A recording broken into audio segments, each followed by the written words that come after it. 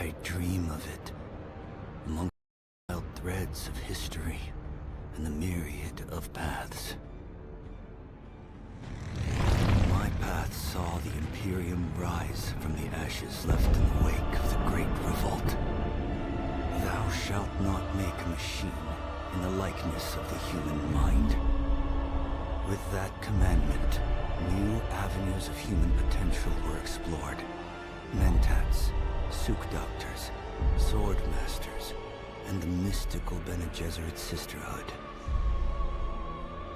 But it was the Navigators and their monopoly on space travel that set the conditions for the Imperium.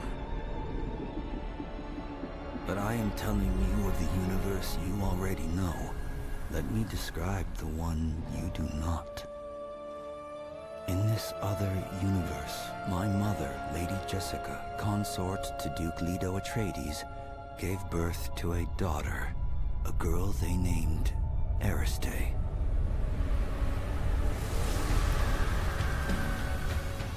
Because of her obedience to the Bene Gesserit, Lady Jessica is trained as a truth-sayer. Because of that training, Lady Jessica was able to detect Dr. Yue's deception. Because of the forewarning of his betrayal, House Atreides survived the Battle of Arrakeen. Because of their survival, the Emperor declared a full-scale war of assassins. Because of the war, the Sardaukar were deployed to ensure spice shipments continued without interruption. Because of the Sardaukar, the Fremen were eradicated. There was no Muad'Dib, no Lisan al-Gaib, no Kwisatz Haderach. I see a universe where I, Paul Atreides, was never born. All my visions lead to horror, except this one. This one leads to you.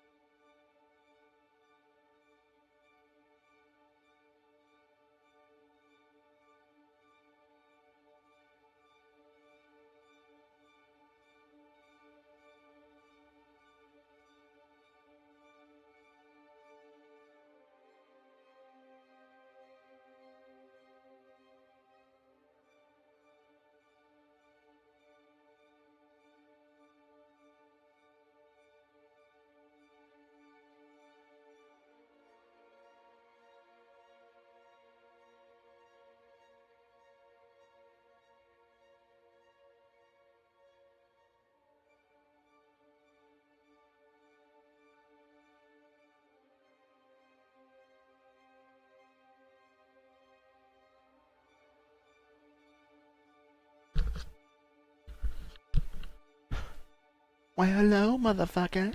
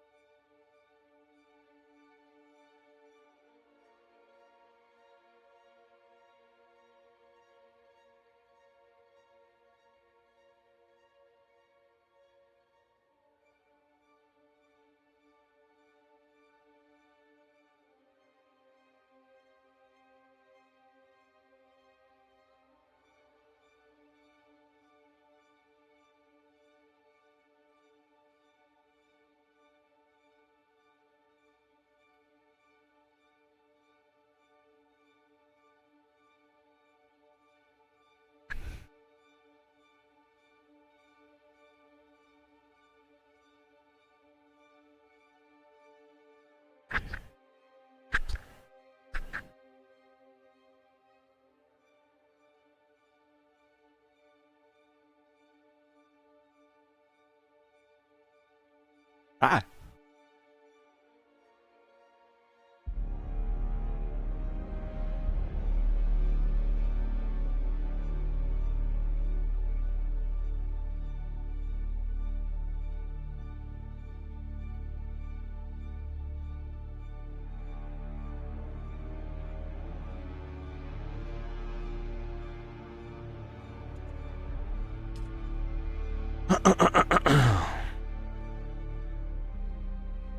Oh.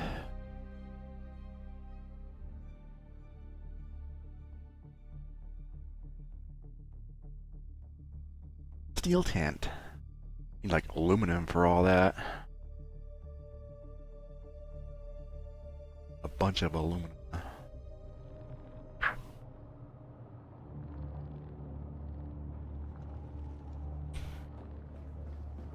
That's my helicopter. My horny thopter.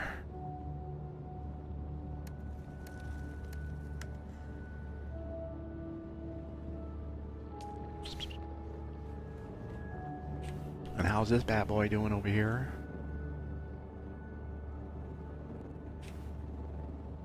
Fuck.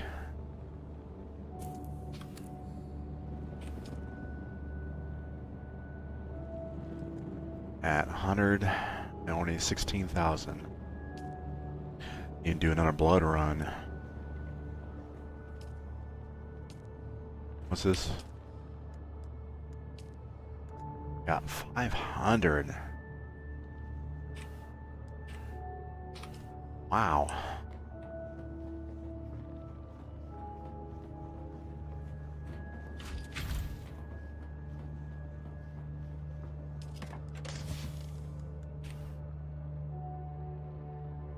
Why is this like this?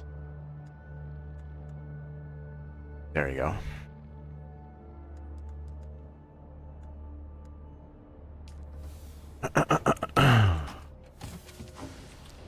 Dune Man.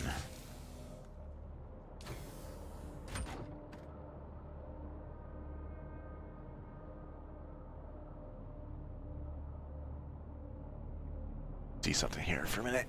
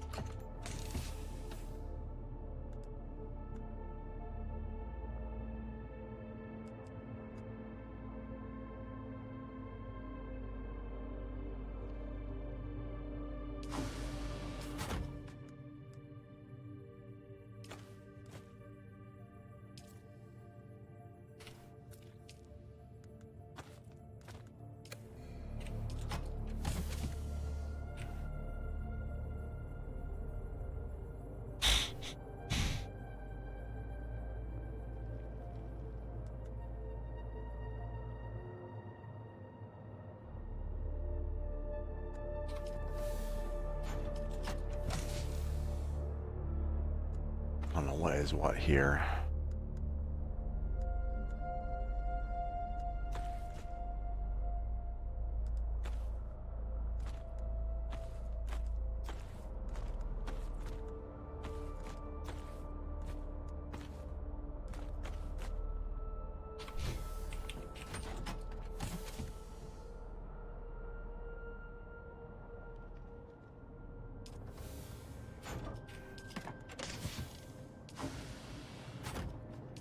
I'll put these in here.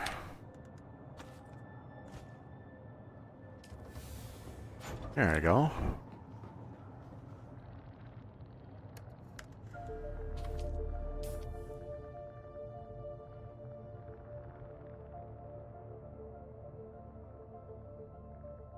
What kind of stuff is in this joint?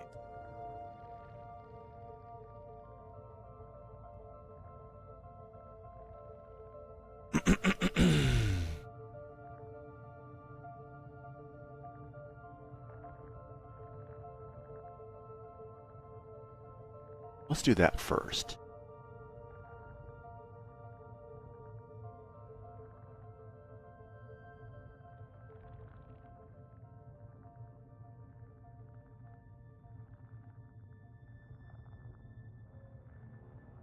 Off.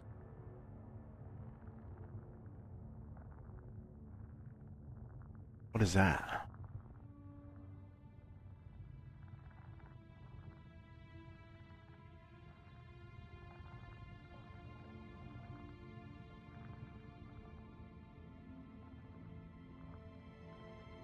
East view chest?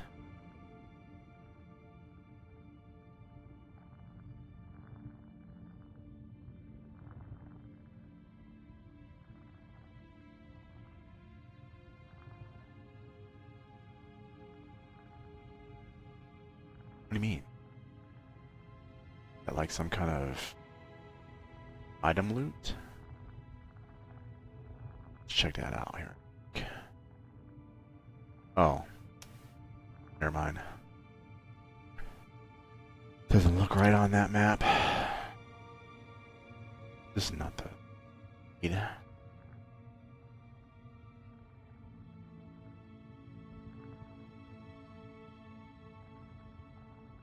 This is the one I need.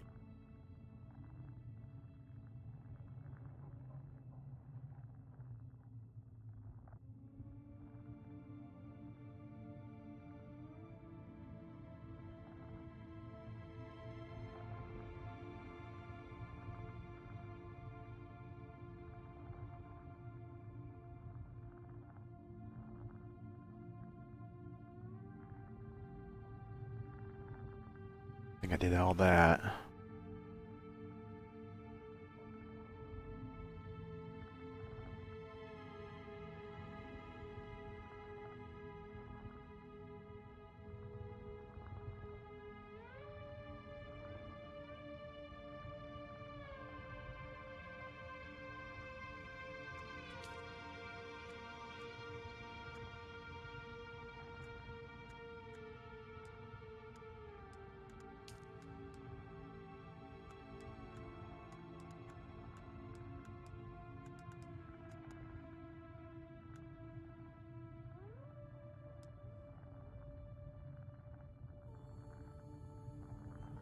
Assistance required. Sure what that one is. File retrieval.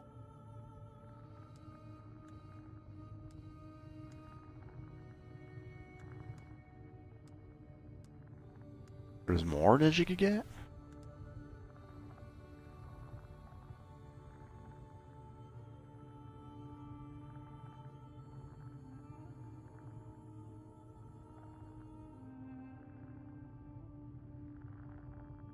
Griffin's Reach.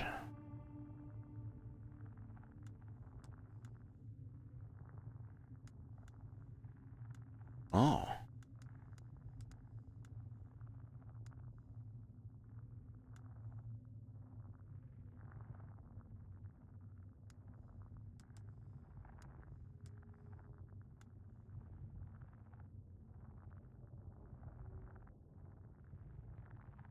Courier run.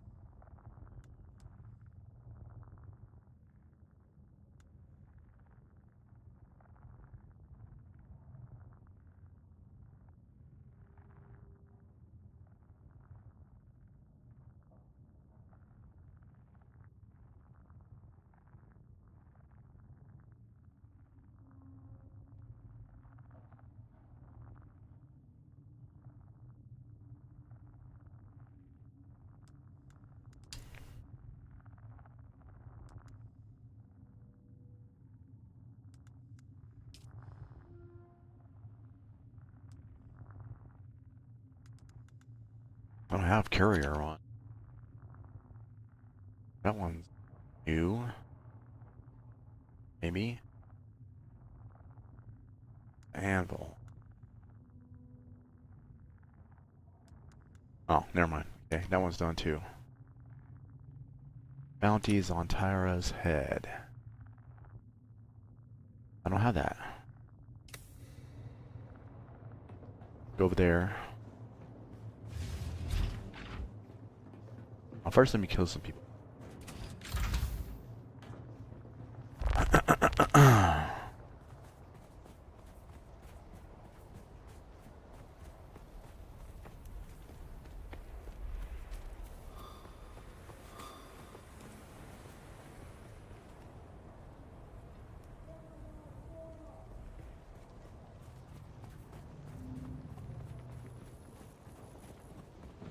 But they're already dead.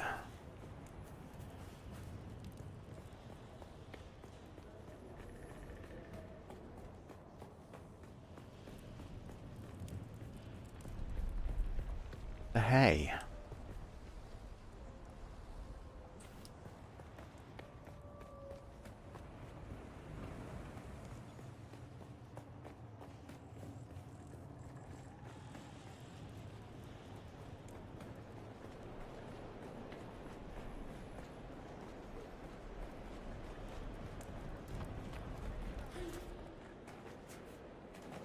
This working?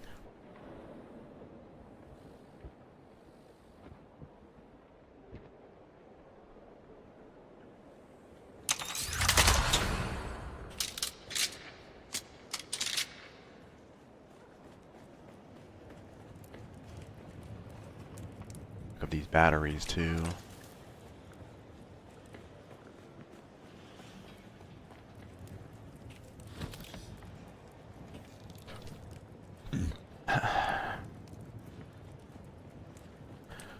Shit, I have to go somewhere else. My blood run.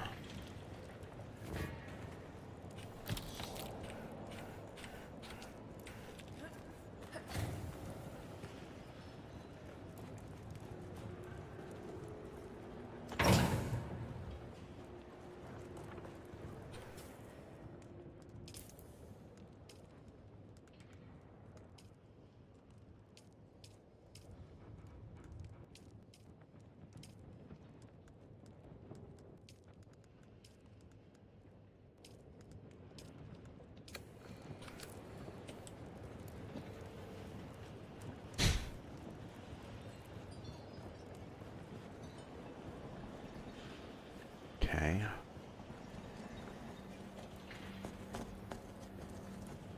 Over here.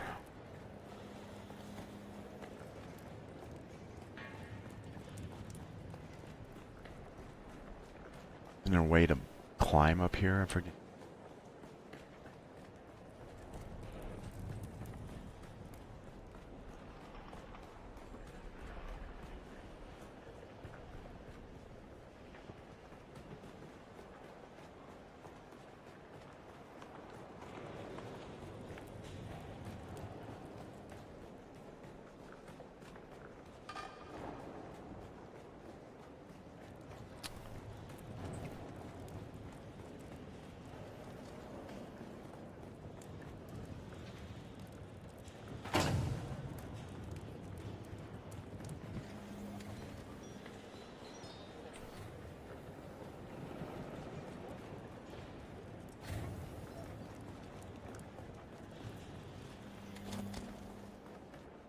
There's someone here. Someone.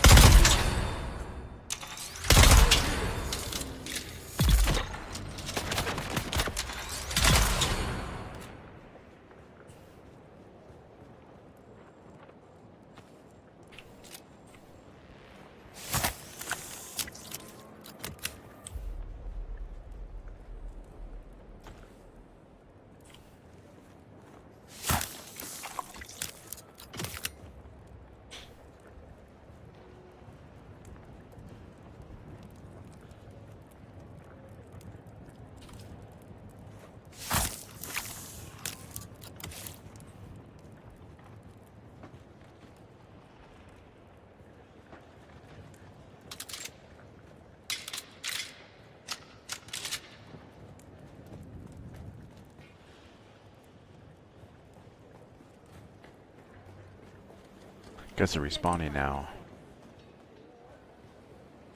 Who's that? See someone.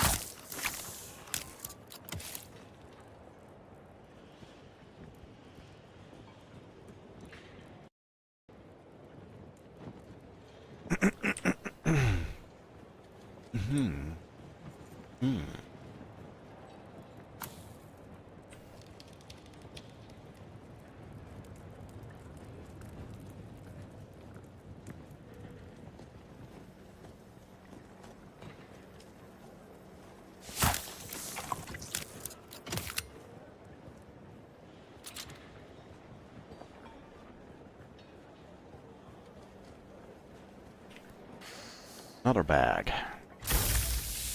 Wow.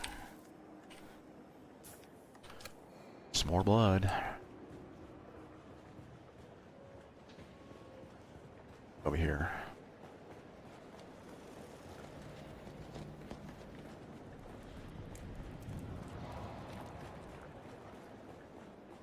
Oh, you know what? You go over here first.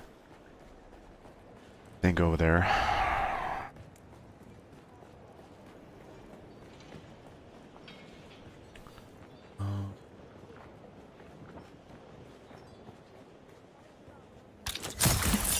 Ah.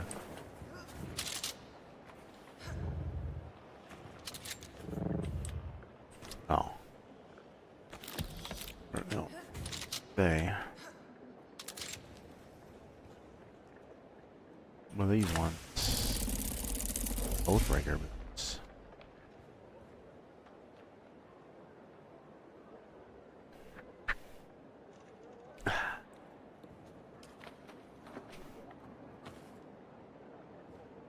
And bike. Yeah.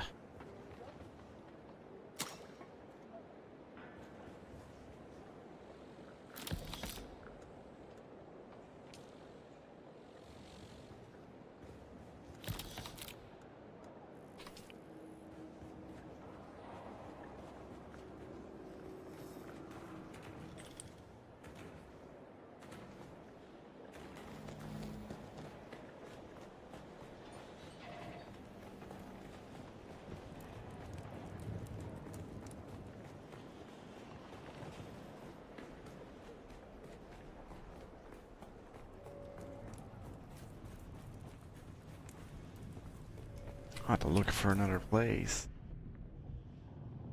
Let's go to the gate. You.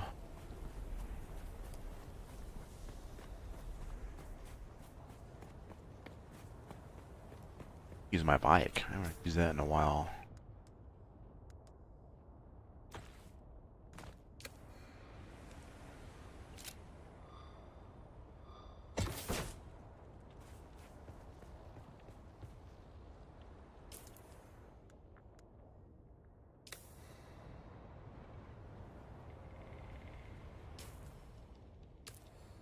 kind of scanner do I got?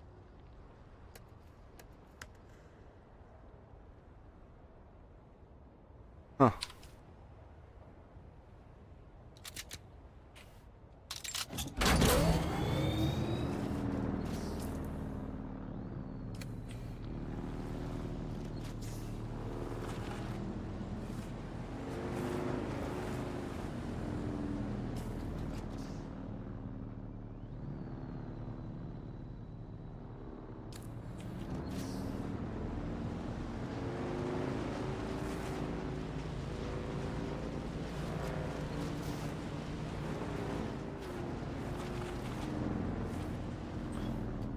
You stuttering.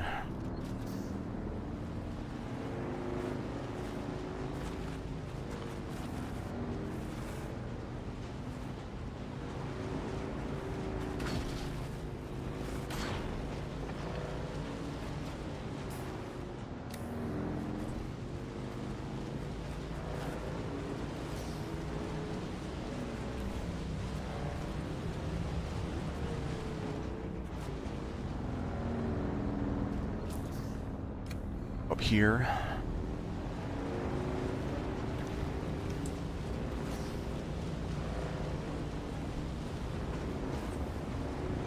Or not.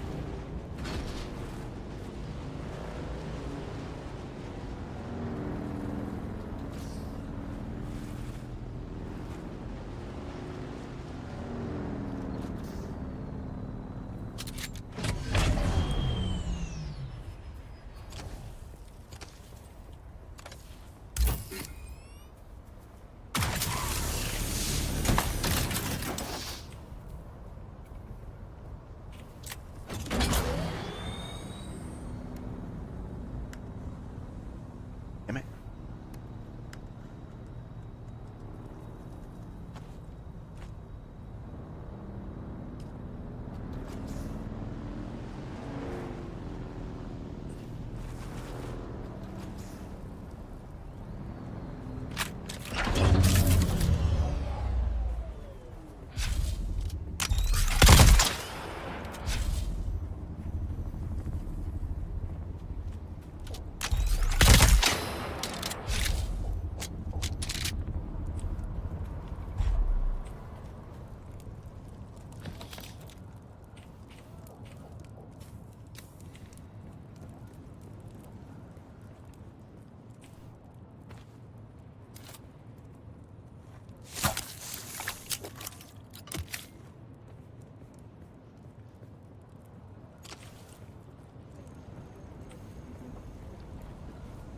Who's that?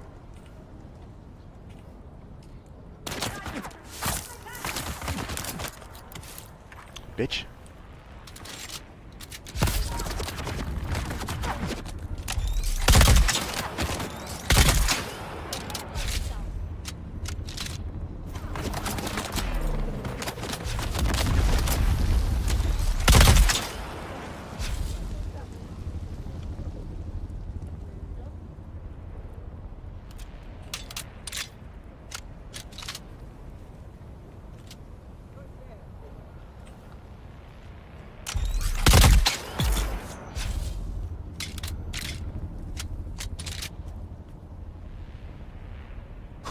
This keeps running.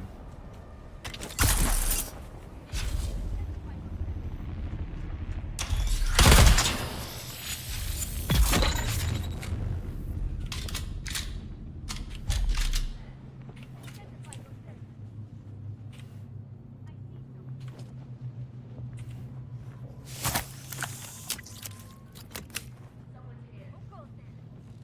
Reveal yourself.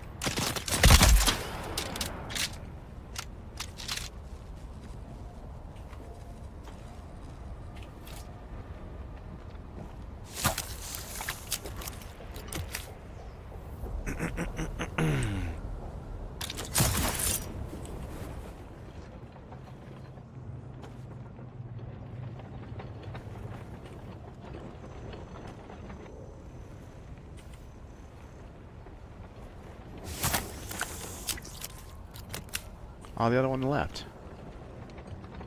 That's bullshit.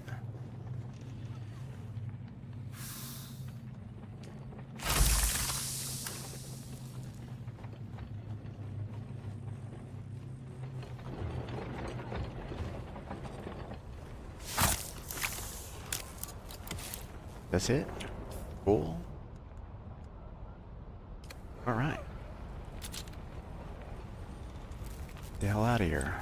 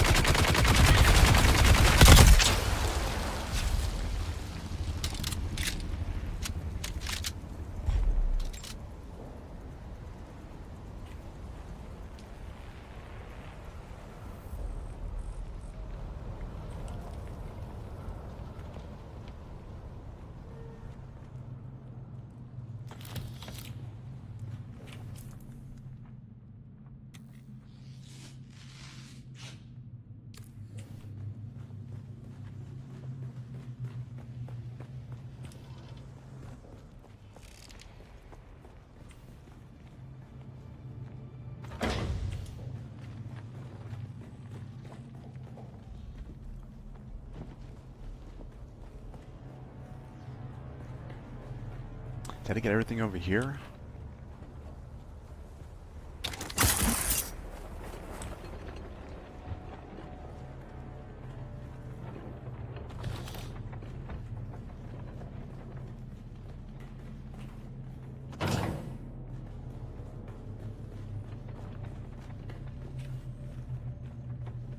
Not that.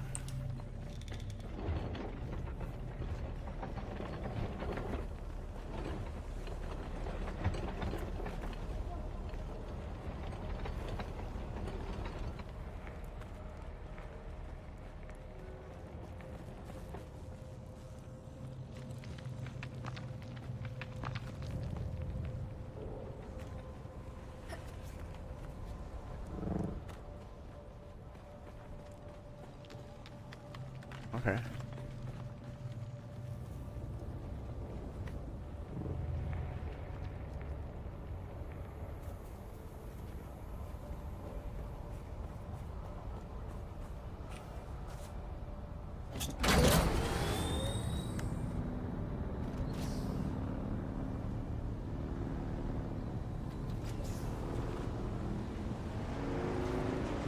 Look at entrance over here.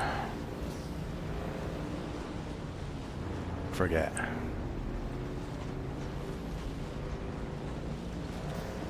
Enemy foul! Bitch. No, it ain't. Friendly.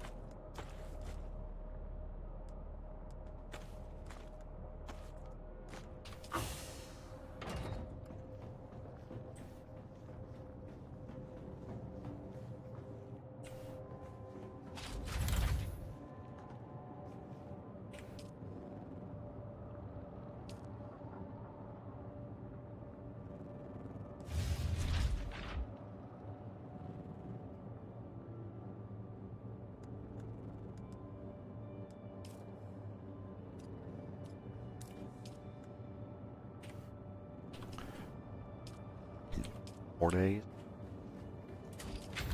Plenty of time.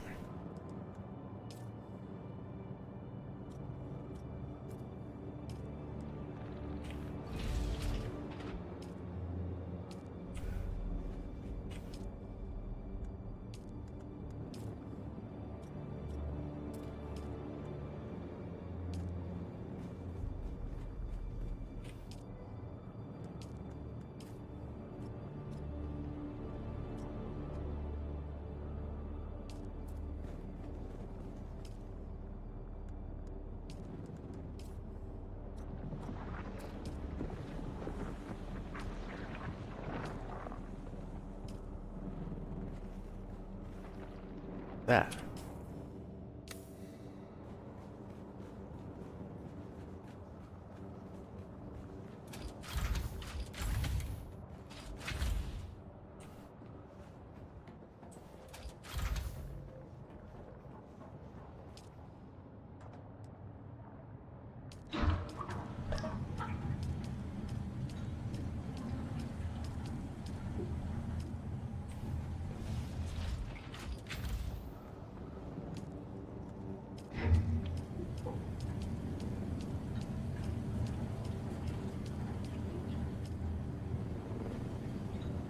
Sweet.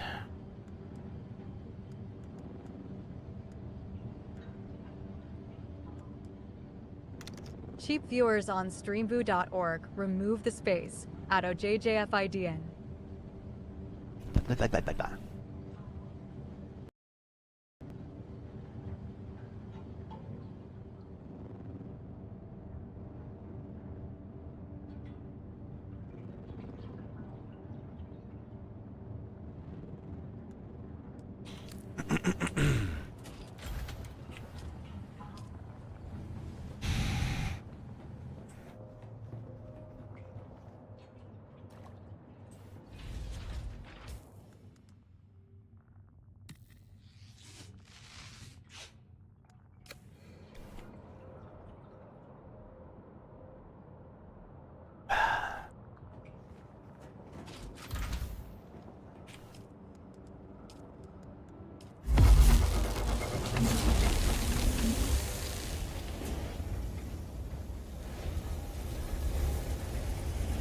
All right.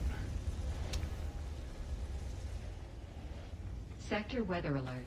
A large sandstorm is approaching. Sandstorm.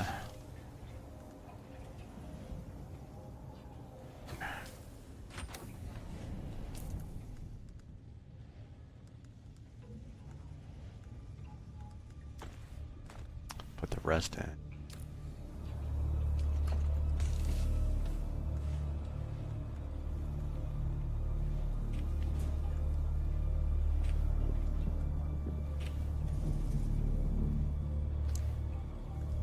This, all this.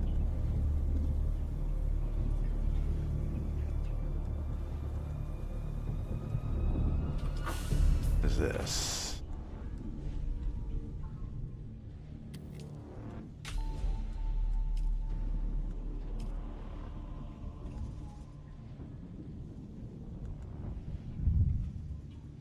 This unique armor is a remnant of those who have forsaken the final oath, their oath to the Karab. So what does it do? Sector weather alert. A large sandstorm is Compared approaching. to... what's heavy?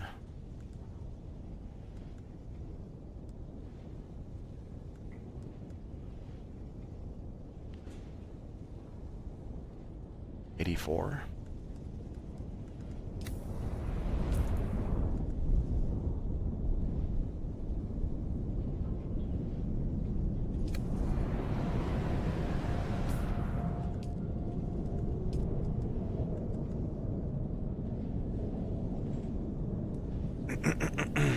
No heat protection. Okay.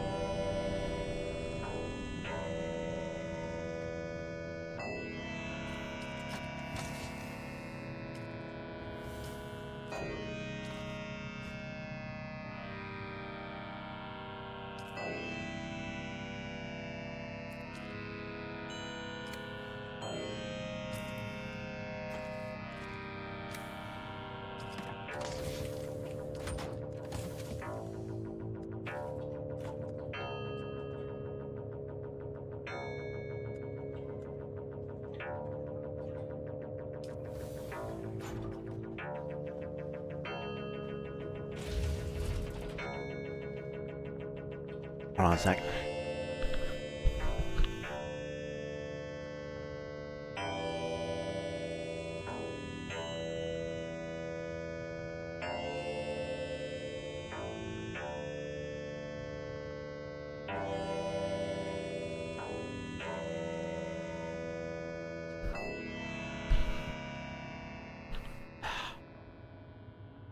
Okay. Get up here.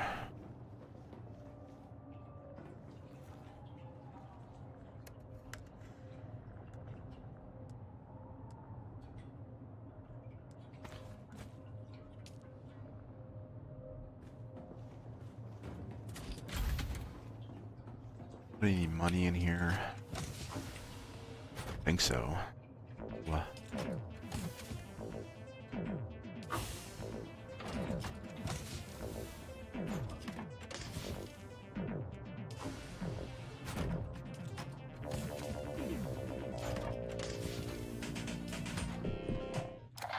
I miss you and home dearly, but I know our struggle is just. After the fierce fighting at Three Rock Station, Eric's unit was redeployed to the Western Reach, striking against Harkonnen's spice crews in the deep valley.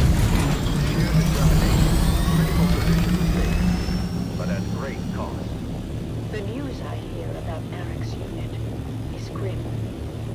Many lives lost, including some of Eric's closest friends. My heart aches for him and for all the families grieving tonight.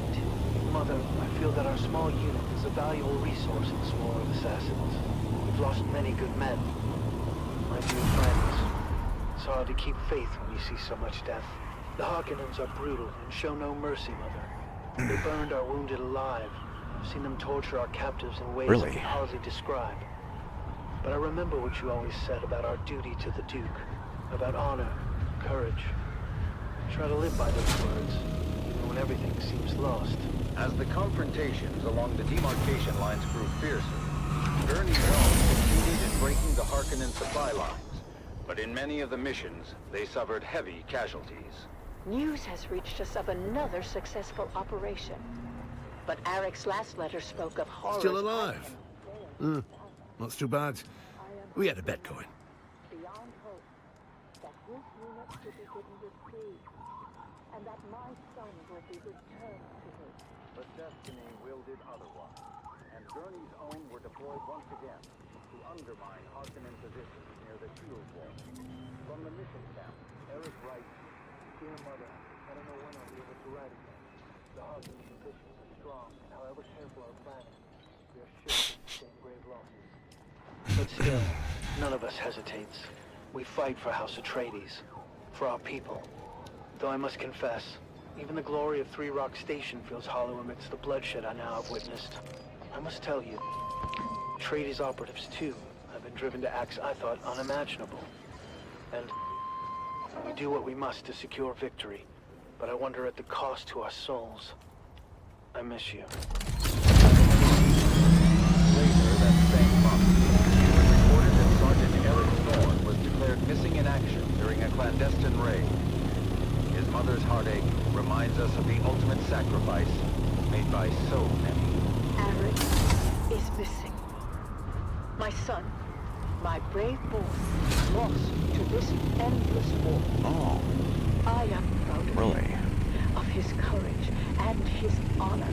You fit in there? But I cannot help the bitterness that fills my heart. We give so much, and for what? What good is the... And the when the endless sands of Arrakis swallow our children whole. Fiona Thorne's sacrifice is a testament to the strength and resilience of House Atreides. Let us honor her and all those who endure the trials of this war, as we strive for a future where their sacrifices are not in vain. Look at this You hoarder. have listened to another episode of Through Their Eyes, first-hand accounts from Oh, the shoot, front I forgot. lines, presented by your host, Redondo Monroe.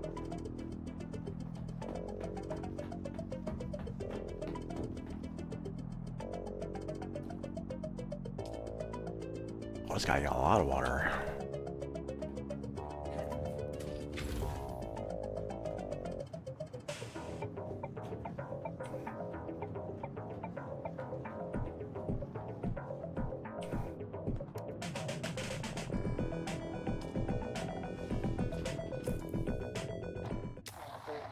Shaped by the actual environment in which we live. I have seen the truth behind the facades. All promises of fairness, of just rewards I for redid this loyalty too. and fidelity are hollow, and the real power lies in fear and control. I found that to be true for House Atreides, but I have found that the corruption of power is universal, and those who claim to hate hypocrisy and false virtue are no more free of it, though it may be clad in different words. They lied to me. The Harkonnen lied. I should have known. My family was not killed by the Atreides. Word has reached me that they yet live, protected by the children of Caladan from the people who betrayed them, agents of the very house I pledged my loyalty to. House Harkonnen, with all its cruelty and deceit, has shown its true face. I see now that the Atreides, for all their faults, still foster their subjects with a fundamental empathy that the maze. Harkonnen will never understand. I long to return to a place where compassion and justice are not just words, but values, perhaps diminished by time and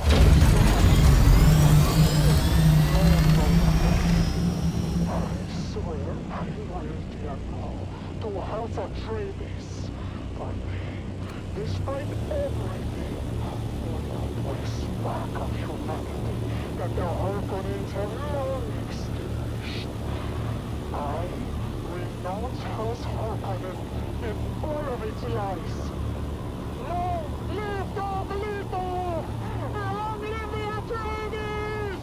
Long live...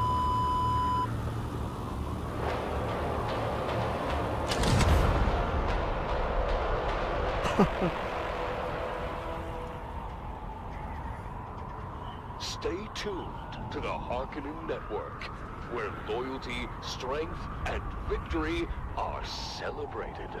Strength through loyalty. Knowledge is indeed power, dear listeners. And speaking of knowledge, I feel the urge now to share a candid story from my own life. And perhaps it could be a learning opportunity for any young Harkonnen woman pondering their prospects. You see, once I had an intimate acquaintance with a highly ranked officer. He shall remain unnamed, but let's call him Berzag X. He was quite charming, and our nights were filled with passion and whispers. But he was prone to speaking in his sleep, and therein lay his doom. You see, the words that Berzag spoke in his post-coital slumber were, let's say, troubling. He spoke in the darkness of the night, of doubts, of questioning the Baron's decisions. I knew then what I had to do. The very next morning I reported his treacherous thoughts. The Baron, in his wisdom, had Berzag X removed from his position and taken to a place where such doubts could be corrected. While I was praised and handsomely rewarded, I took a new lover. This time a brigadier, who turned out to have challenges of his own. But that, my dear listener, is another story entirely.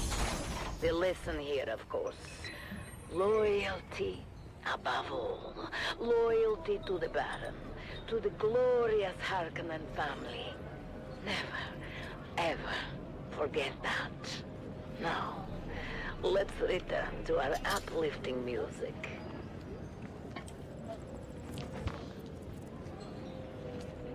That's it.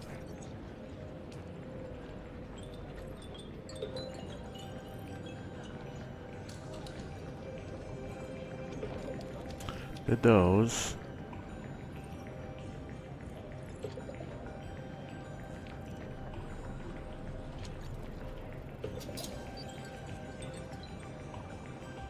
Okay. I checked there, and it's paleontologist.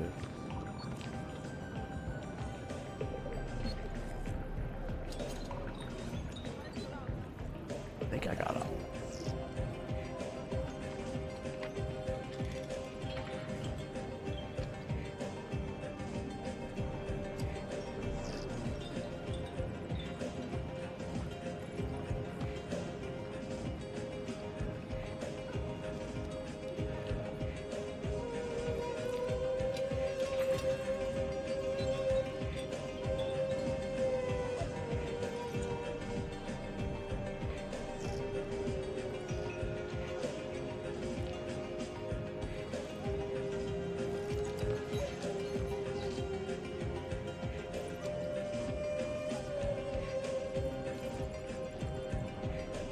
Guess I'll check the amp.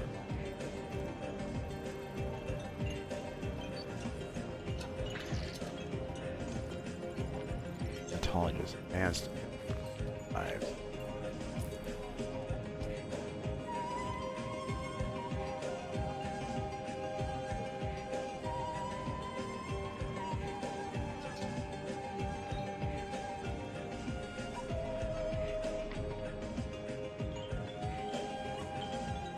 Kenny the bird. Did that. Turn to Derek. Now will become available. Okay.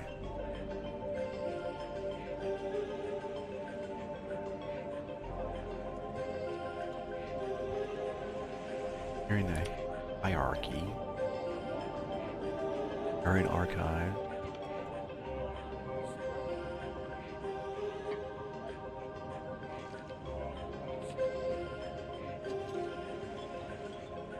Back down south? Over here?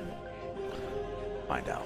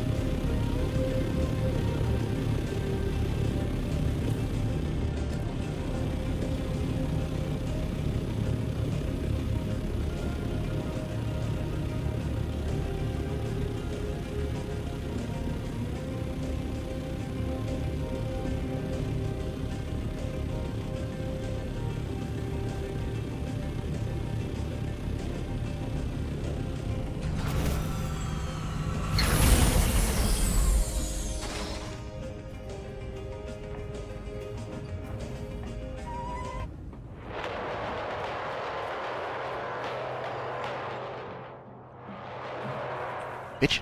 Welcome back, people of Arrakis, to the thrilling conclusion of the Harkonnen Family Games! Can't track it either. The competition has reached its final showdown!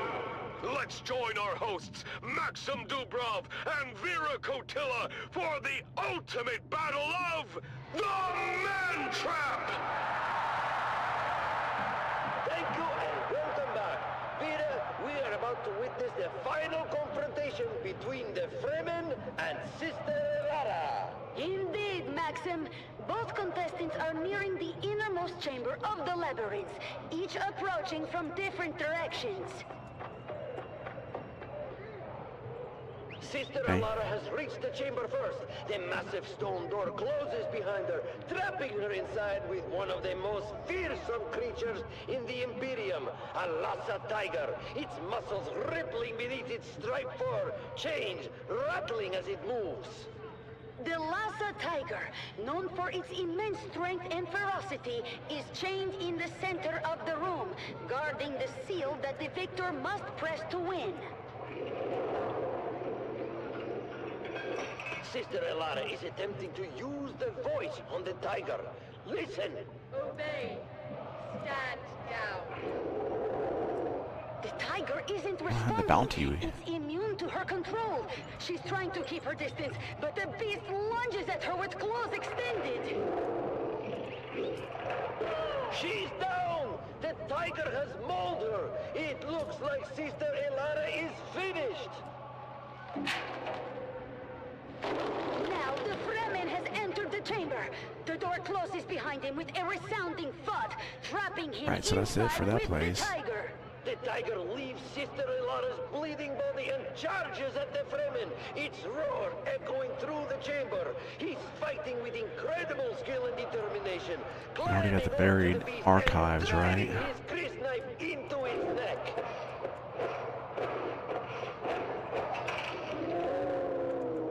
The Fremen is holding on, despite being horribly injured.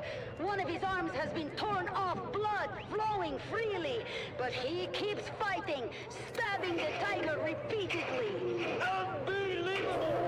The tiger is collapsing under his relentless assault. The Fremen has done it. He is the last contestant standing.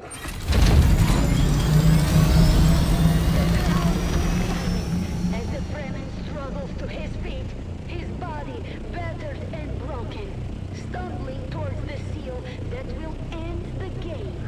He's almost there. Step by This is the step, anvil. he's making his way. But wait, what's that? Stop! Kill yourself.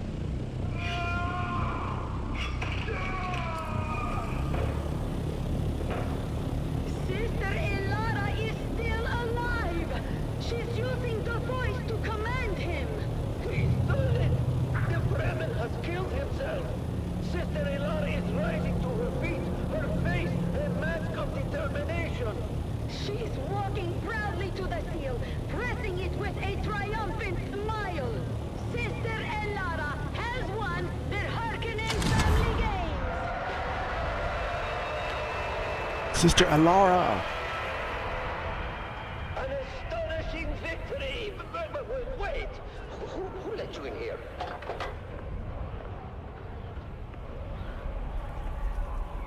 What? No, take your clothes from me! You have violated the rules betting on Kanto's victory. You are coming with us. This is bullshit! You can't do this! They cheated! Well, this is unexpected. Maxim is being taken away by the guards. It's Maxim. It seems I am alone now. What an incredible ending to this year's games. Sister Elara has emerged victorious, proving her resilience and skill. And as for next year's games, I believe we might already have one contestant lined up, Maxim Dubrov himself. Oh, Maxim.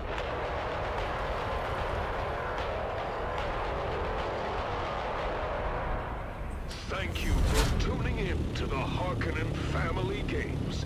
This year's Mantrap has been one for the history books. Stay tuned for more updates and future events on the Harkonnen Network. Until next time. The Harkonnen Network, where every moment is an opportunity to prove your loyalty and strength. Strength through loyalty.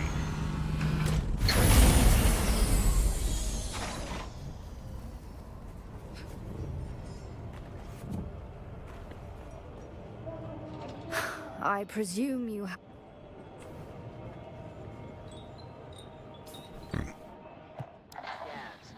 Check the hold.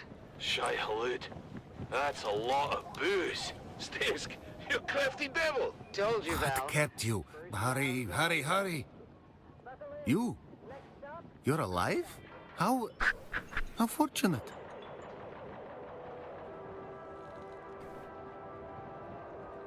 What? No. Lies. Someone is trying to manipulate you. How can you have come so far in the world of espionage and believe such clumsy lies?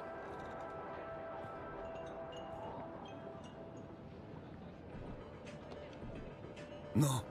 You're talented, yes, but you are just a peon. You need my guidance for the world above. You need me. I will fantasize of your excruciating demise until this You're alive? Of course not. But I have many enemies. They must be trying to get to me through you. If we work together, we can unravel you. You're not? I will fantasize you. You're alive? How fortunate. What? No. No! You cannot trust Simone van Koenig. She must have set that ambush for you. Yes. Together, we can thwart her. We can run. I will You again?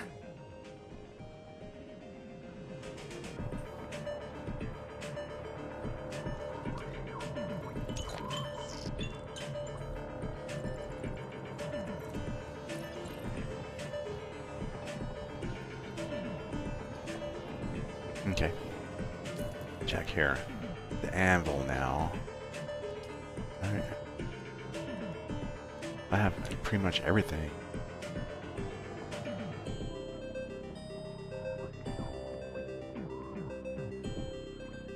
Great opportunity.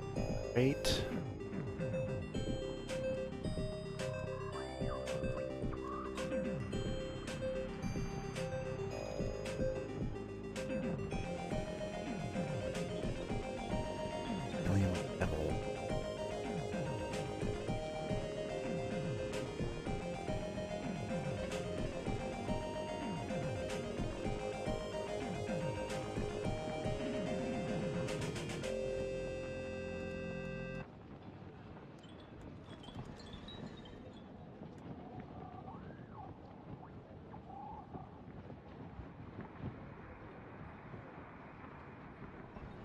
Chemo.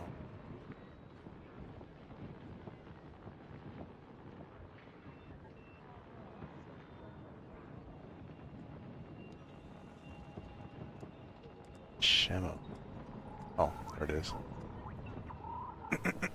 So I get all these done.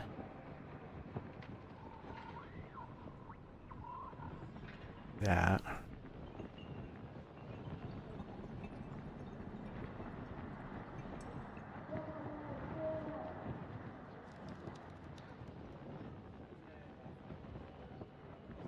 Here.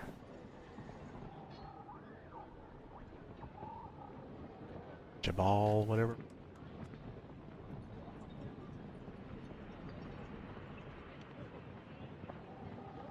Check out that one.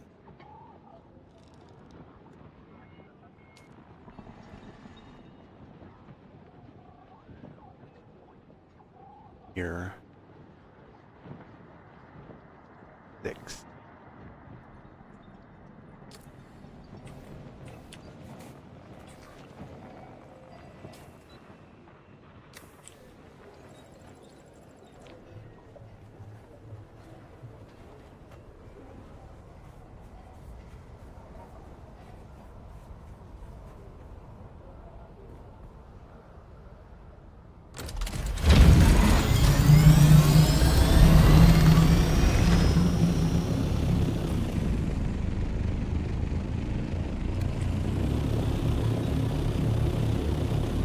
This way.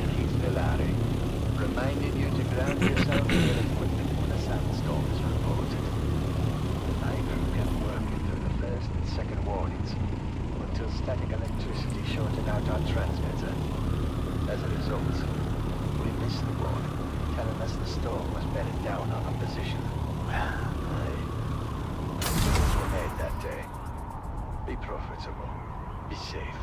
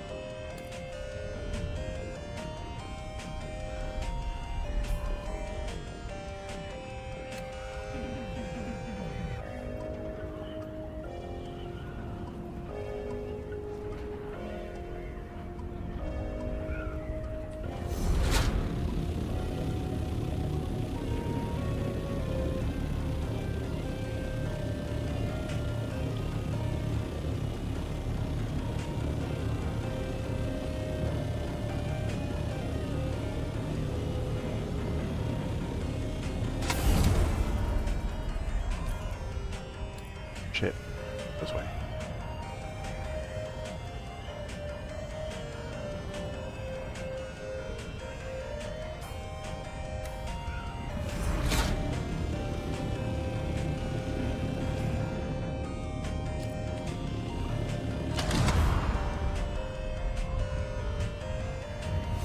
Planetologist that.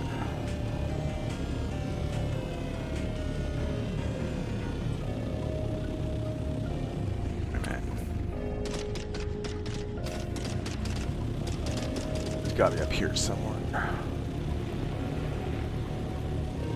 Some hidden bullshit. Got a camp.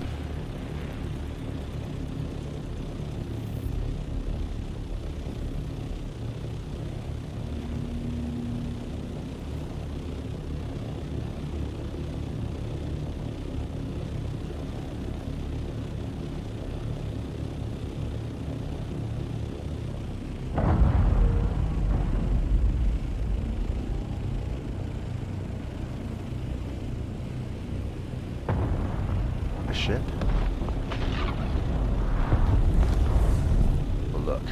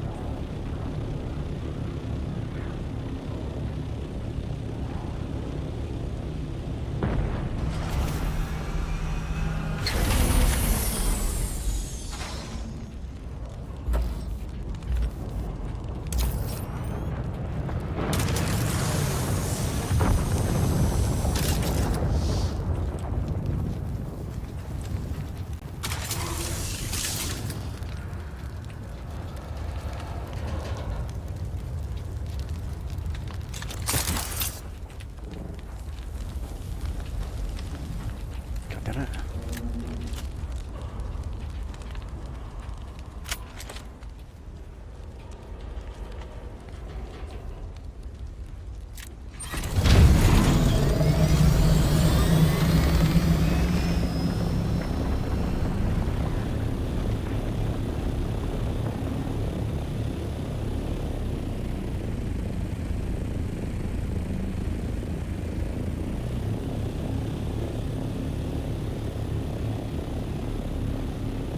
Another one.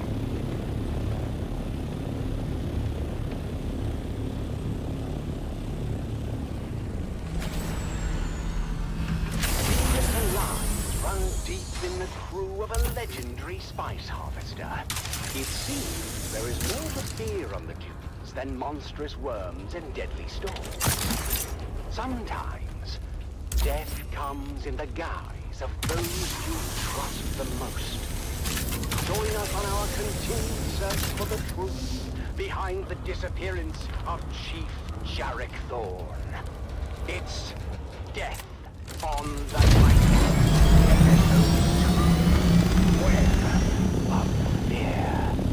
Crew Chief Jarek Thorne died under questionable circumstances following a heated argument with deckhand Rico Marr. And while searching Rico's locker, Captain Noah discovered a coded message from Atreides intelligence addressed to the dead crew chief. I started the day by reviewing the recording of Captain Noah's initial interrogation of Rico Marr. Rico, why don't you come up? We found the Miniman film in the locker. Wait, grab the ship. Look, you can tell me, or you can wait till whatever hatchet man the Spice Miners Guild is sending. And you know what his job is gonna be. Solve Chief Thorne's murder. No, you idiot. Chief Thorne's death is the least of it. The man the Guild sends is here to get the spice flowing again. And that won't happen until the crew settles. It won't? No. Fortunately for you, Chief Thorne was well liked. Out for blood. I suppose the easiest thing for me to do would be to hand you over. But the crew tear you apart, throw the pieces overboard. I don't know anything about any mimic film or anything like that. Someone must have planted it. I need more from you, Rico. How did you know about the message, and who ordered you to steal it? No. Why would I risk everything for some stupid message? Yes, Thorn and I fought. That doesn't mean I killed him. Rico was adamant that he spent the night of Thorn's murder alone, in his bunk. That is, until a witness came forward saying otherwise. Sorry, Captain, I didn't remember his first friend. I did see him there. You saw him? Slipping into the sugar wire. Okay, I was there. I saw the message coming and I took it. I didn't kill Thorn. It was at this point I arrived on the Titan and witnessed the following. Why did you take the message? I thought it might give me some dirt from Thorn. Something I could use against him. He was threatening to ruin my life. Give me your hand, Rico. Your hand, son. Place it flat on the table. Like this. That knife is clear through your hand. And if you ever want to have relations with it again, it's time to start talking. Or I could just twist. No further application of pressure was necessary as Rico It was her all along. She knew Thorn was getting those messages. She wanted to expose him. Get him kicked out. It was all her idea. Tessa Lim, the engineer. My investigation into Tessa Lim took me to the operator of the sugar wire shack during Thorn's rotation. Conflict? You could say there was conflict between Thorn and Tessa. We couldn't decide if they hated each other or had some secret, twisted thing going on when no one was looking. Guess hate won out in the end. What was the source of conflict between Thorn and Tessa? Everything. Anyways, where was I going? Resource allocation to safety protocols. Here. She was never happy with a single decision he made. What about the encrypted messages? Thorn received a few of them over the past months. I never decoded them. Thorn handled that himself. One by one, the pieces began to fall into place. Engineer Tessa Lim had a combative relationship with her crew chief and wanted him out of the way. But I knew there had to be more to it. And to discover what that was, I would have to go to the source. Thank you for cooperating, Tessa. Oh, what choice do I have? None. Tell me about Thorn. Thorn was a special kind of incompetent.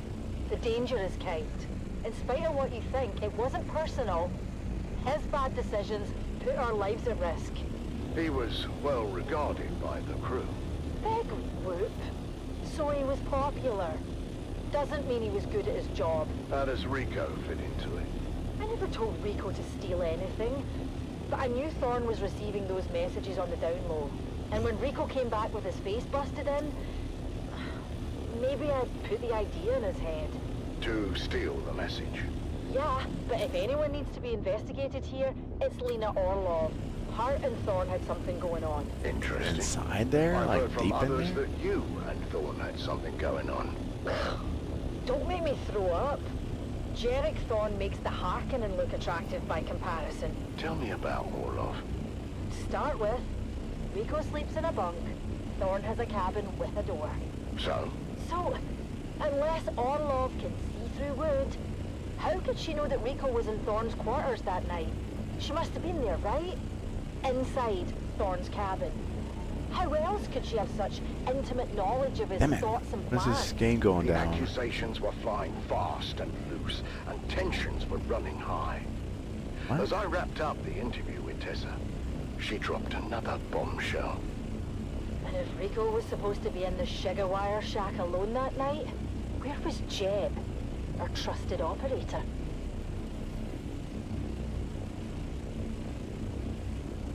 The mystery deepens on the Sand Titan as the web of deception grows. What is the truth about the relationship between Thorn and his shift supervisor? And what was Shagawire operator Jeb really up to at the time of the murder? The truth is out there, dear listener, buried in the sands of fate. Join us again next time as we uncover more secrets and lies on Death on the Titan.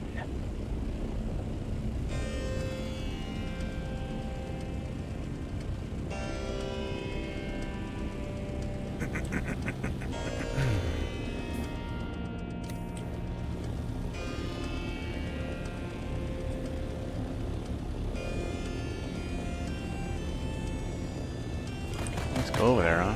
Bitch. I'm trying to land. Bitch.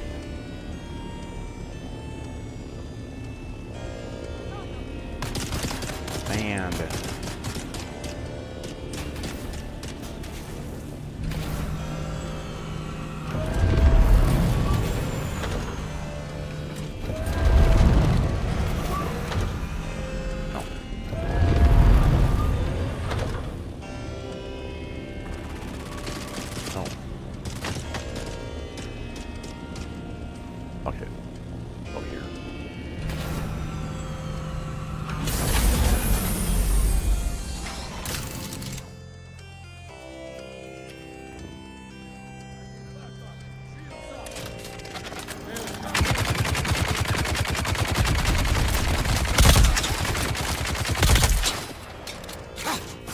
God damn it.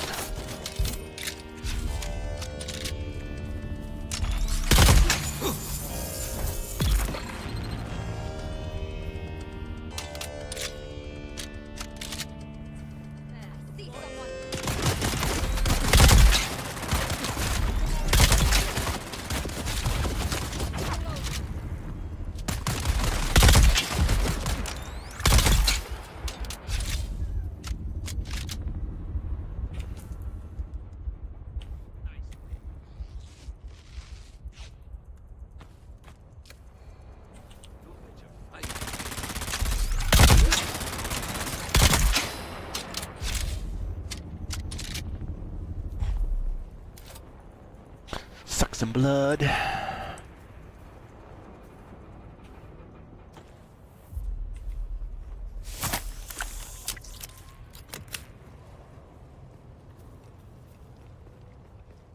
Suck some blood.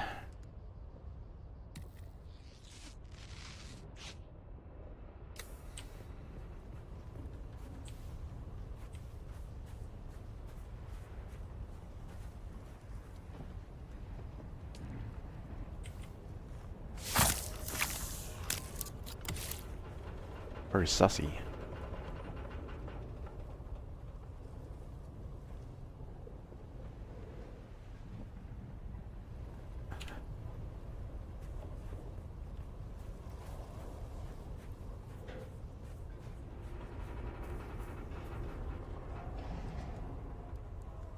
This is Harvester Radio, the voice of the Spice Miners Guild, broadcasting from Hephaeston Depository at frequency 732.4 on your local Communinet dial.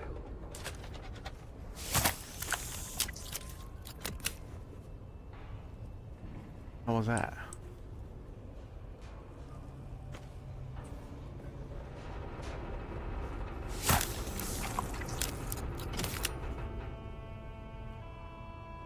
Okay, heal.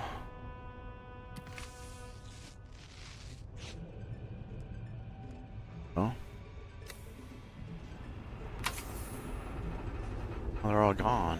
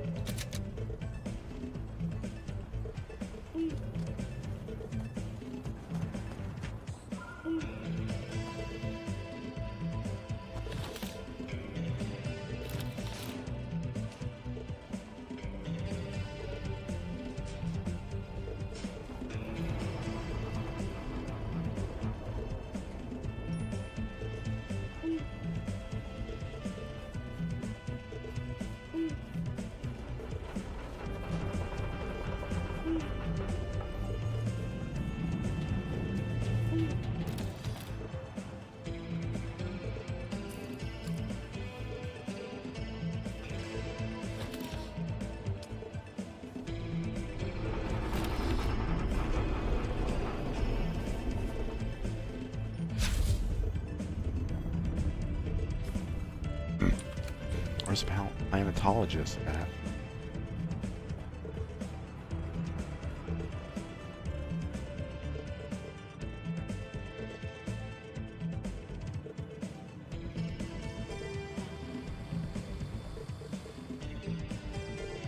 With these whips and chains and shit in here. Fuck.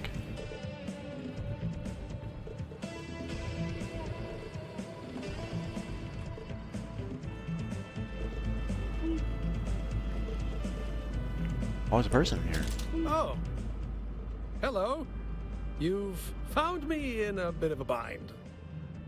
I was continuing my work, exploring the testing stations, gathering data, checking their research. I wasn't expecting slavers. But even so, technically, this testing station is property of the Imperium. The slavers are the trespassers here. I tried to explain it to them. Then they threw me in here and told me I'd be transported to the slave pits of Neo-Karthag. No, wait, not yet. There is something more important here. This station was dedicated to botany, growing plants on Arrakis. After Cyprian rejected my petition for Kynes' research, I decided I didn't care. I'm not going to let some fop from Kytane tell me what to do. And this station, what's a fop? What they were trying to do here aligns directly with what Kynes wanted me to do. So here I am. I just didn't expect the slavers. Just what you always do. Find the mnemic films and bring them to me. In return, I'll teach you more about planetology. Yes, good. I'll stay in the cage and do nothing. Probably for the best.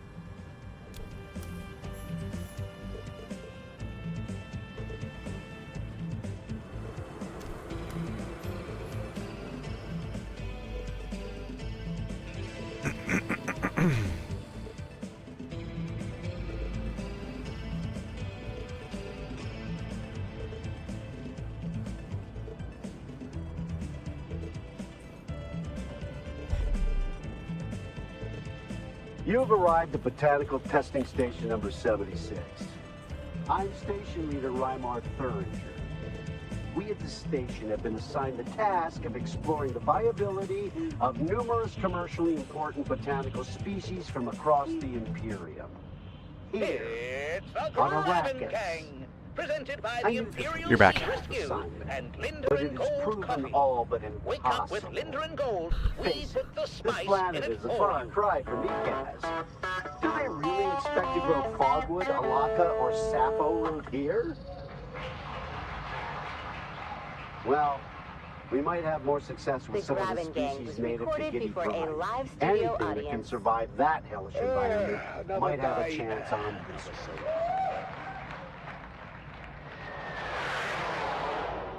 And there goes Frank flying by. Hello. Hey there, neighbor! How do you like my new Falter? Yeah, built it myself! Oi, you okay, Frank? Just a fresh wound. Yeah, not to worry, love. He missed our property entirely. Oh, there you are. Morning, sunshine. Graben life isn't for the faint of heart, but at least we keep it interesting. Now, if I can just get this old water recycler working. Who in the right mind would make it like... Oh, come on. Oh, fantastic. Oh, the screws are made out of Swiss cheese. Now, that's quality work here, boys. Yeah, lovely. Oh! Oh, you... Taking chasuble son of a nearly. Stuff, that thing's older than your jokes. Give it up already. No. Don't you listen to her, Betty. Who's Betty? What? The water recycler, of course. At least we know who we're burying when she conks out for the last time. Yeah, right. Yeah, almost got it. She just needs a little coaxing, and she'll start purring. R.I.P. Betty. Gone, but not forgotten. Maybe you should get Frank to help. Do you remember the last time we got Frank to help? You were visiting your sister and Hurricane, and Depot 12 got popped with a surprise inspection, yeah? Oh, you don't remember? The man said my hair was 3 centimeters over guild regs. Oh, now I remember. You were kinda shaggy, Dove. I had no choice. I needed it cut. And I told you to wait until I got home. I don't know why you would ever go to Frank. I looked like a bloody Harkonnen for weeks, love.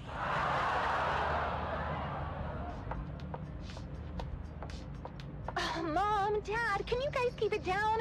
I'm trying to hear my Communinet shows. Hey, Junie, hun. Maybe you can do that outside and keep an ear open for worm sign. You know, sandworm activity's up 9,000% since that bastard Zantara took out the shield wall. How did Zentara take out the shield wall in 1 day, and it took you 6 months to build a shed? Don't you compare me to that outlaw. No, trust me. I've seen his holo. You don't compare at all. Oi, now, that's seditious talk, that is. He's an enemy of the Imperium. Oh, that sounds like a good game for frisky time. Enemy of the Imperium. Ew, you two are gross. What? You're gross. Dove. What? Have you seen her bedroom? Or, and I dare you, have you smelled it? Speaking of which, where's your mother? Hey! Get out of my grabbing, you overgrown bottom sucker!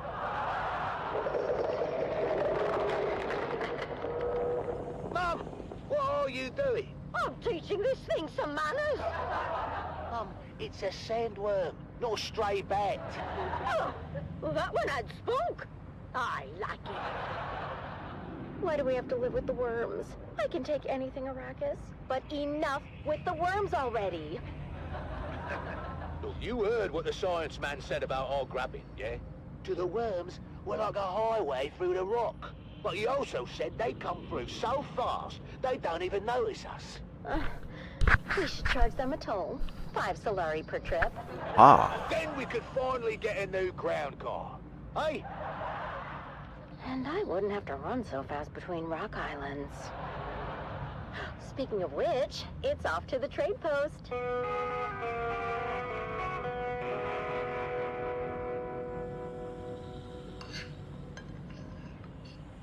So big news from Guild Authority. They're sending a new security inspector to check on Depot 12. Oh, another one? Well, didn't we have a security inspection last month? We did, but that one You've needed arrived some at time off Botanical after his Testing visit. Station number 76. Time off. Must be nice. I'm not sure how nice it is. The Guild medicant gave him 3 weeks in a tranquility pod. Isn't that where they put the crazies? Sounds perfect for you two. Well, worse than visiting your sister in Windsor. Anyhow, this inspector is supposed to be a real hard. Ooh, I knew a Rick Right, that's disgusting, Mum. Oh, you know what I mean, right? Yes, Mother, we all know. It rhymes with Rick's. We get it, Mum. Face it, Dove. Depot 12 isn't exactly known for having the tightest security system. Now, don't talk about old Gus that way. Who's old Gus? He's, our security system. And he is just fine as long as he, doesn't drink hot Coulon milk. What happens when he drinks hot Coulon milk? The same thing that happens to anyone who drinks hot Coulon milk. He locks himself in the toilet for 30 minutes? No, he falls asleep, of course. That's much better. Depot 12 had 3 centers in the last quarter, Dove. The Spice Miners Guild is going to shut us down. Well, not if I can help it. Me and Frank are going to come up with a plan to make Depot 12 the most secure spice depot on Arrakis.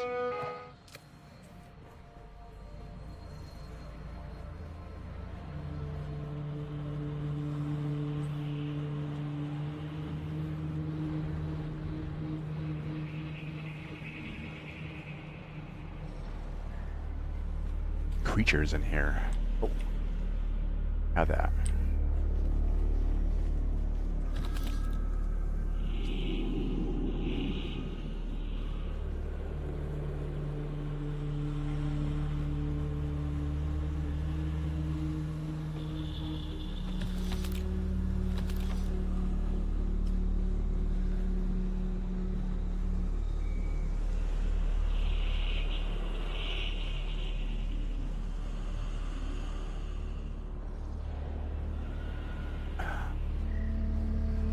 Then make a drill shot and just kill things with it.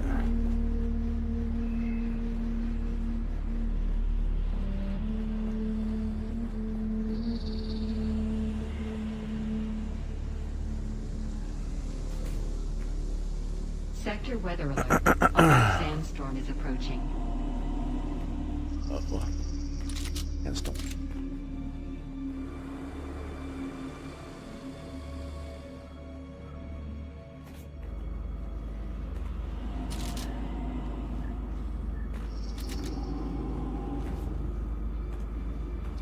Okay.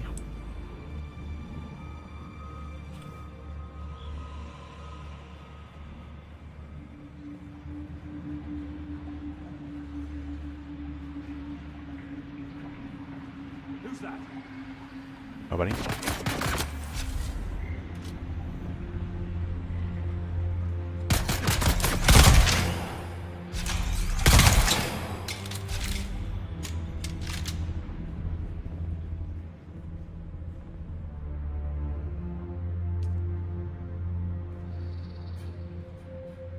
Sector weather alert. A large sandstorm is approaching.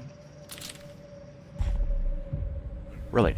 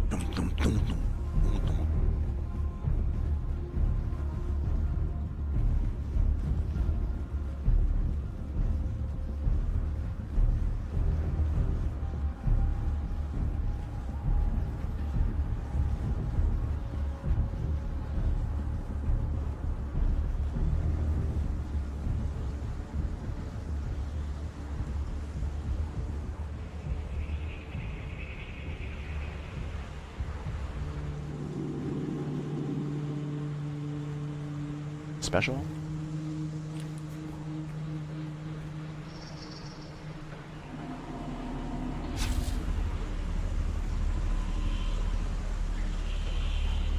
Ah. Frame rate. Shit.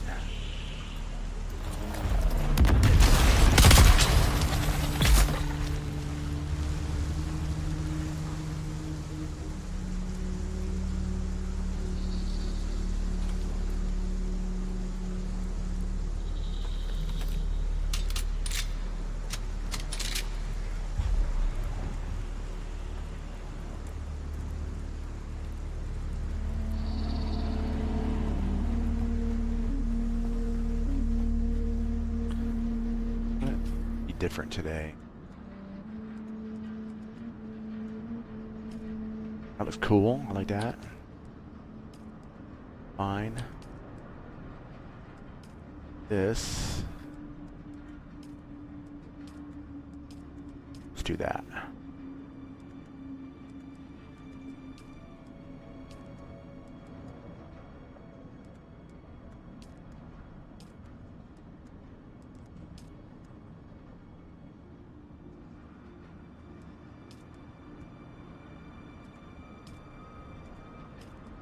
That works too.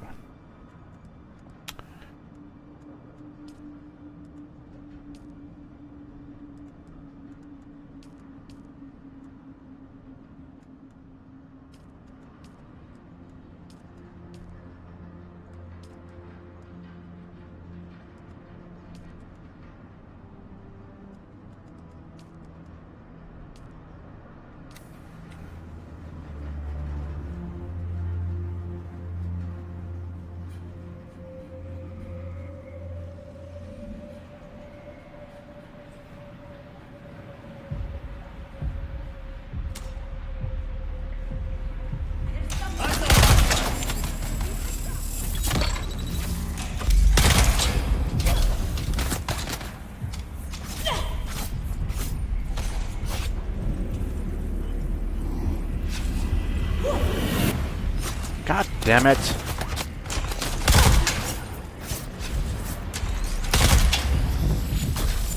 Let me do that.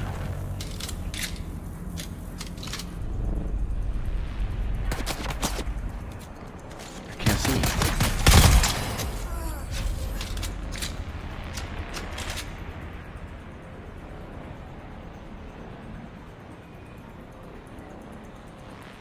As we'll go on a rampage.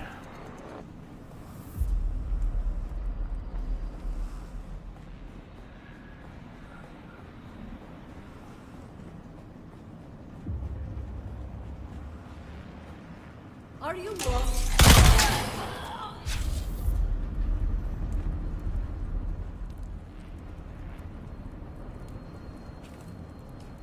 Bitch. I'm stuck with this power. Should turn it off. Oh.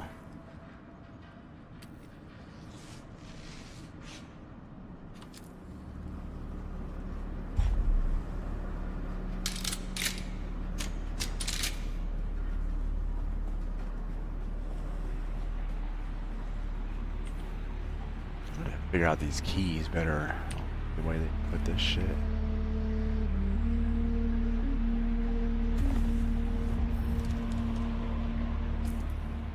Pick up my first corpse. Life from death.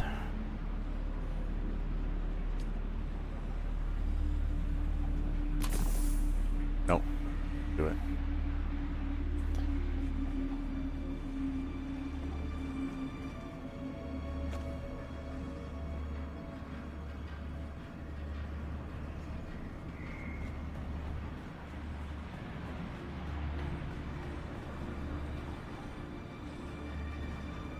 Just dump the corpse. I don't need the corpse.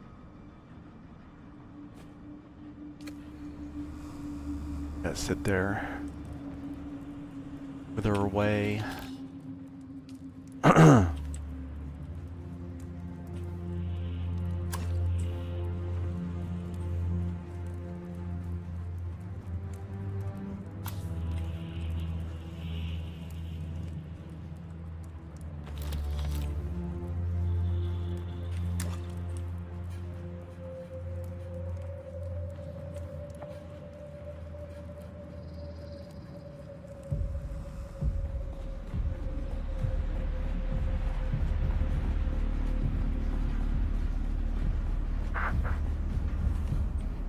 I need that up here, right?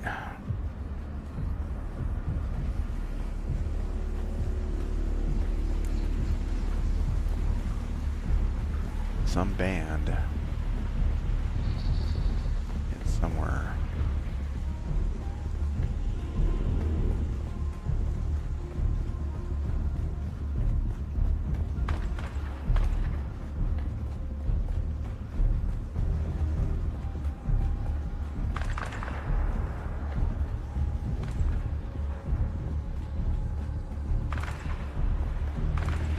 Back here.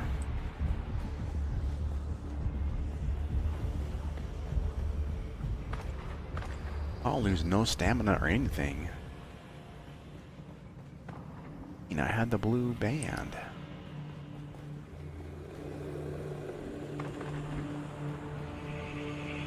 Blind?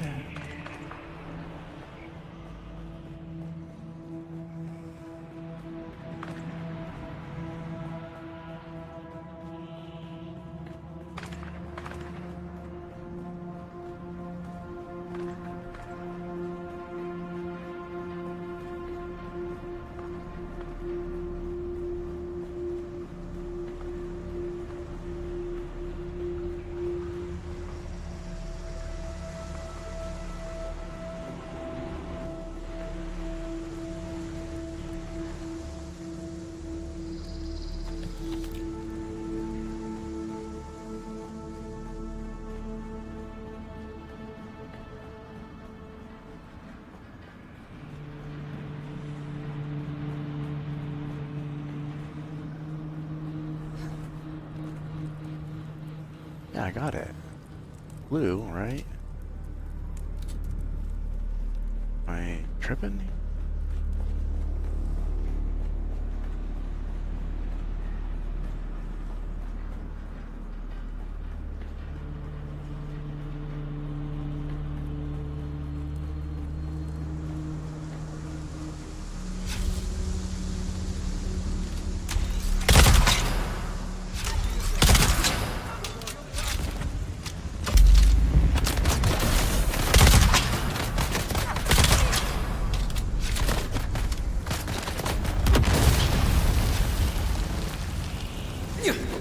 Stuck.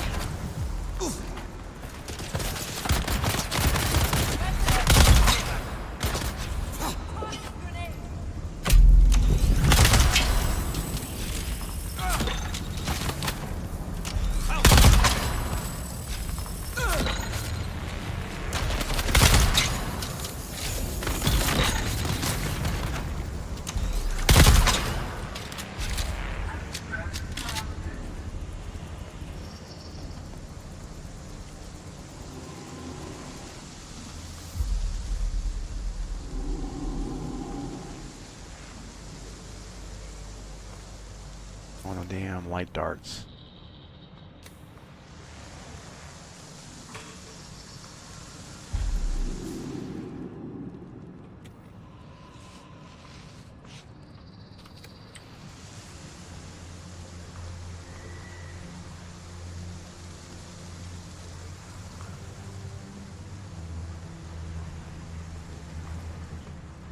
There it is.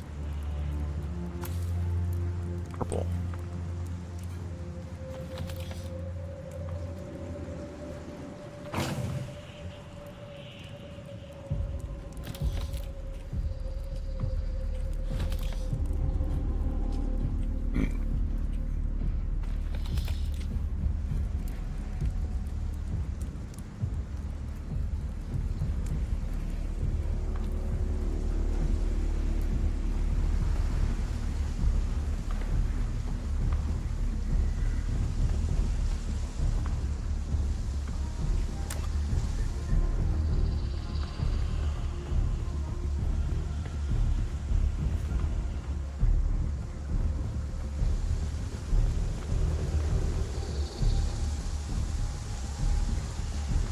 I want to just keep going.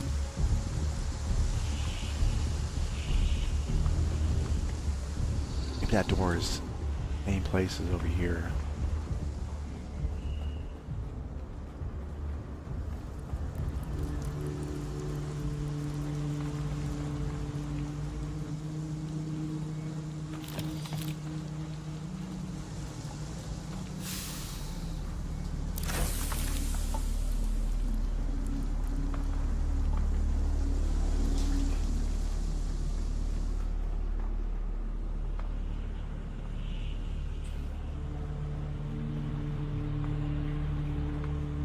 I see someone.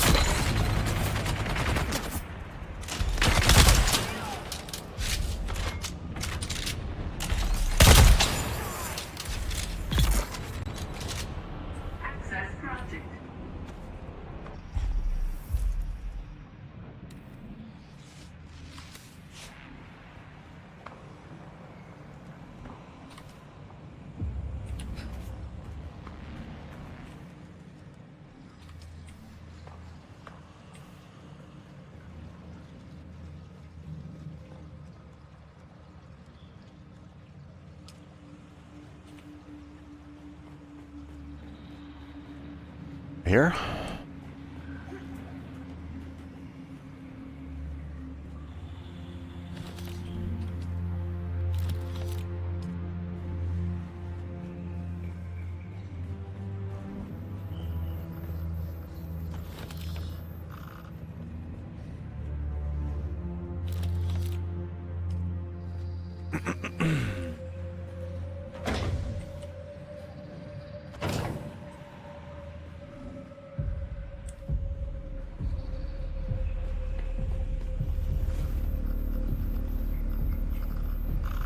What's this ATM?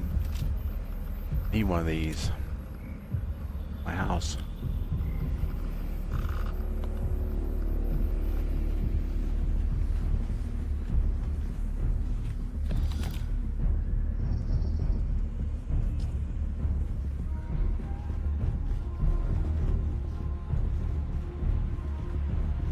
Okay. I'm lost. Oh, there we go. Door.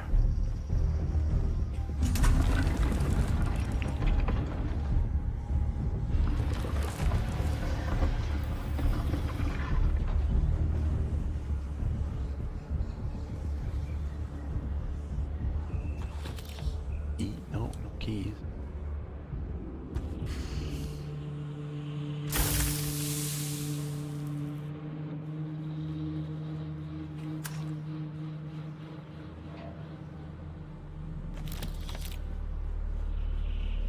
Alright.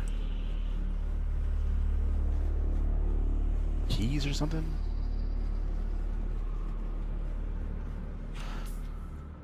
$32. Shit.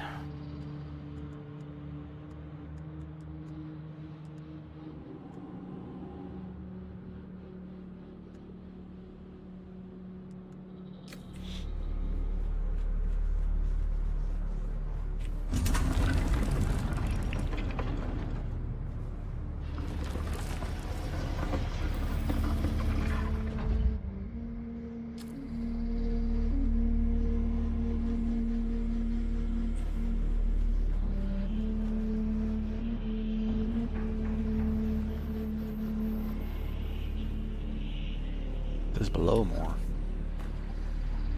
Chest.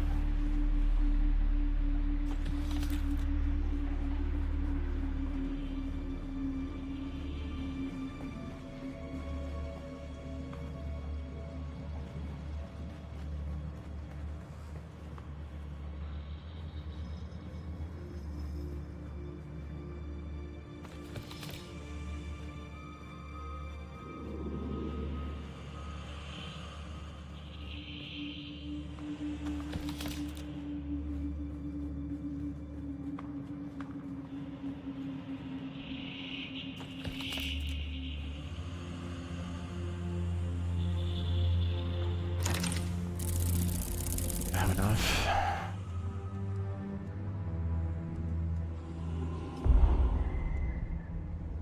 Mark III. These are all artisan.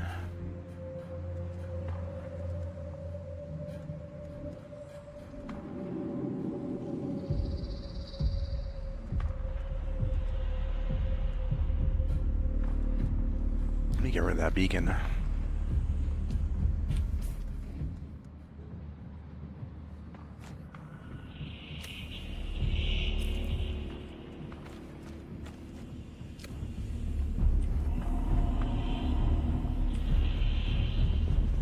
The key here? Key.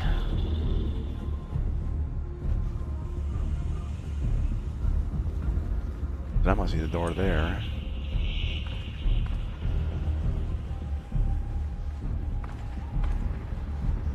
Oh, it's right here.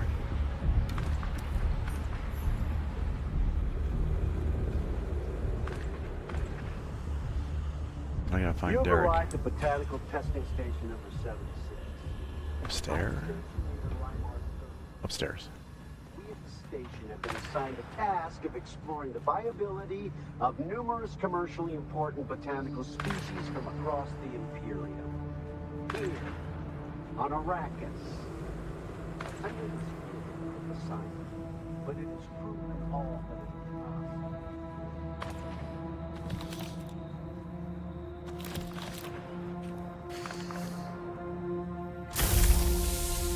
Planner.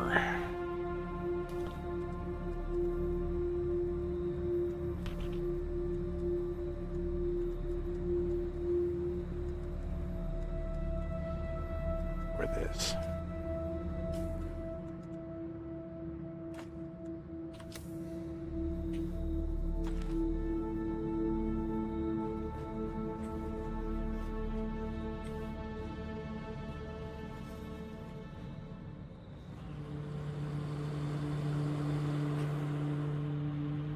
It's good to see you. This cage isn't exactly comfortable. Ah, and my business here is concluded. Brilliant. I don't suppose you found the key to this cage as well? Shade of the Emperor, that's good to hear. I was starting to worry that I was stuck here.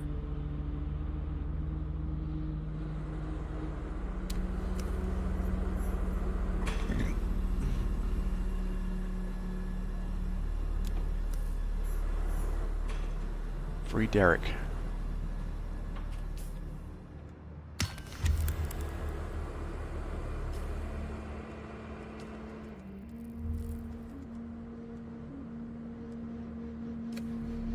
Damn it. Now we're gonna find him at.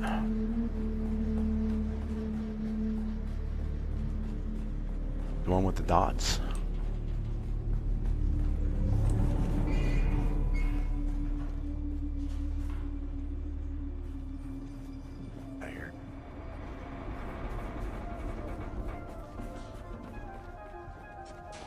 Who's the boss there?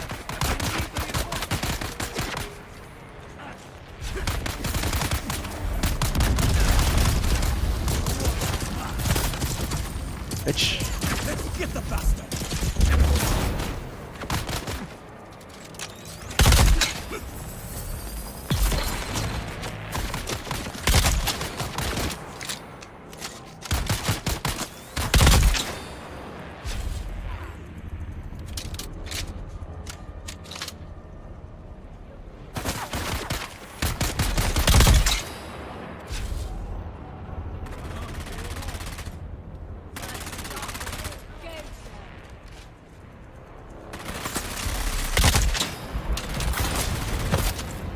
God damn it.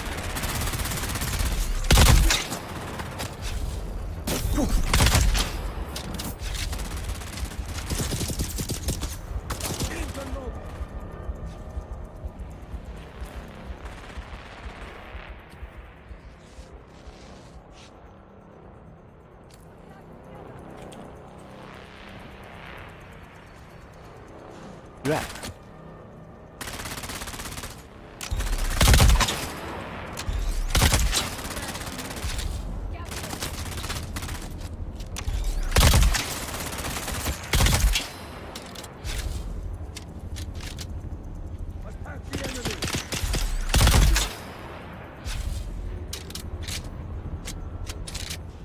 Bitch.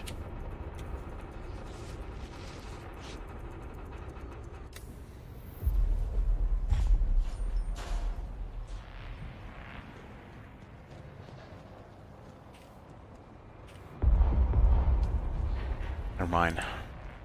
Don't need it.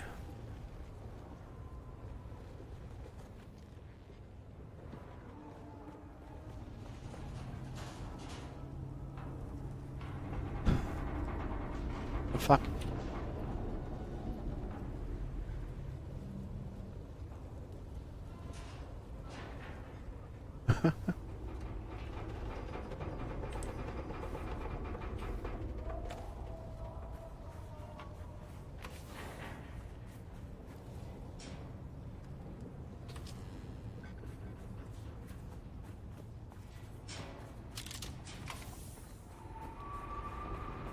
Ornithopter.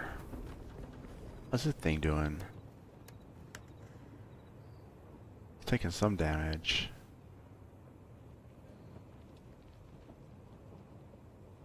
Fuck, are my wings that bad?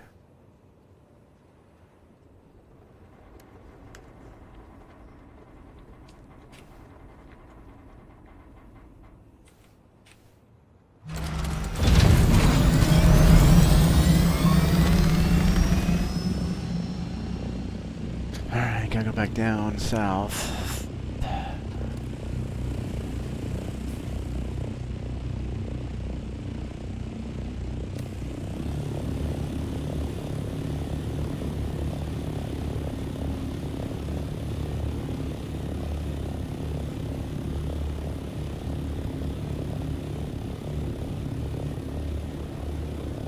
Even my gas went away.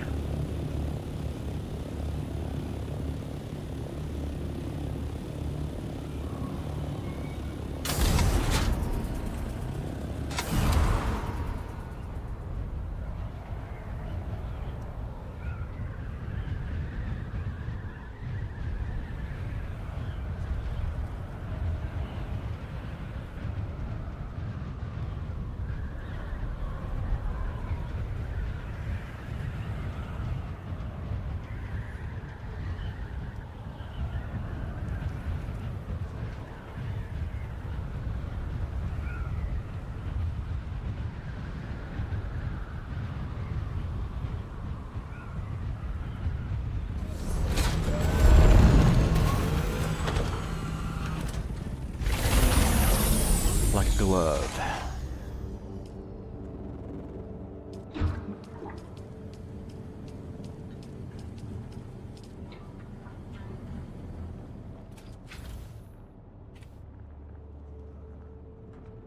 Put these band-aids here. Not there.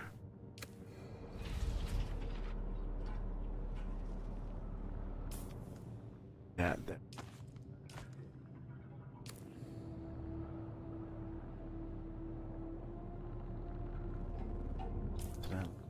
This.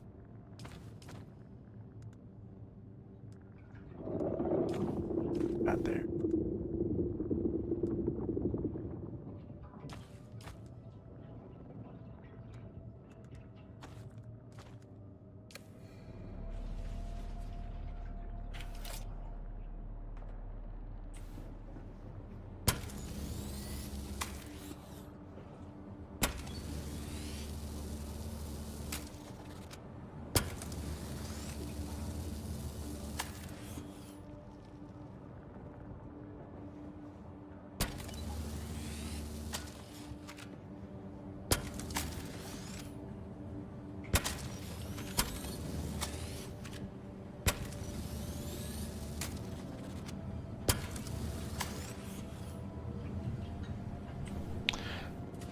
Brand new engine, wings.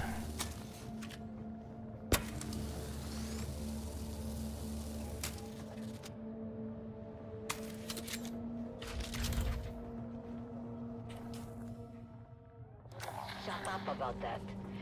I should have just transferred her to another rotation. Tell me about you and Thorn. All right. We were involved. But we were happy. I had no reason to harm him. If you had nothing to hide, why keep it a secret? Because it's personal. It had nothing to do with his death. Did anyone else know about your relationship?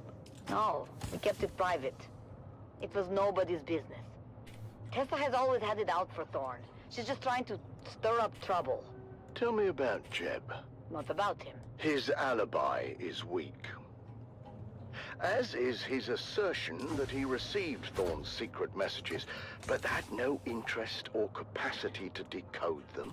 He had the capacity. Oh wow, pretty full. He wanted to. We both had the same signals training. Does that mean you could decode the message too? Yes, I could. Then tell me, what did the secret messages say?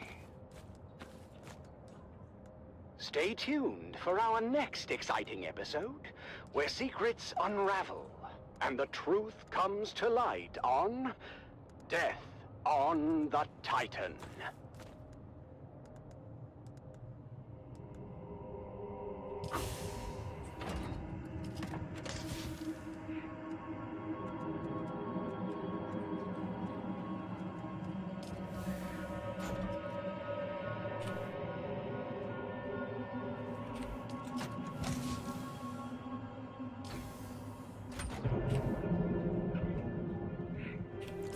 This. Callie's breaker.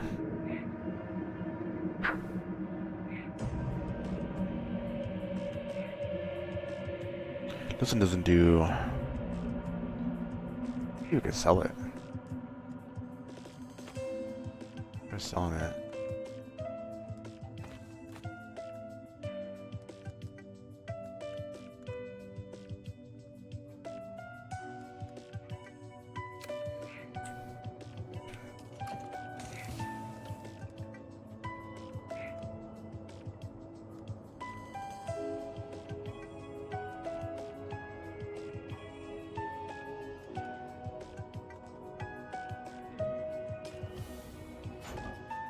My ornithopter. Oh, I need to put this in here.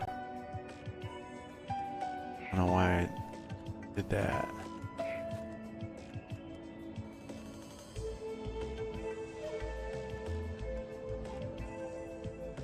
This is your master inspirator with the daily motivational.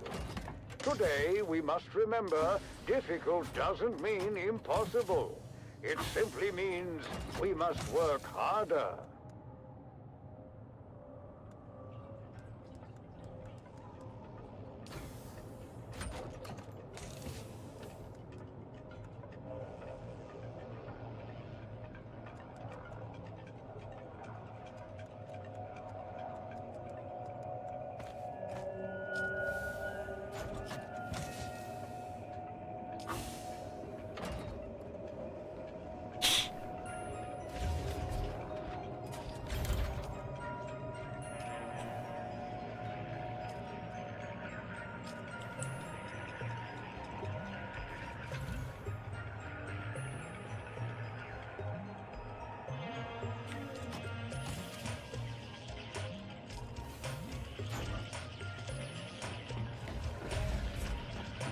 Daily masturbator.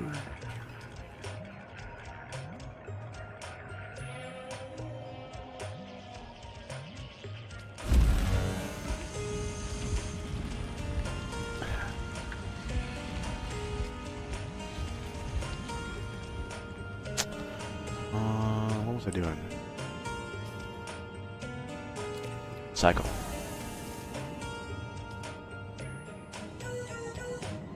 Don't need that.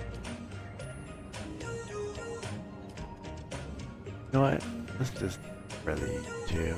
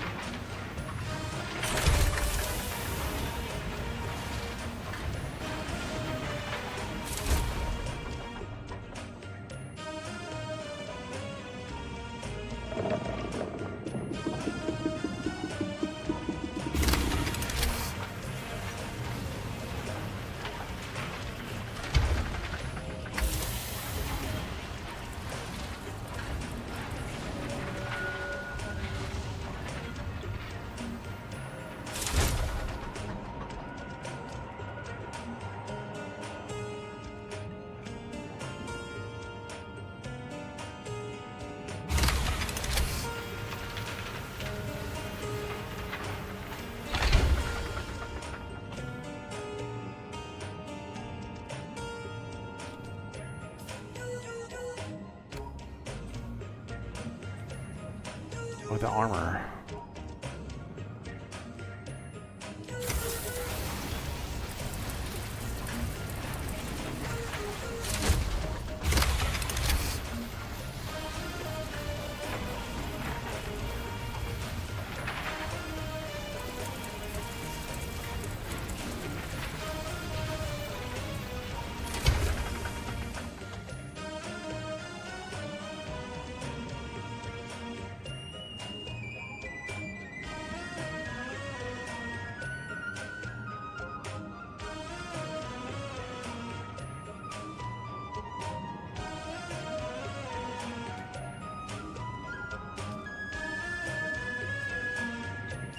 Sucks.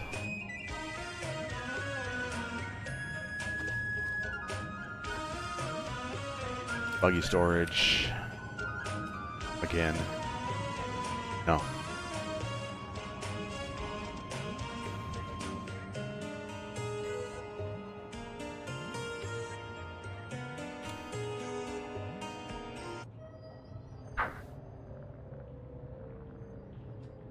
Okay.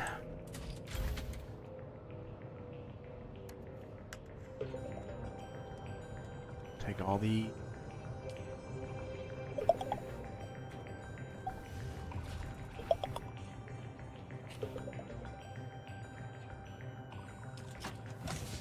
that's it. This is trash.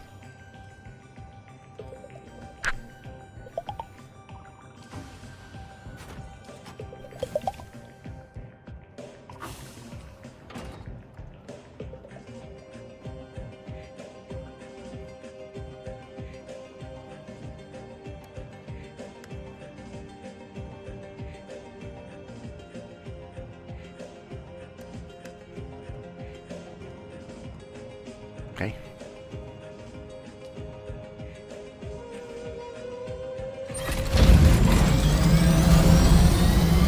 Beast.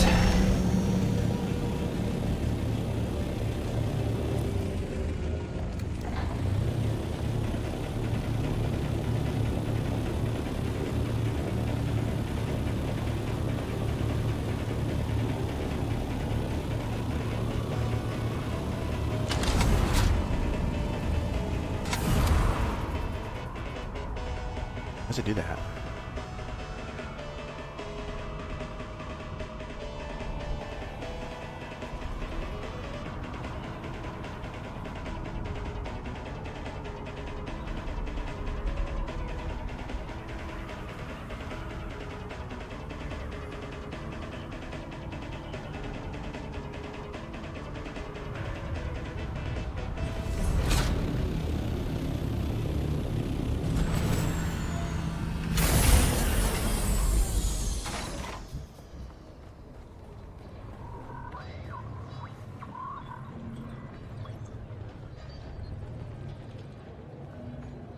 that change. Still alive? That's too bad. We had a bet going.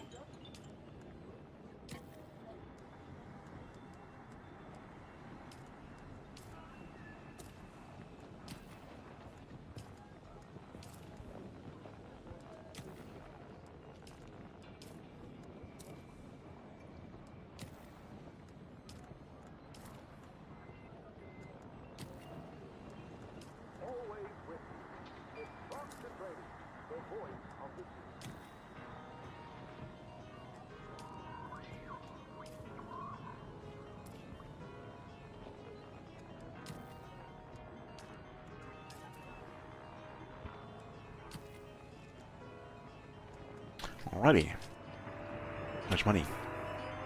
1,700. No contracts.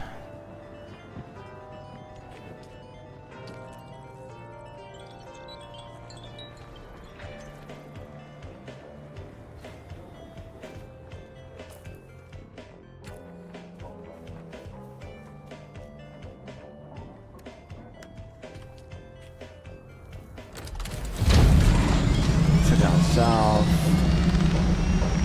Here.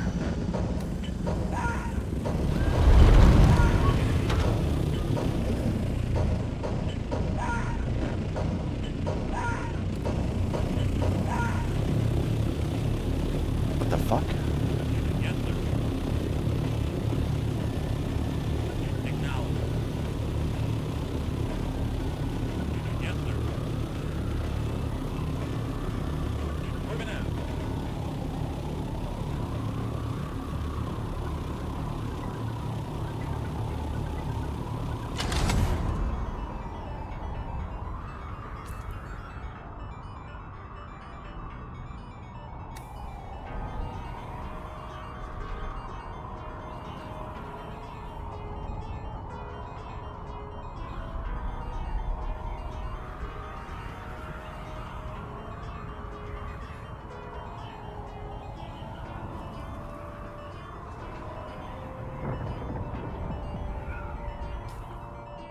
$30 minutes.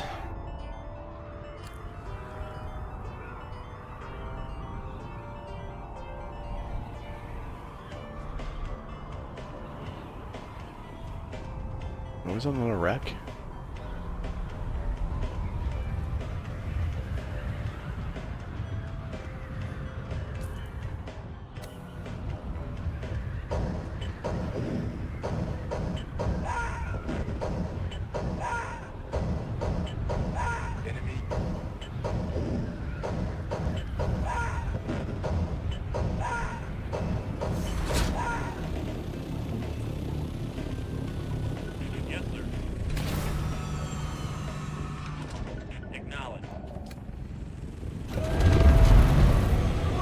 Damn it.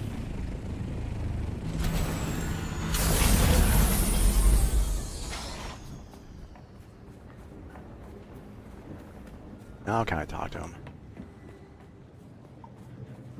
I've been thinking about the files we pulled from that last testing station.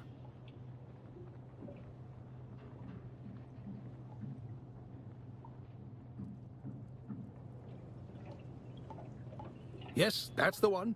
The mnemic film contained the logs and inventory of the station, but after careful inspection, I believe it has been altered.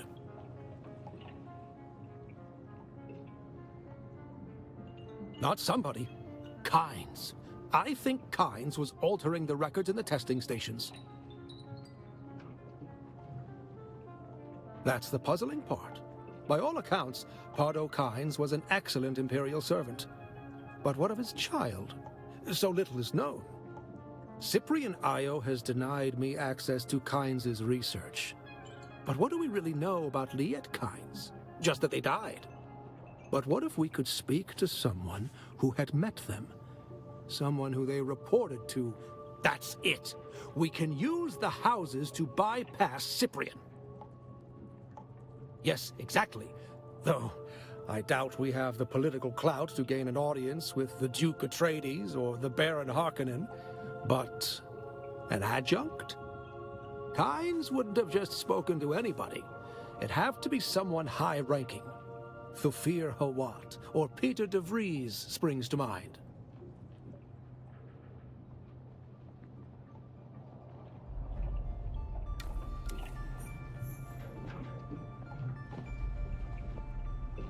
Peter. An odd way to spell his name, but whatever.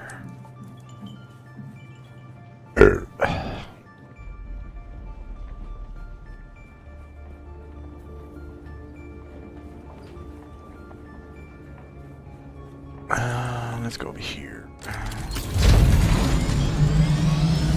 We head south.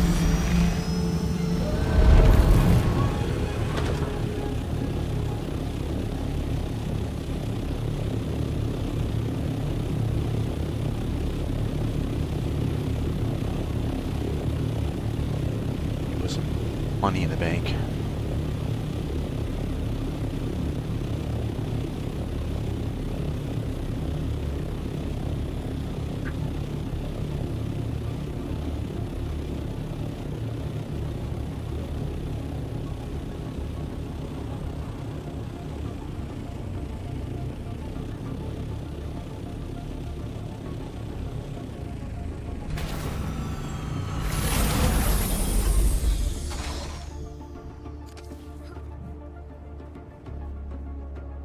Dead people.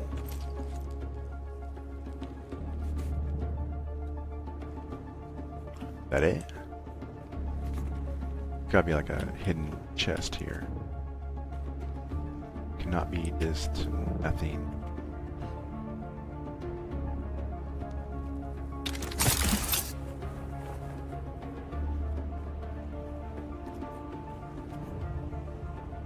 Chesticles. The chesticles. Anything.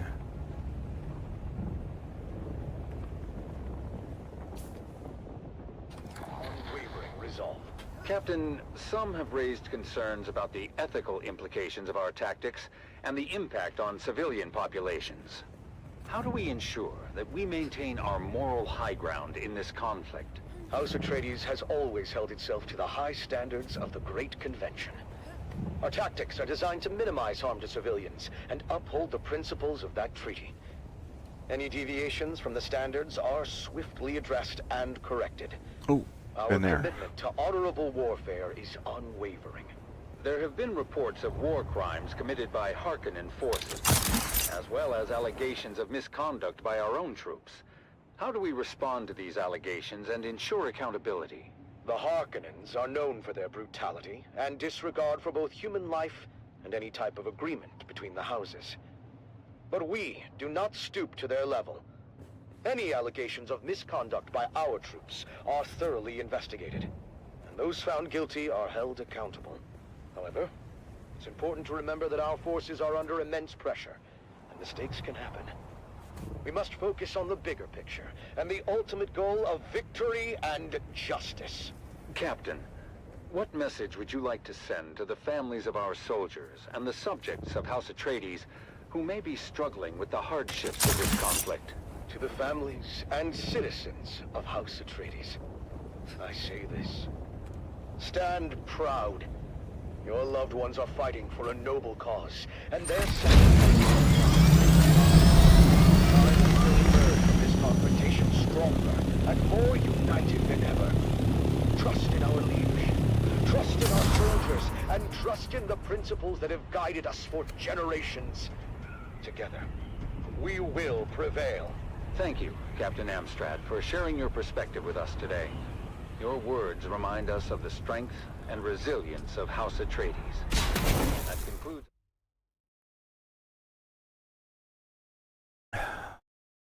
Through their eyes.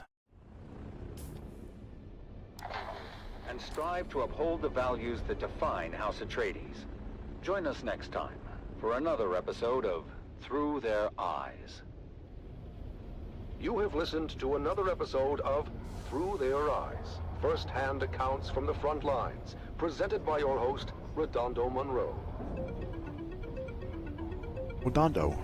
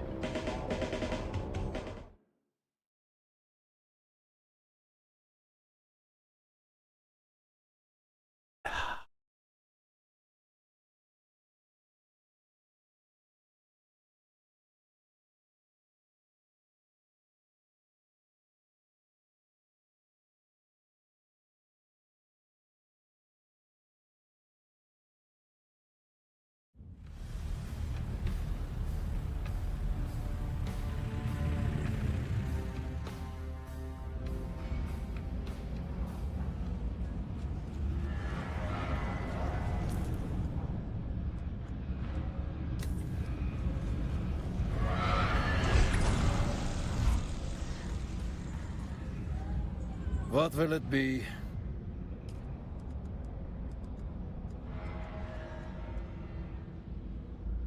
Buggy variant. And then that'll be it, I think.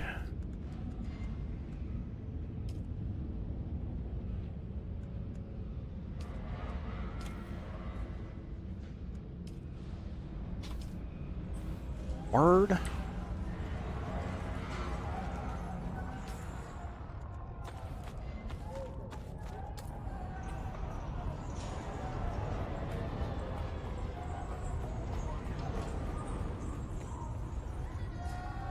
Where's Peter at?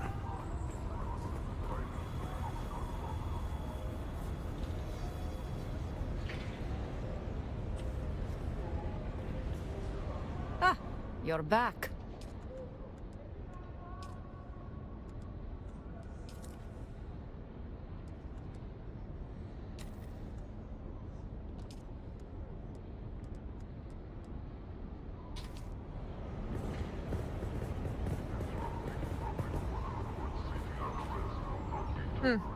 Can't get enough of me, can you? Damn it. Trades.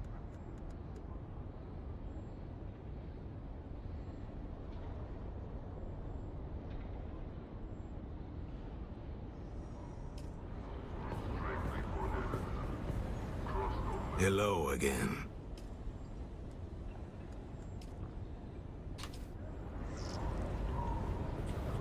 Where's Peter? Pumpkin Eater.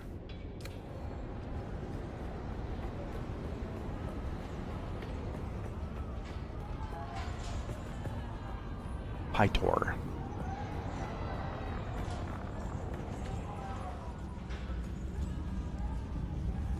What do you have for me?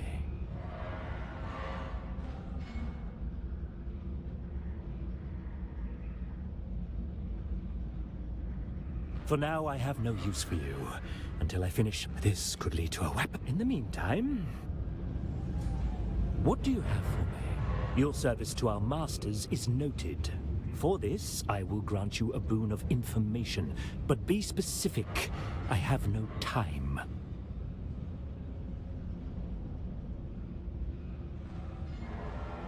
Kynes was an arrogant, half-wild Imperial servant. Spent more time with the Fremen than with us. When the war came, Kynes chose one side, the Fremen. And, like all fools who choose weak savages, Kynes died with them. A sharp lesson for any who flaunt the Imperial badge. It cannot protect you on Arrakis. The Sardaukar buried Kynes beneath an entire siege, I'm told. Who cares? An Imperial planetologist does Imperial planetology, one would assume. Probably trying to calculate the volume of worm shit. But whatever it was buried with Kynes in the ruins of that siege. Siege Tal.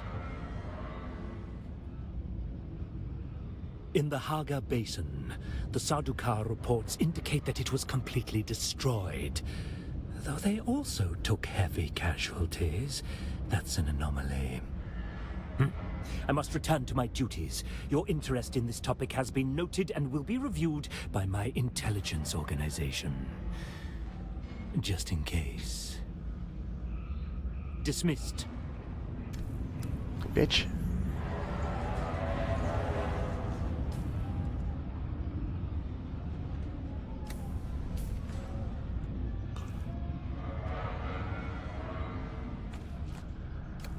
Oh, hold on. How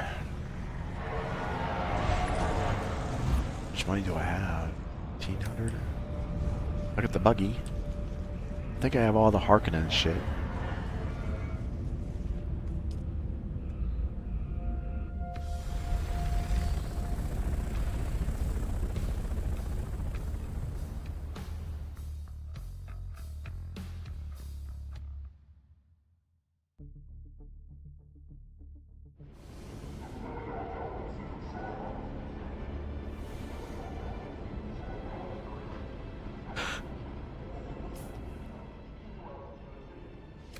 Let's go back to Haga Basin. Haga Basin.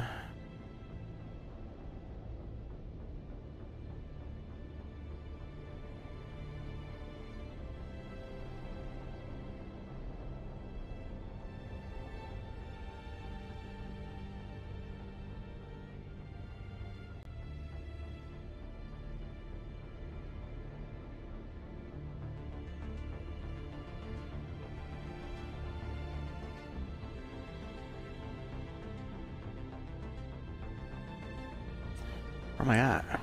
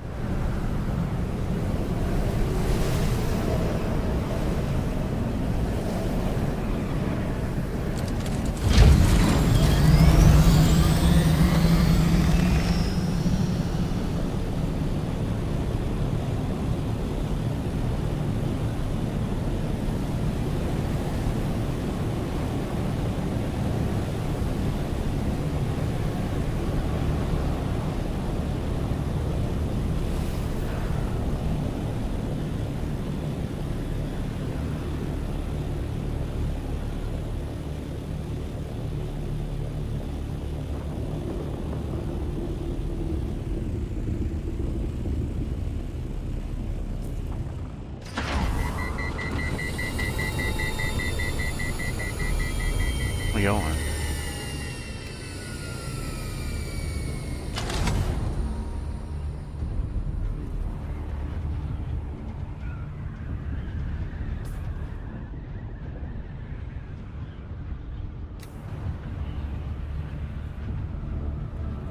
That's right, it's my house.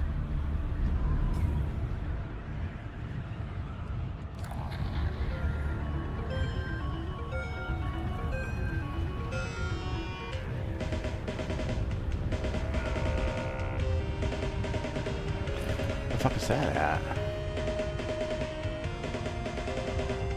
Dune, the battle for Arrakis.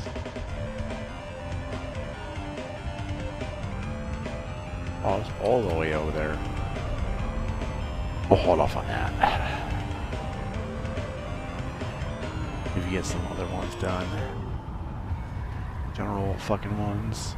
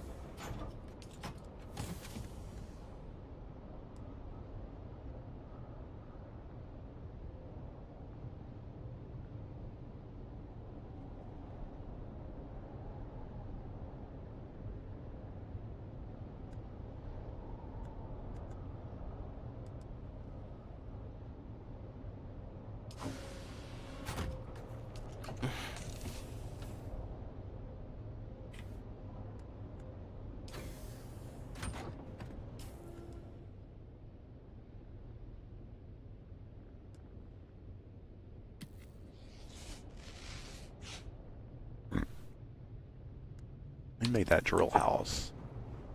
What do I need for that one?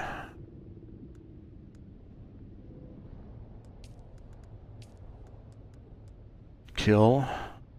Drill house shot. Okay. And now, the inaugural episode of a brand new series. It's The Young Guardians. Gather round, fair listeners, as we join our story on the eve of destiny for 3 young lives. 3 faithful aspirants to Duke Leto Atreides' fabled House Guard prepare for their final test at the War Gymnasium. A test that will challenge their training, their courage, and define their future as defenders of House Atreides. Our story begins on the arbitrary lane at the Calla City campus of the Atreides War Gym. It is here where the finest young aspirants are honed into I can make a rapier. House rapier. Make the rapier. Shields up! The honor of House Atreides rests on your shoulders! I just need to get You can't serve the Duke if you're dead! Among the recruits, 3 stand out. a thingy. Taran, a farmer's son with unyielding determination. Lyra, a skilled sharpshooter born into poverty. And Amon, a 5th-born Atreides cousin, striving to exceed the lofty expectations that come with his name. I won't let you down, Lyra. You've trained too hard to fail now. Keep your focus, Taran. We'll get through this together. Come on now. We've got a real chance to graduate top of class. But Attack Taran, speed. Lyra, and Amon They're both the are same. not the only ones vying for the top spot. Another group of cadets, led by the arrogant and cunning what? Aiden, Let's has get rid been of their this main one. competition and antagonists throughout their time at the War Gym. Well, if it isn't the Golden Boy and his peon Look at this patrol. artisan dude. Tell me, Amon, how does it feel to coast on your family name? Shut up, Aiden. He's earned his place, just like everyone else. Oh, Lyra, you're still here? I guess your folks found someone else to milk the goats. It's not worth it, Lyra. Focus on the test. We'll show them all what we're made of. As the aspirants ready themselves for graduation, only the final stealing test it? stands in I'll their sell way. it. A grueling the money. 2-day endurance race to the summit of Mount Sinai. You're back. Known as the Peak of Valor Challenge. Ancient tradition states that the aspirant team planting their flag atop the summit first will be named top of class. Come on, keep it up! We're almost there. Just a little bit further. Watch out for that loose rock! As Taran and team near the summit, Lyra's footing gives way, and she slides roughly to a ledge below. Go on without me. Plant the bloody flag. Not happening, Lyra. Atreides leave no man behind. Hang on, Lyra. We're coming. Meanwhile, Aiden and his group are hot on their heels and seize the opportunity to rush to the summit. Come on, you maggots! Dig deeper than you ever have before! We're almost there!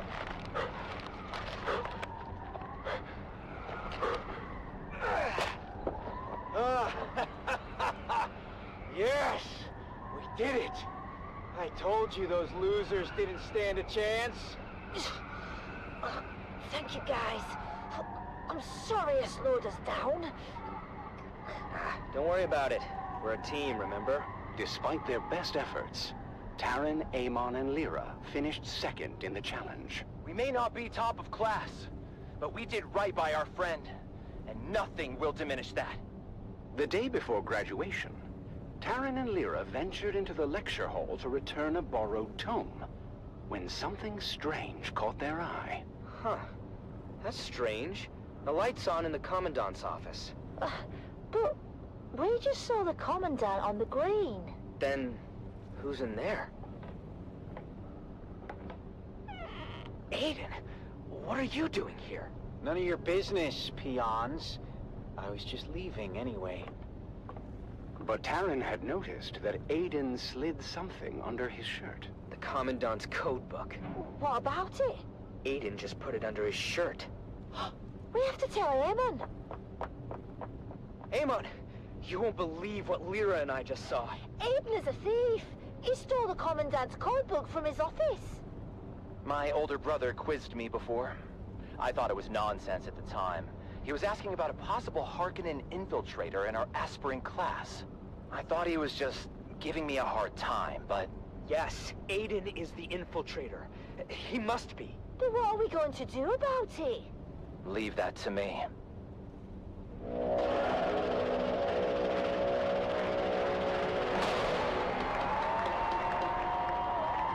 The graduation ceremony is a grand affair, as the Commandant presents deployment orders to the well-deserving class. Called to the stage, Aiden and his group walk triumphantly up the aisle, expecting to receive top-of-class honors. I told you, fools, who would end up on top. Aspirant Aiden, you and your group are hereby charged with espionage and treason against House Atreides. What? No, this is a misunderstanding. Unhand me! And since this is wartime, the Articles of Canley are clear on the sentence. As for the rest of you, you have all proven yourselves true warriors of House Atreides. You have earned the right to wear the Duke's coat of arms and uphold the responsibilities and traditions that come with it. Stand tall, for you are the future of our house. As Aiden and his group are led away by military police, Taryn, Amon, and Lyra rise together with the rest of the class, proud and vindicated. We did it! We actually did it! It's not about the accolades. It's about doing what's right. And so, with hearts full of pride and the weight of their ancestors' legacy resting upon their young shoulders, our young guardians go forth as true soldiers of House Atreides. I guess all that's left for us to do is unseal our orders and see where we're bound. Wherever we go, I just hope we're together. Shall we open them at the same time? On 3. 3, 2, 1. Arrakis. That's it then. We're going to war. Join us next time on The Young Guardians as our heroes continue their journey, facing new challenges as they uphold the legacy of House Atreides. Until then, remember, honor and loyalty are the true marks of a warrior.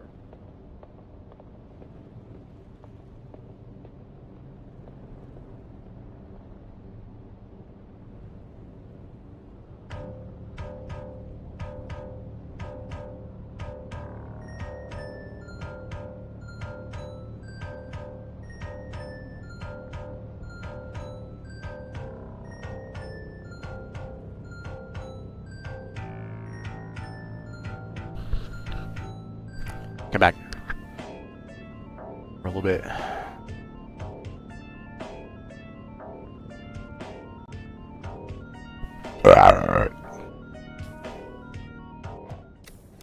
the Harkonnen Network.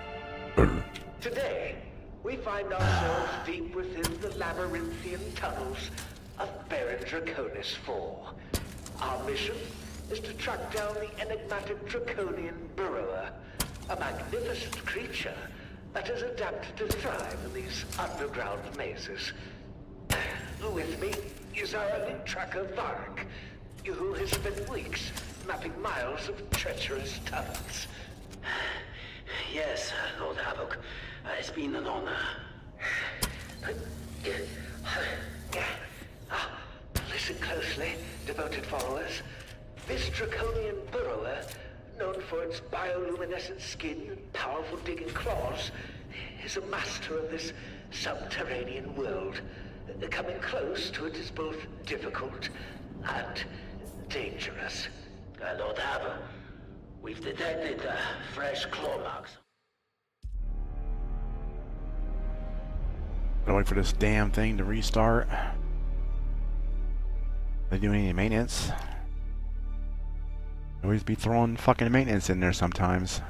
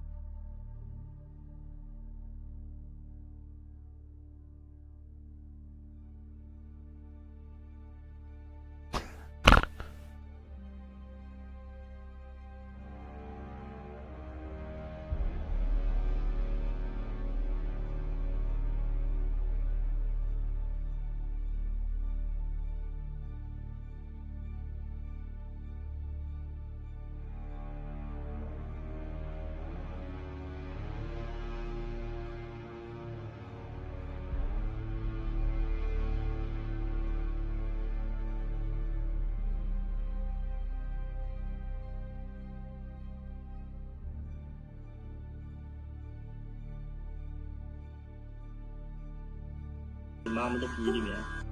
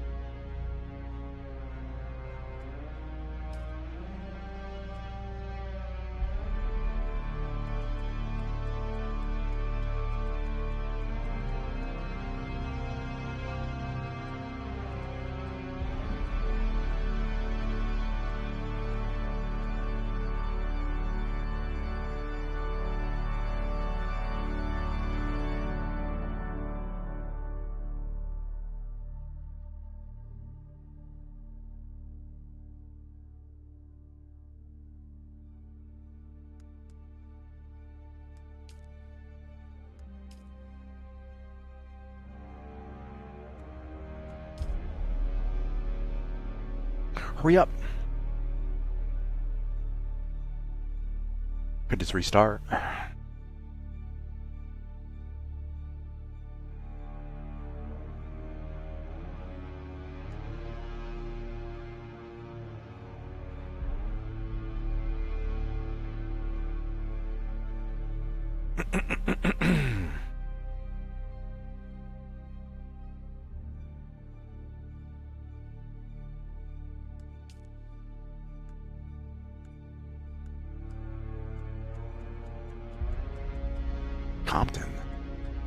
Prompton.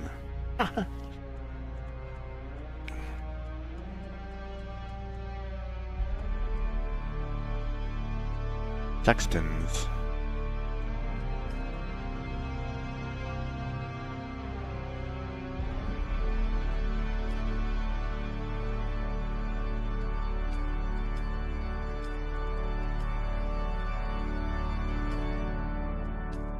New Gap.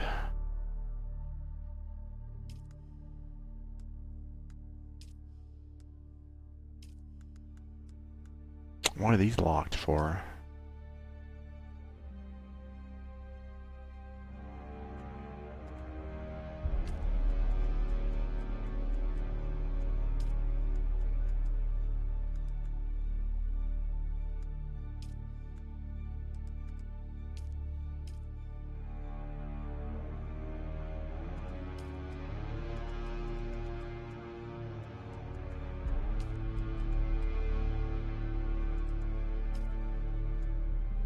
Guess all these are full.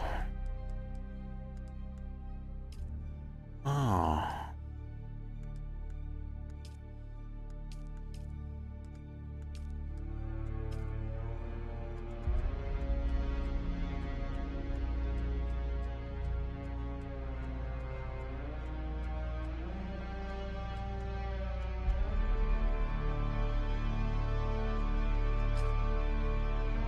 This actually takes a whole 10 minutes on this one.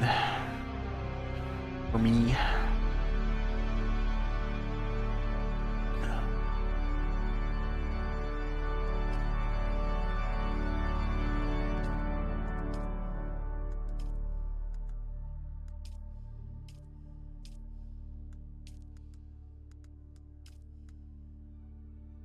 Unless there's some kind of maintenance.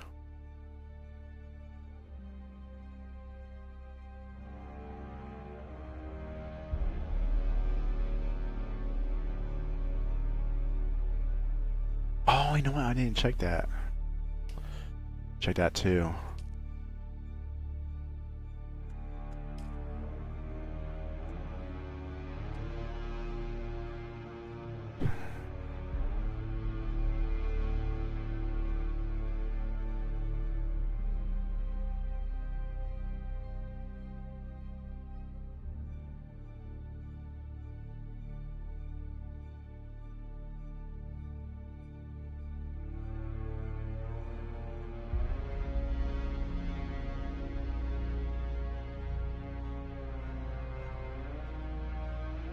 What does this have? I don't have. Art book.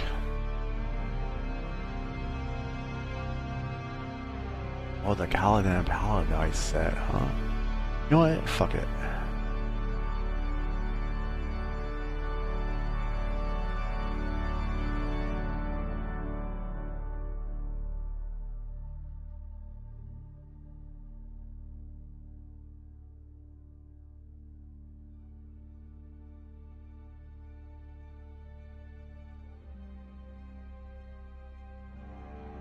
$20.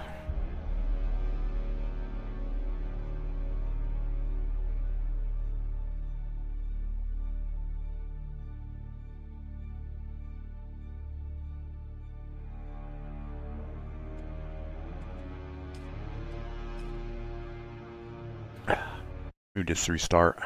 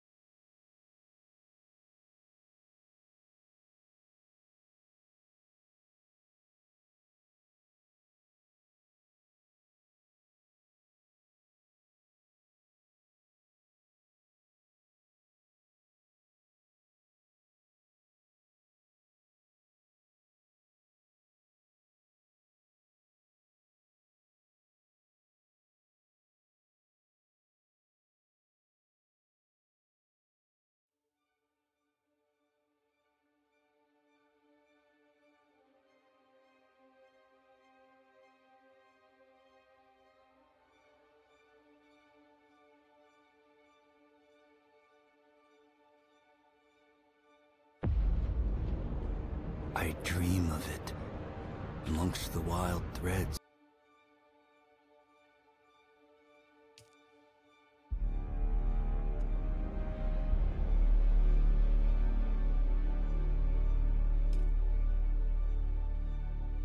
There we go.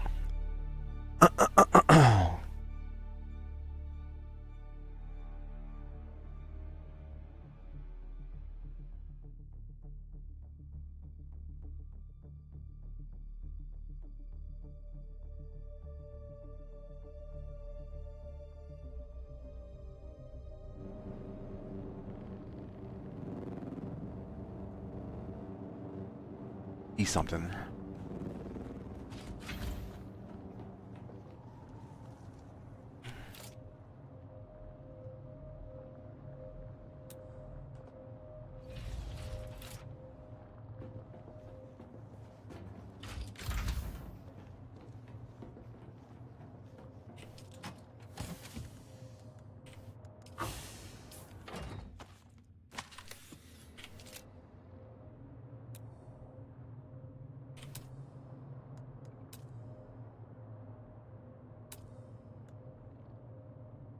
Atreides globe. Globe. What's that do? How big is that shit?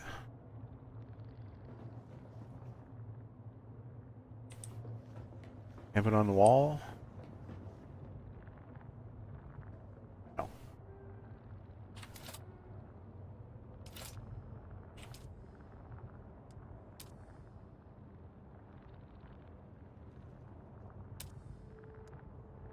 Oh, Caladan. What that looks like.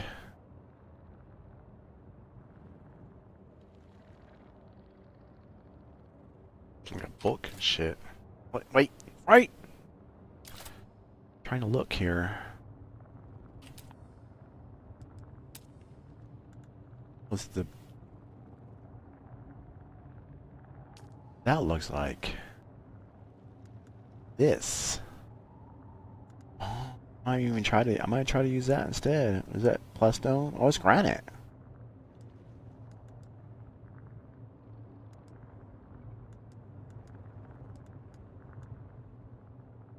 Plus these lights.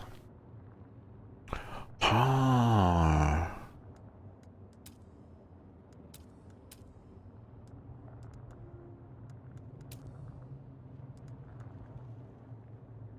Bullfighter painting. I don't.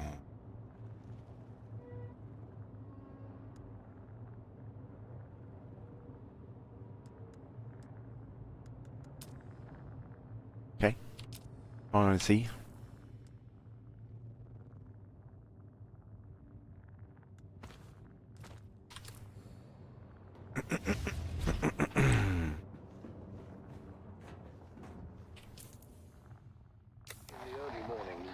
Shift supervisor, Lena Orloff, made a gruesome discovery. I found him. What was left of him, anyway. His body had been pulverized in the separator. I only knew it was him from the clotted tufts of blonde hair mixed into the stew of blood and bone. Crew Chief Thorne was dead. That was for certain. And the circumstances of his death were anything but clear.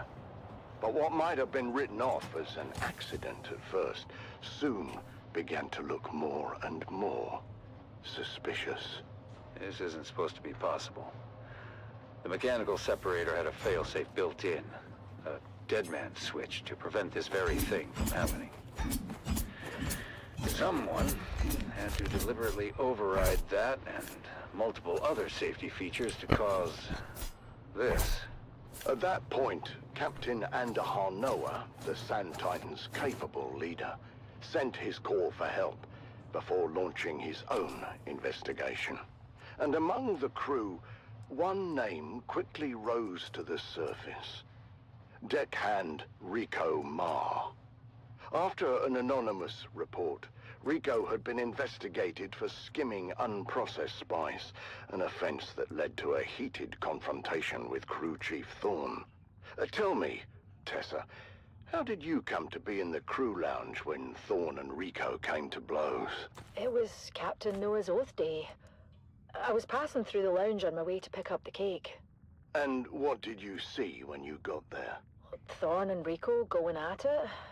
Well, there was a lot of yelling at first, but it got physical quick. I mean, Rico was a big guy, but Thorne knew how to fight and laid a beating on Rico. We separated them before it got too bad, but you can see for yourself. The holocam caught the last part. You think you can humiliate me like this? I'll be shitting teeth for a month. Count yourself lucky, thief. In the old days, they would have fed you through the mechanical separator. I have no bloody idea how that got there. I've never seen that before. The incident had been diffused, for the time being. But the tension between Thorne and Rico was palpable. Was it enough to drive Rico Ma to murder? That's what I was working to find out. I was shift supervisor in Chief Thorne's next rotation. And how would you characterize Thorne's state of mind? Thorne was worried. He didn't report the fight with Rico straight away, which is weird for such a straight arrow. What happened next? We don't know all the details, but holocam coverage tracked Rico to Thorne's cabin later the same night. And there was some kind of second altercation. Did Rico have an alibi for the time of Thorne's disappearance? No, he didn't. He claimed he was in his quarters the whole time, but the storm front had closed in and we were running dark. There was no way to confirm his location with the holocams. So, with suspicions mounting against the deckhand, Captain Noah ordered Rico Ma to the brig. And what we found next raised even more questions. What am I looking at? That's a mnemonic film wire containing a coded message to Thorne. I knew exactly what it was, but I wanted to learn what the shift supervisor knew. Far as we could tell, the code was based on old cipher used by Atreides signal intelligence. The plot was thickening. Why was Thorne receiving secret messages from the Atreides? And why was that message in Rico's possession?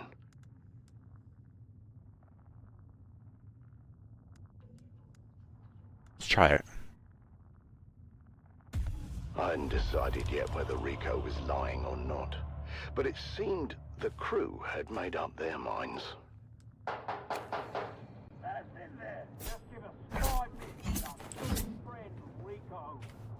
Okay.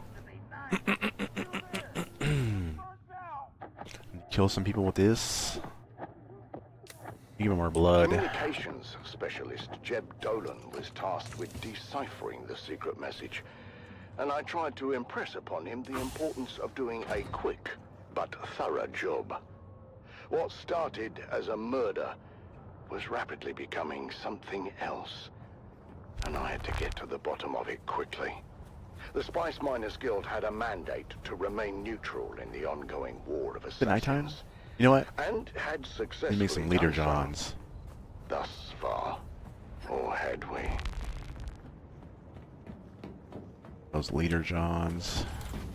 Join us again next time, as new secrets are revealed, and we dive deeper into the enigmatic death of Crew Chief Jarek Thorne.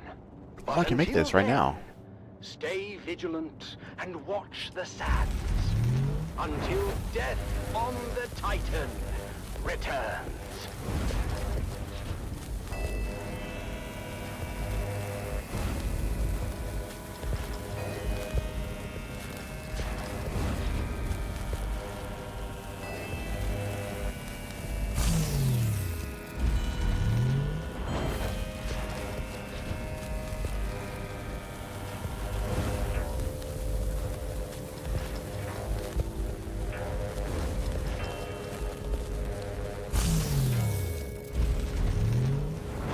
I guess I'll make Sparky.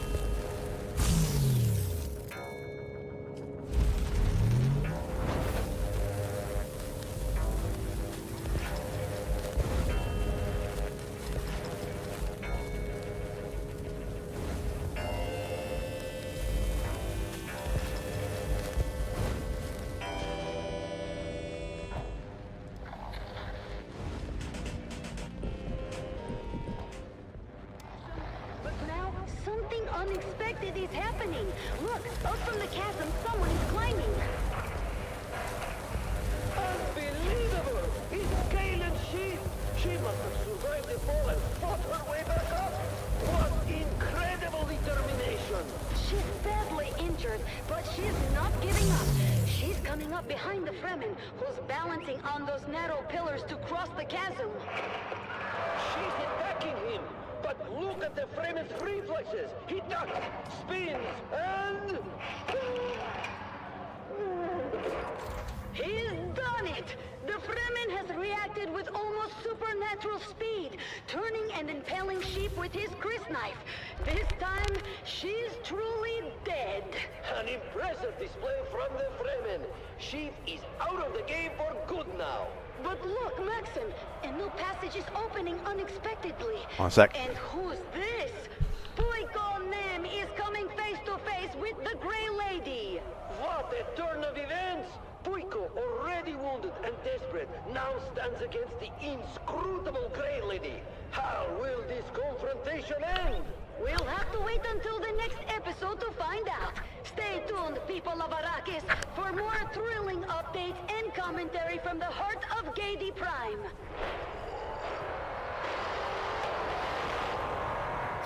Keep your ears glued to the Harkonnen network for live updates and the most intense moments. The competition is heating up.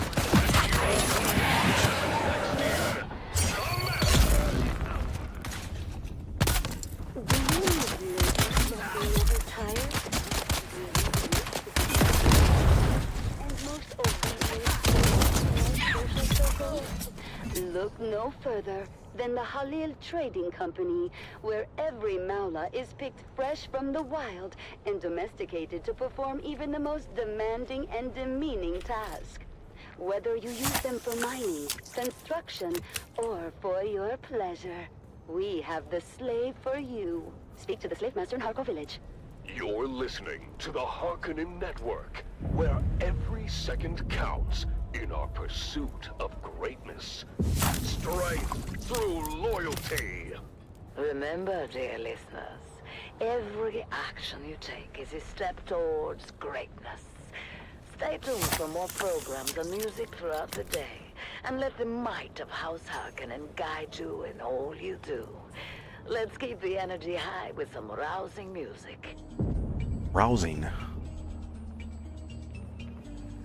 Very rousing.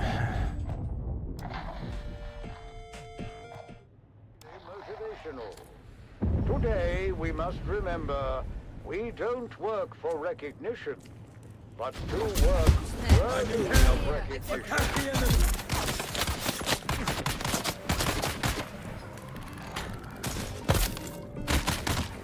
Bitch.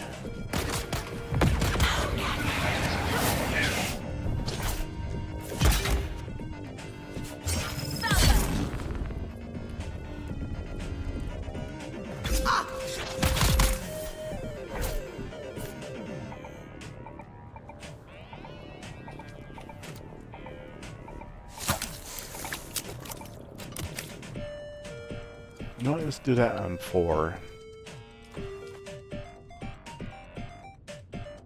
These things should be over here.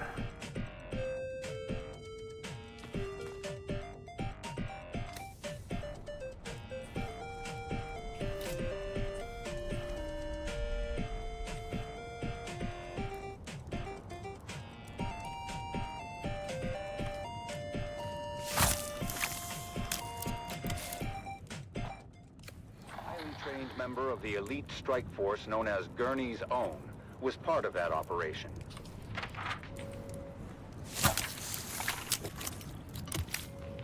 Another sleepless night. The sound of the wind reminds me of the distant echoes of battle. I can't help but think of my son, out there in the desert, fighting for our beloved Duke. I've heard rumors that Arik was involved in the incursion at Three Rock Station, and that the confrontation became very bloody. But still, he writes that his spirits remain high. I pray for his safety. Bloodshed. In his letter sent from his unit, both resolve and kill them all. Able to hit them. It's hard to remember the peace and serene beauty of our beloved Caladan when all you see is sand and blood. The soldiers in my unit are strong and determined, and I draw strength from their courage. I miss you and home dearly, but I know our struggle is just. After the fierce fighting at Three Rock Station, Eric's unit was redeployed to the Western Reach, striking against Harkonnen spice crews in the deep desert. Through sheer determination, a critical position was taken, but at great cost. The news I hear about Eric's unit is grim. Many lives lost, including some of Eric's closest friends. My heart aches for him, and for all the families grieving tonight. Mother, I feel that our small unit is a valuable resource in this war of assassins, but we've lost many good men. My dear friends, it's hard to keep faith when you see so much death. The Harkonnens are brutal and show no mercy, Mother. They burned our wounded alive, and I've seen them torture our captives in ways I can hardly describe. But I remember what you always said about our duty to the Alright, Duke, did that? The about rapier? honor and courage. I try to live by those Supposed to words do the fucking when rapier. everything seems lost. As the confrontations along the demarcation lines grew fiercer, Gurney's own succeeded Rapier in breaking part. the Harkonnen supply lines, but in many of the missions, they suffered heavy casualties. News has reached us of another successful operation. But Eric's last letter Have to spoke do it of in horrors I in can fucking barely fathom. order? I am hoping now, beyond We'll find out. this unit will be given reprieve, and that my son will be returned to me. But destiny willed it otherwise, and Gurney's own were deployed once again to undermine Harkonnen positions near the shield wall. From the mission camp, Eric writes, Dear Mother, I don't know when I'll be able to write again. The Harkonnen positions are strong, and however careful our planning, we are sure to sustain grave losses. But still, none of us hesitates. We fight for House Atreides, for our people. Though I must confess, the Three Rock Station feels hollow amidst the bloodshed I now have witnessed. I must tell you, Atreides operatives too have been driven to acts I thought unimaginable.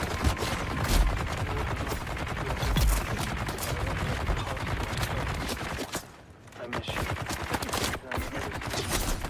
Later that same month, it was reported that Sergeant Eric Thorne was declared missing during a clandestine raid.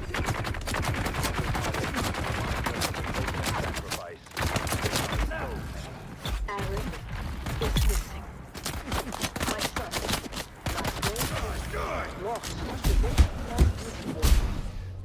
I am proud of his courage and his honor. But I cannot help the bitterness that fills my heart. We give so much. And for what? What good is the... And the when the endless sands of Arrakis swallow our children whole. Fiona Thorne's sacrifice is a testament to the strength and resilience of House Atreides. Let us honor her and all those who endure the trials of this war, as we strive for a future where their sacrifices are not in vain. You have listened to another episode of Through Their Eyes, first-hand accounts from the front lines, presented by your host, Redondo Monroe.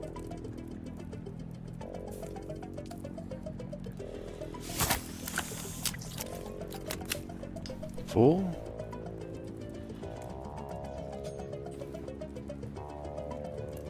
So did it like complete the thing?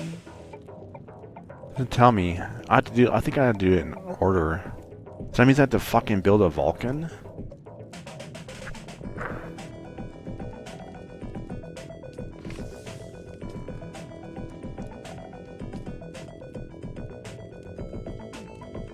I have a house rapier, right? Yeah, that's a fucking house rapier. I mean, that's not 15 people.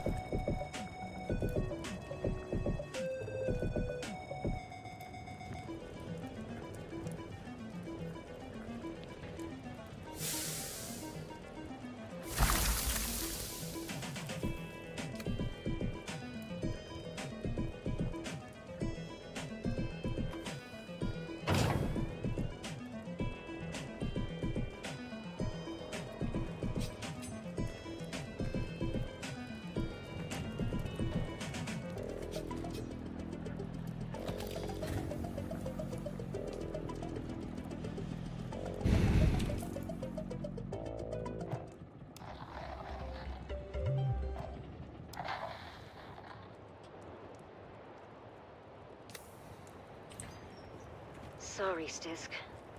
Val said you had people in Simpo. Contact. Get ready. Around the next bend on my mark. Go!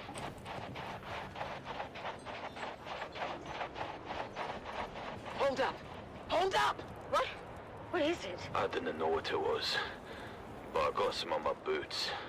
Identify yourself. Got it in thy mouth. Looks like a crazy kid. This is a tail. Boss? Anyone else is in this sector? Send us. Loud. What are we doing here anyway? I'm told this is a restricted sector.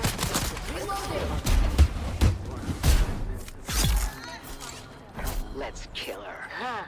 You can try. Time to move. We're here for an old family heirloom. A necklace I left in the care of my sister. Didn't mark you as the sentimental type. Nothing to do with it. What's mine is mine. As long as my toad of a mother didn't find it and trade it for a pinch of spice. What makes you think it isn't a hardened pile of scrap with the rest of the place? Well, maybe it is. That's what we're here to find out.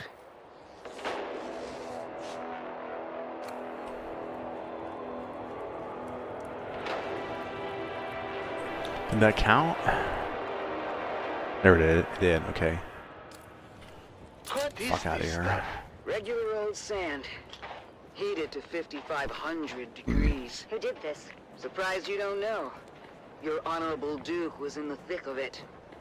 It was before she arrived on Arrakis. And not a story either side wishes to tell. What story, Val? Simpo was a Harkonnen village. Even after Shaddam took Arrakis from us. He means the village elders were alive. Anyway...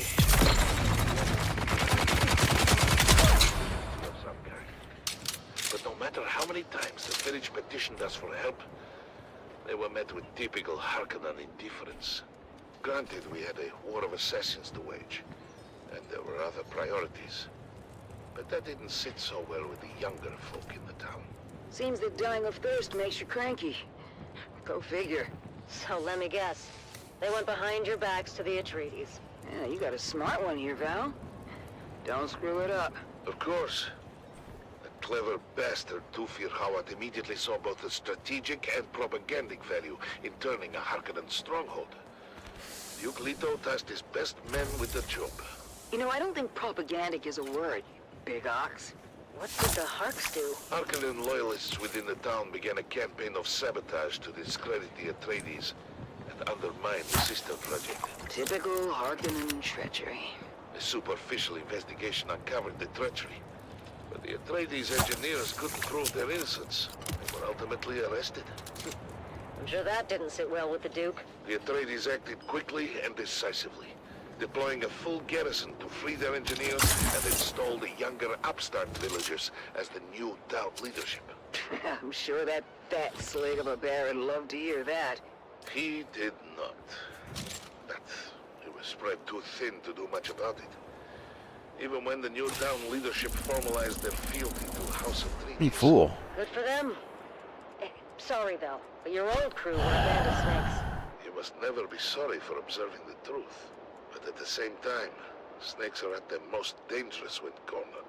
What happened? The Baron grew tired of losing ground to the Atreides, and dispatched the biggest snake of all to fix his nephew's problems. Peter de Vries, the Lord High Snake himself. Upon returning to Arrakis, Peter de Vries' first order of business was to organize the destruction of Simpo, as a warning and message to those who contemplated disloyalty. A massive host of Harkonnen house troops arrived in the dead of night to encompass the town. Outnumbered and surrounded, it was all the Atreides could do to fall back You know what? and await reinforcements. The Harkonnen went on to execute all 27 of the young villagers who collaborated with the Atreides. My sister Sigrid among them. I did not know that. Of course you didn't, Both kid. but I small don't vehicles, I hold don't need that shit either. I hold it against every other living and Rest I breathing could Harkonnen sell. and anyone who serves them.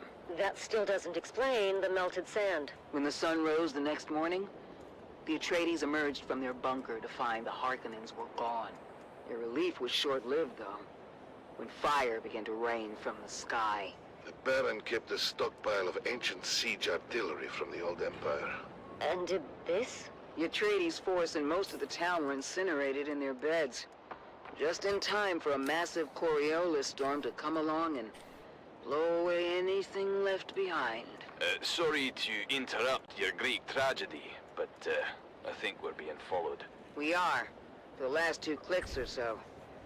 Keep going, we're almost there. Almost where? The rubble pile that used to be my home. This way. Here it is. Not much to look at topside. Topside? Cover me. A trapdoor. Guess I was born a smuggler. Pull it shut behind you. Damn. It's all scorched and melted. I was worried about that. The heat from the bombardment must have cooked this place like an oven. So we came all this way, for nothing? Not for nothing.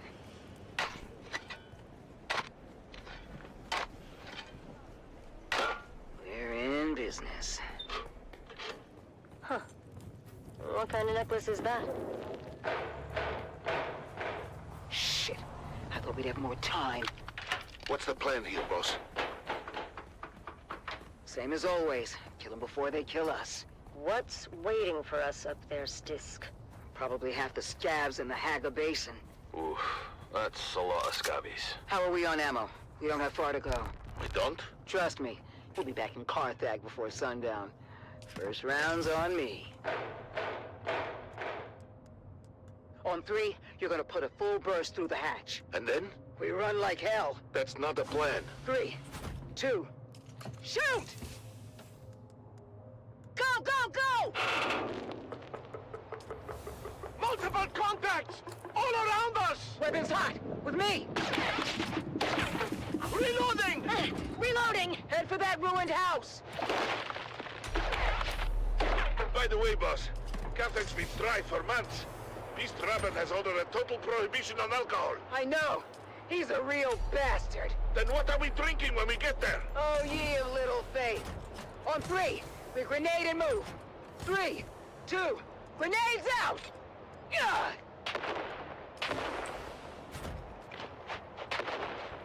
Almost there! Where? Box Canyon! Just down this grade! A box canyon? That doesn't sound good. Go, go, go! Keep going! All the way to the back! The end of what? The dead end? Here! Where? Oh, shit. The canyon wall is fading. It's a Solito hologram. That's a big door. Locked. Lucky we have the key. Haha. Your sentimental family heirloom. It is now. Inside, quick! Closing door! What now? There's got to be hundreds of them out there. Trying to get in here. We ride home in style. Val, get the lights. Nice. It's a Mark IV medium chum gunship. Can you fly it? Does a worm shit in the sand? Mount up. You know this is overkill for a bunch of scabs. The gunship isn't for the scabs. Check the hold. Shy Halud. That's a lot of booze. Stisk, you crafty devil. Told you, Val. First round's on me. Buckle in. Next stop, Carthage.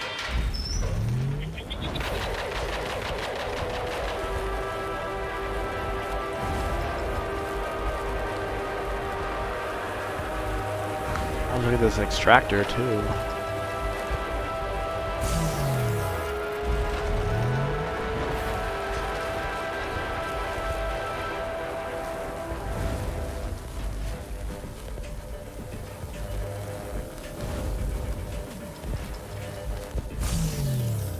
Can we get both of these?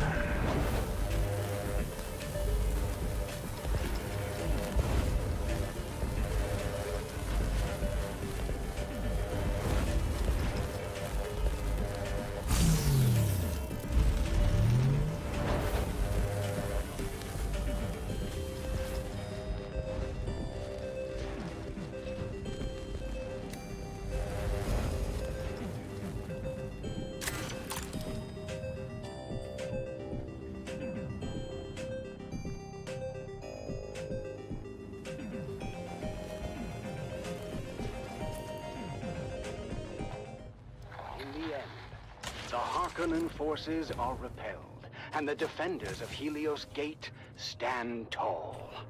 But at what cost? You've done your Duke proud this day, troopers. Helios Gate stands because of your bravery. We did it. We really did it. 23 confirmed kills. I'm told that's a fortress record for newbies. And this is just the beginning. Now they know what we're capable of. For House Atreides, and for each other, we'll face all comers together. And so, the siege of Helios Gate comes to an end, marking the first of many trials our young guardians will face. Their journey of honor and courage has truly begun. Join us next time on The Young Guardians as our heroes continue their journey, facing new challenges as they uphold the legacy of House Atreides. Until then, remember, honor and loyalty are the true marks of a warrior.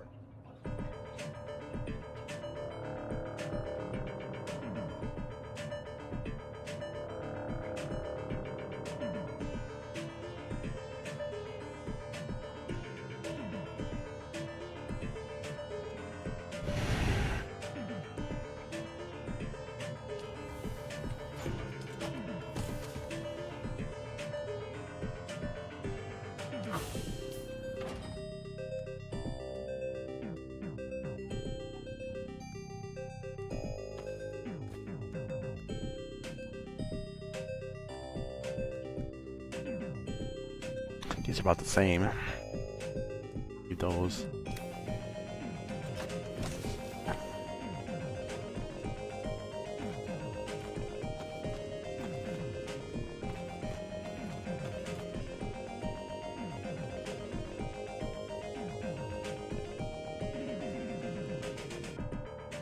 Should put that one away too. But grab all the.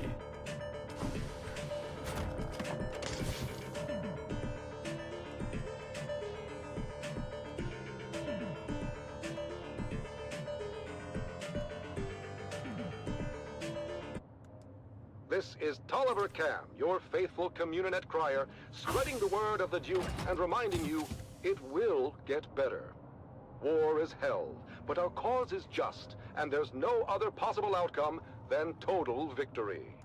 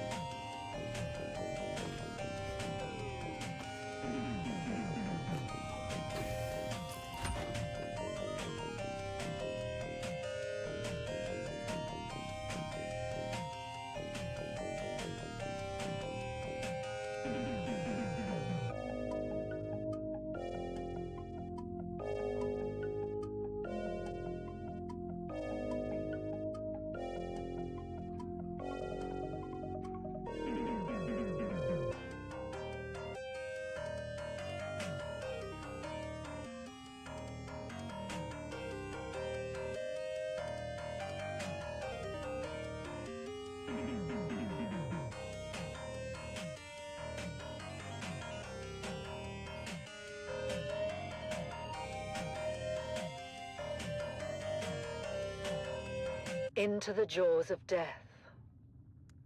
One more June. One more June.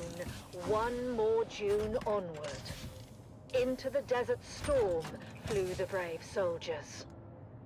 Forward the shield brigade! The las guns must down, he said. Into the desert storm flew the brave soldiers. Forward the shield brigade! No one to hesitate, despite their reckless hate. Harkonnen, villainy. The troops not to ask what's right. They carry our sacred light, theirs, but to stand and fight. Into the desert storm blew the brave soldiers. Lasguns to right of them, lasguns to left of them, lasguns in front of them, lightning and fire beam, forward to final breath. Boldly they flew, and well, into the jaws of death. Into the mouth of hell flew the brave soldiers.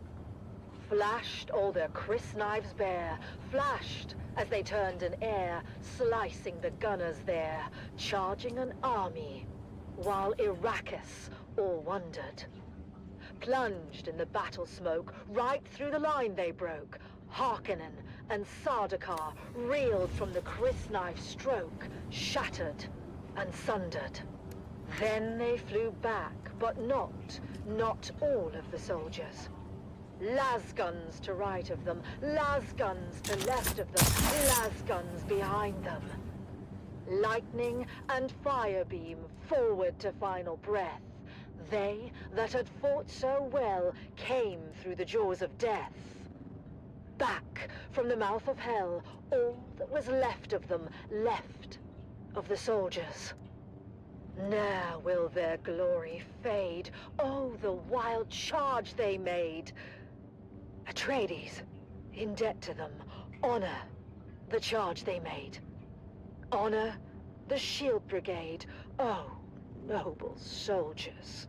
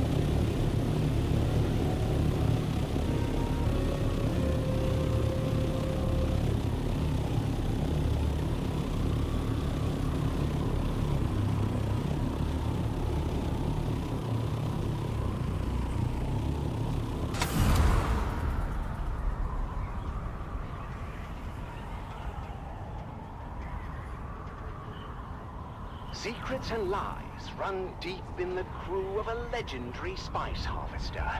It seems there is more to fear on the dunes than monstrous worms and deadly storms. Sometimes, death comes in the guise of those you trust the most. Join us on our continued search for the truth behind the disappearance of Jarek Thorne. It's Death on the Titan, Episode 2, Web of Fear. Jarek Thorne died under questionable circumstances, following a heated argument with deckhand Rico Marr. And while searching... Still alive? Not too bad. We had a bet going. I started the day by reviewing the recording of Captain Noah's initial interrogation of Rico Marr. Rico, why don't you come home? We found them in an experiment. How'd they get there? Well, you can wait till whatever hatchet man, spice miner, kills and send it. I want to return to the Thorne Chief Thorne murder. Oh, you idiot. Chief Thorne's death is the least of it. The man that killed Sam is to get the spice flowing again. That won't happen until the crew settles. Why? Oh, most of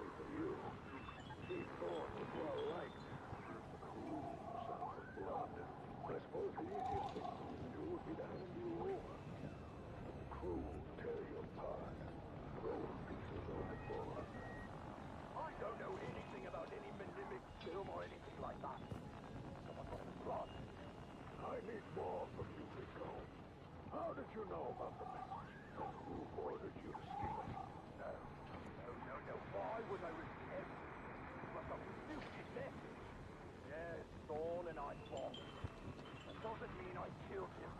Rico was adamant that he spent the night of Thorne's murder alone in his bunk. That is, until a witness came forward saying otherwise. Sorry, Captain, I didn't remember it, but a witness was what I meant. We saw him. Where? Okay. All the cover. I didn't kill Thorne. It was at this point I arrived on the Titan and witnessed the following. Still alive? That's too bad. We had a bet going. Threatening to ruin my life.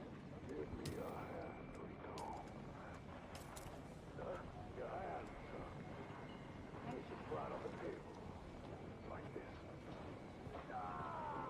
That knife is clear through your hand. And if you ever want to have relations with it again, it's time to start talking. I could just quit. No further application of pressure was necessary, as Rico Ma finally confessed. Hector put me onto it. It was her all along. She knew Thorne was obvious most. Get him kicked out. All her idea. Tessa Lim, the engineer. My investigation into Tessa Lim took me to the operator of the sugar wire shack during Thorne's rotation. Conflict? You could say there was conflict between Thorne and Tessa. We couldn't decide if they hated each other or had some secret, twisted thing going on when no one was looking. I guess hate won out in the end. What was the source of conflict between Thorne and Tessa? Everything. From resource allocation to safety protocols. She was never happy with a single decision he made. What about the encrypted messages? Thorne received a few of them over the past months. I never decoded them. Thorne handled that himself. One by one, the pieces began to fall into place. Engineer Tessa Lim had a combative relationship with her crew chief and wanted him out of the way. But I knew there had to be more to it. And to discover what that was, I would have to go to the source. Thank you for cooperating, Tessa. Oh, what choice do I have? None. Tell me about Thorne. Thorne was a special kind of incompetent. The dangerous kind. In spite of what you think, it wasn't personal. His bad decisions put our lives at risk. He was well regarded by the crew. Big whoop. So he was popular. Doesn't mean he was good at his job. How does Rico fit into it? I never told Rico to steal anything. But I knew Thorne was receiving those messages on the down low. And when Rico came back with his face busted in, maybe I... 175? 400? Yeah, but if anyone needs to be investigated here, it's Lena 18? Orlov. Hart and Thorne had something going on. I'll just sell that too. I've heard from others that you and Thorne had something going on. Don't make Still me alive? That's too bad. We had a bet going.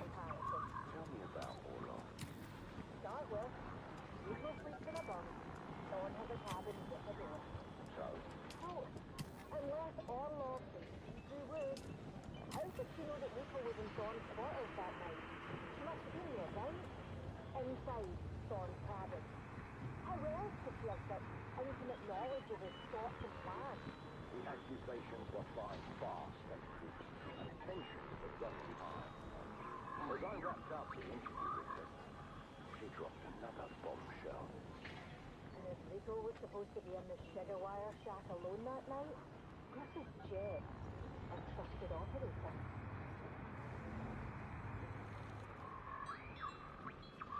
The mystery deepens on the planet as the web of deception grows. What is the truth about the relationship between Thorne and his ship supervisor? And what was the wire operator Jet really up to at the time of the murder? The truth is out there, dear listener, buried in the sands of fate. Join us again next time Death on the Titan. Death on the Titan. Oh, let me get rid of that too. Still alive. Not too bad. We had a bet going. 1,000.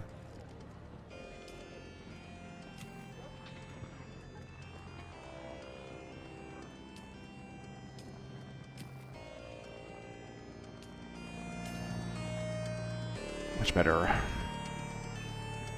I don't want tent.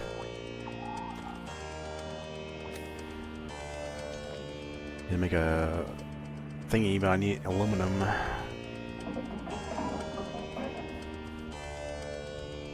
You go over here real quick. East.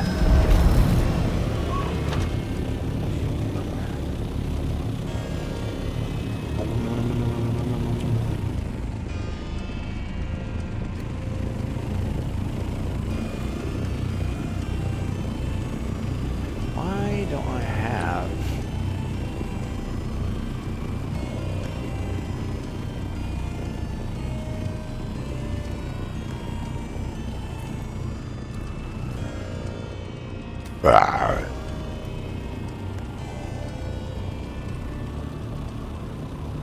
Go east. East.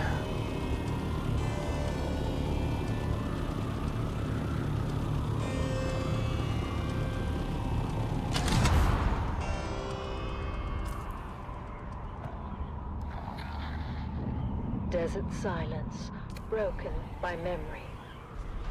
Sand beneath our feet, shifting with each sacrifice. Lives given, given to the cause. The remnants of glory. Era of valor, of gallant deeds, echoes in the annals of history. Is there a chest up here? I forget. History, written in blood There and is. sweat. The remnants of Sector glory. weather alert. In the silence, we remember names and faces faded.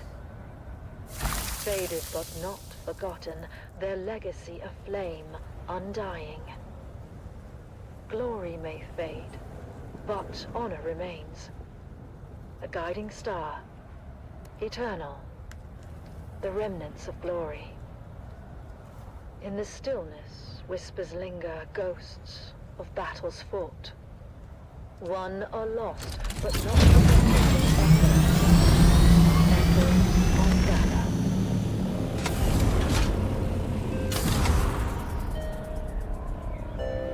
Okay.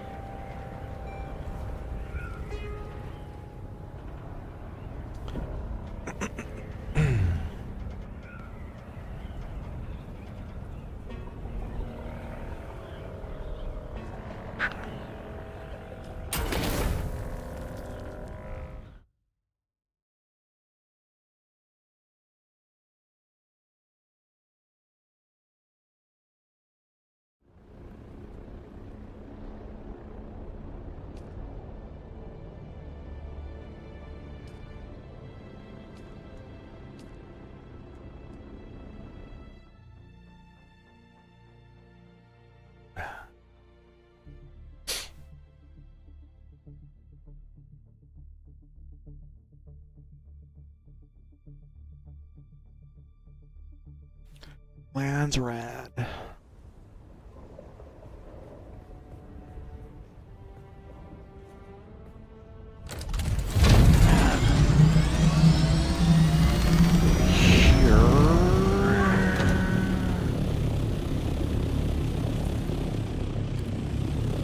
Here, right?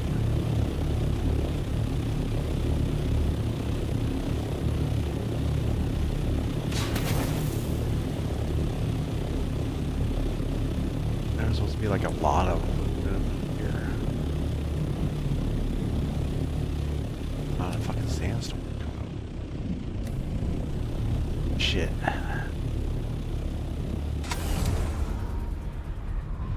Leaf.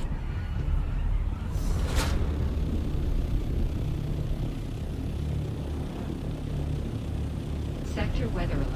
A large sandstorm is approaching.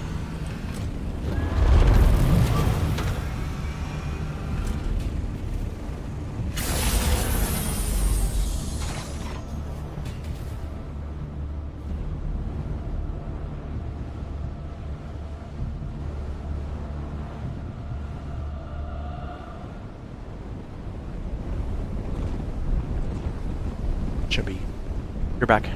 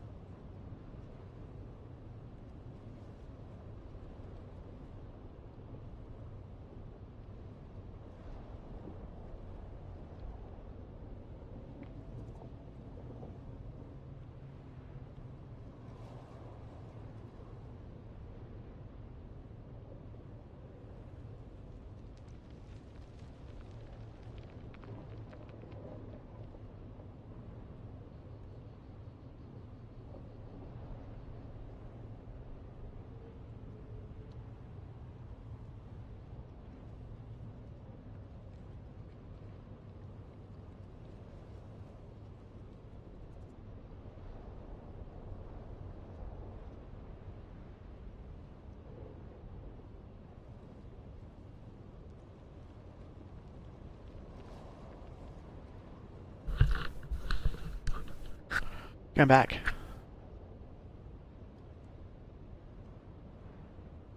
I has returned.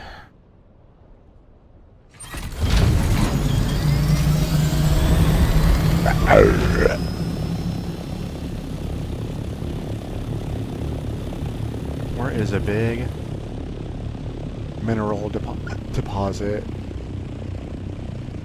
Devil's Eye Cavern.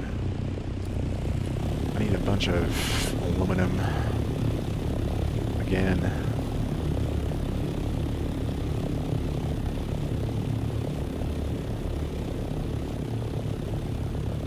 Up here.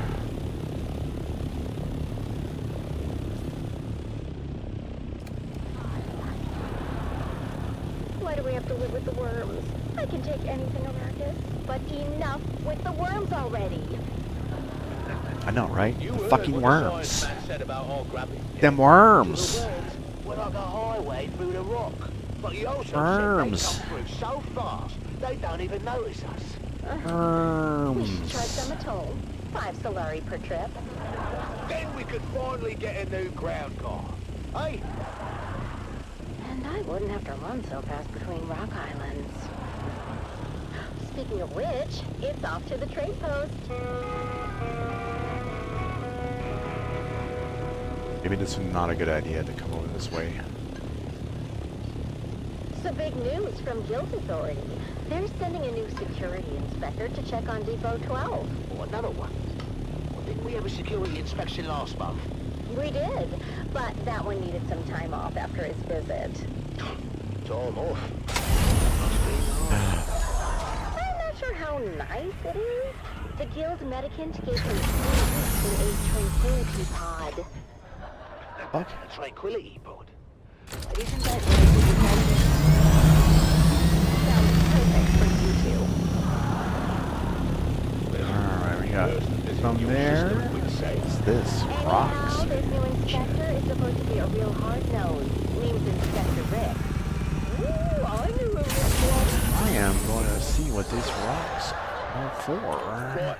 That's disgusting, Mum. Oh, you know what I mean, right? Yes, Mother, we all know. It rhymes with Rick's. We get it, Mum.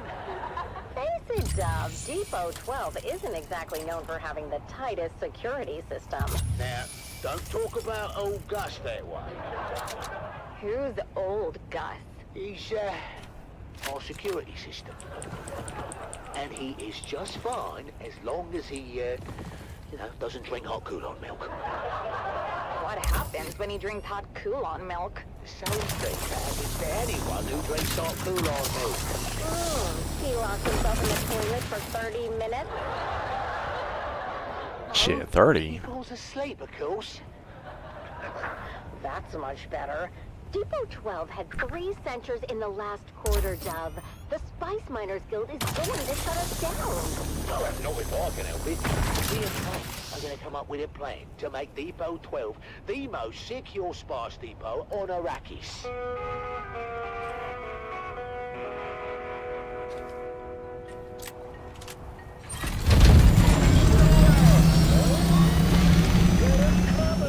Yeah, that's what I'm afraid of. Hey, don't knock until you hear the plan, buddy boy. Frank, my dear, you are still picking bits of your last apparatus from your arse. Don't remind me. Yeah, trust me, buddy. This one is foolproof. My best invention yet. And that is what I'm afraid of. Good morning, Depot 12. I'm here to conduct a thorough inspection of your current security initiatives. This sector is one of the worst in the Imperial Basin. You can blame the Kirab for that, Inspector. I'll decide where the blame goes, Dune man. Now, show me your security. Very good, Inspector. Frank? Oh, that's my cue. Sorry. Automaton, awaken! What am I looking at? My new sentry automaton. I named him Gary.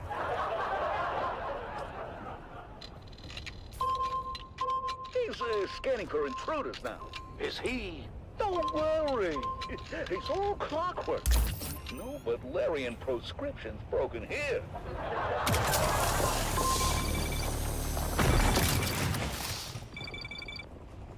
Frank, he must think we are the intruders, eh?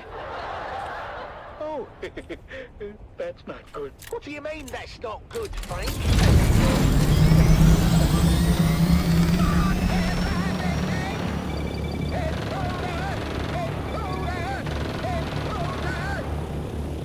Uh-oh.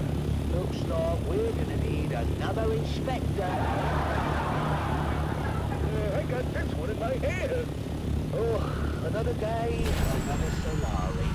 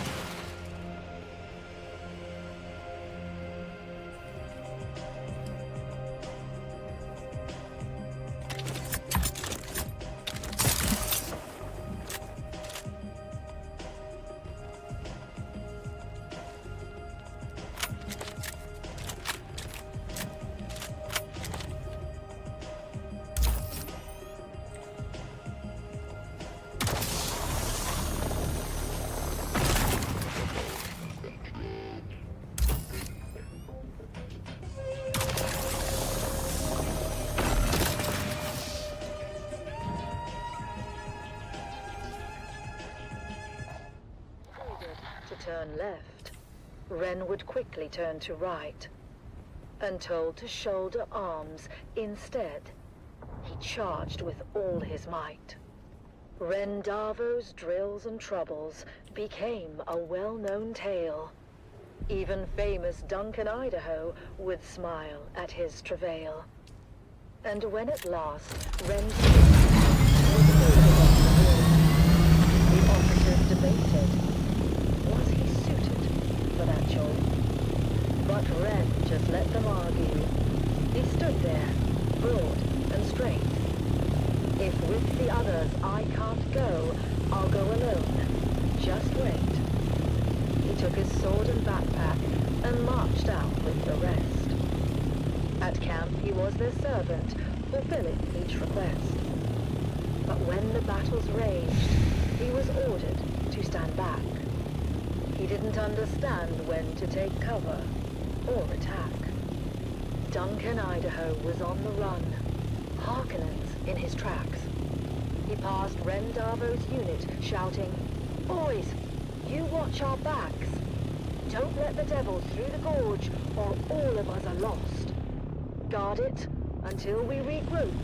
Keep it safe at any cost." A small detachment, made up but of barely 20 men, got there in time to make their stand. Along with them came Ren. The Harkonnen fell on them hard, their lasguns raining death. And 7 brave Atreides men gave up their costly breath. The same disastrous fate would soon befall all those who'd stay. So when ordered to retreat, they all retreated straight away. All but one, who stayed to fight and charged the foes instead. Ren couldn't get the notion of flight through his stubborn head. He just stood there, broad and strong, and ready now to teach a lesson to each Harkonnen who came within his reach. At the choke point in the gully, they all each took a turn, but without lasgun cover. One by one, were forced to learn. They charged at Ren, but each who came was fought and bested all the same. None could beat him at this game, for Atreides' honor, house, and name. Duncan, Idaho had rallied all the troops that still were hale. Into the Eastern He comms. shouted, "Hold out, my brave lad. We're coming. Do not fail." He told all who would hear him, watch a true Atreides fight. Hurry, boys. Come to his aid. He has saved us all tonight. Against that fearsome counter-strike, no Harkonnen could hold.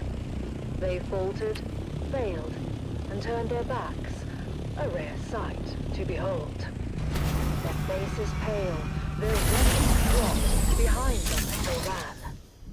And Duncan looked around and asked, "Where is that fearless man? He who held the gully until we could all return, that hero of the desert. His name I must needs learn." "He has fallen," said the sergeant, his head bowed down in shame. "He lies there dead upon the sand. Rendavo was his name." "I remember him," said Idaho, "of Ren who'd seemed to rest, but for the blood that stained the shirt across his mighty chest. That lasgun knew just where to strike, as plainly you can see," said Idaho to those around. "Yes, it knew more than we. It shunned his brow. 'Twas weak and poor, that much all of us knew. But found instead what better was his heart, forever true." The word spread quick among all those who had survived the fight, and every soldier did agree Duncan Idaho was right. Hey sis, guess who? Rendavo was Just no wanted to let you know I'm still alive. Listen, I stumbled into this group, the Sandflies they call themselves. Used to be spice workers, but they stuck it to their bosses. They gave me food, shelter, water even, for free.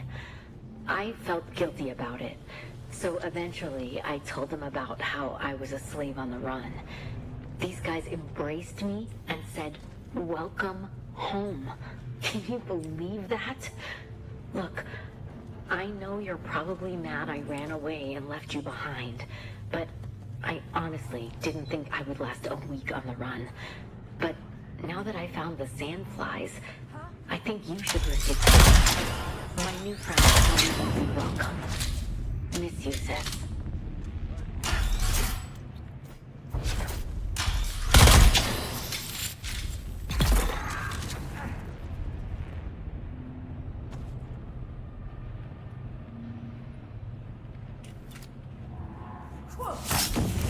God damn it.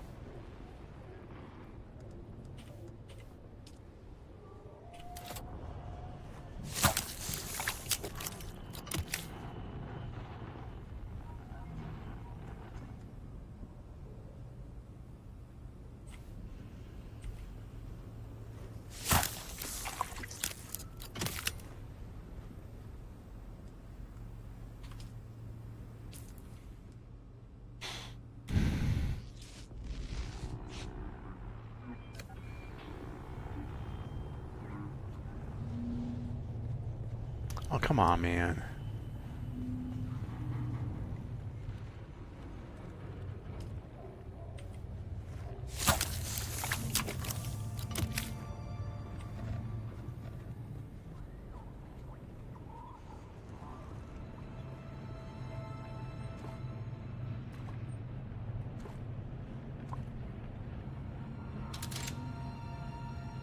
Hey.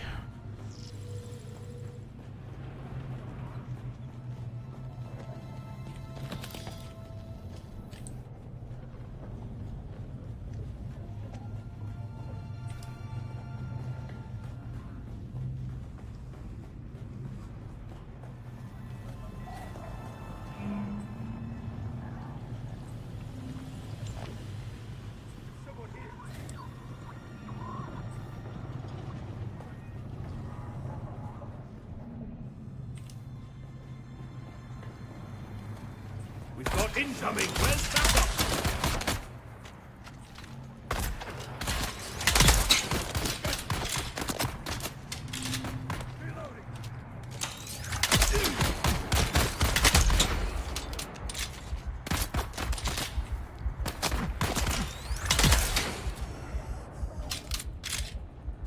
How?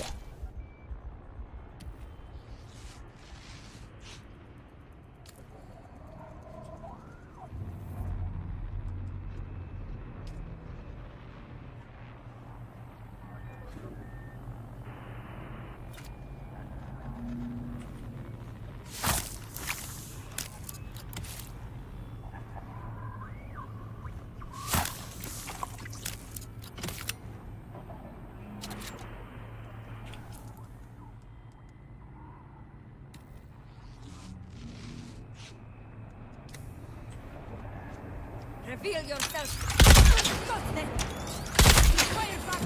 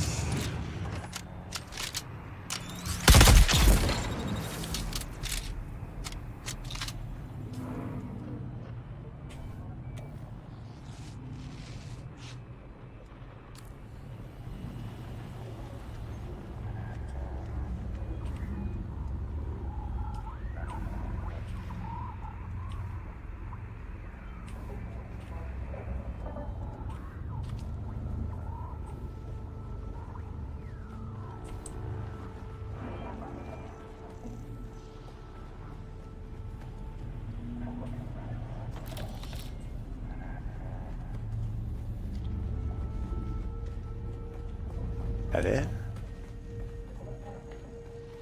I feel like some of these fights are like not worth it. Run around, you fucking shoot some dudes, and then you get like a fucking piece of scrap. Get the intel. Where's the intel?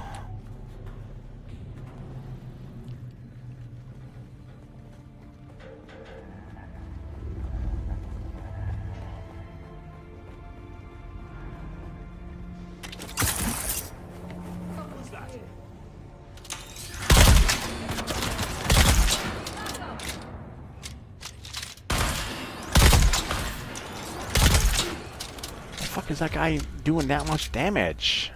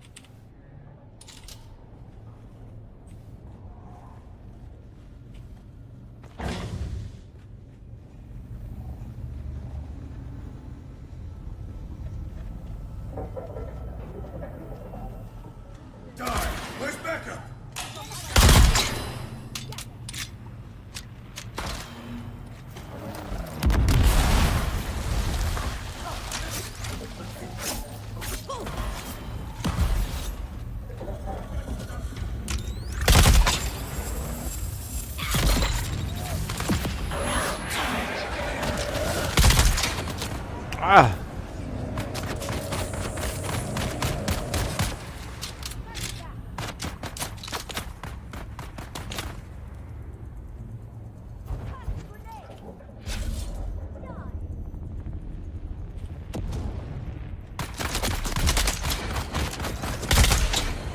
Come on, what the fuck? Dude!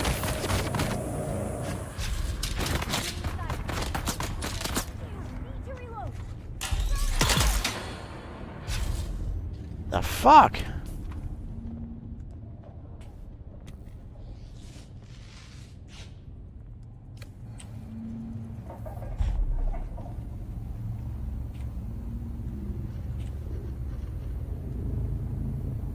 Fuck, I'll take that.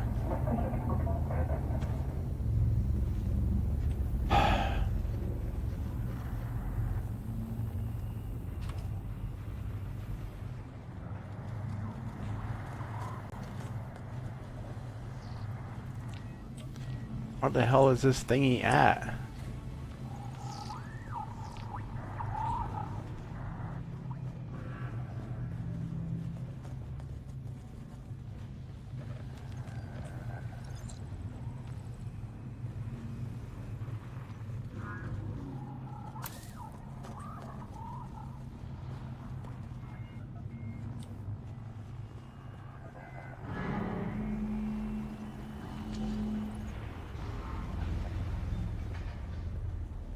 Why is this motherfucker so big? Doesn't feel like it needs to be.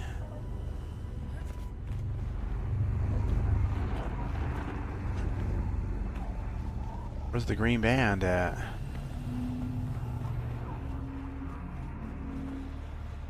Blind.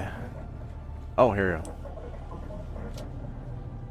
Oh, well, shit. Done.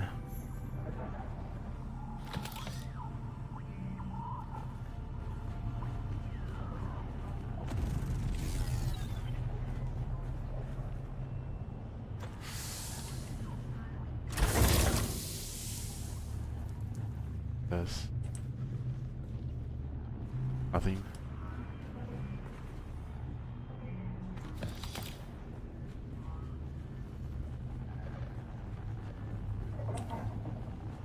What is thingy? Nothing?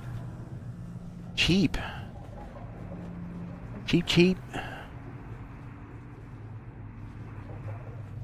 That's it, right? Down here. They get the... out of here.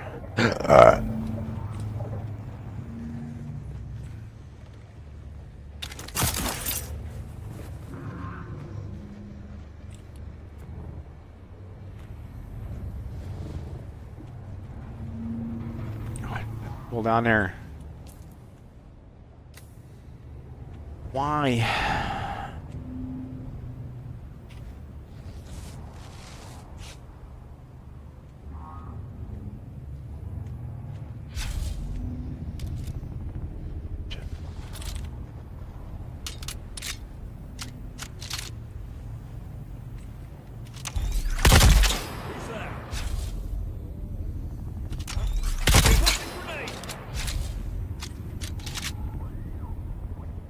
Who's there?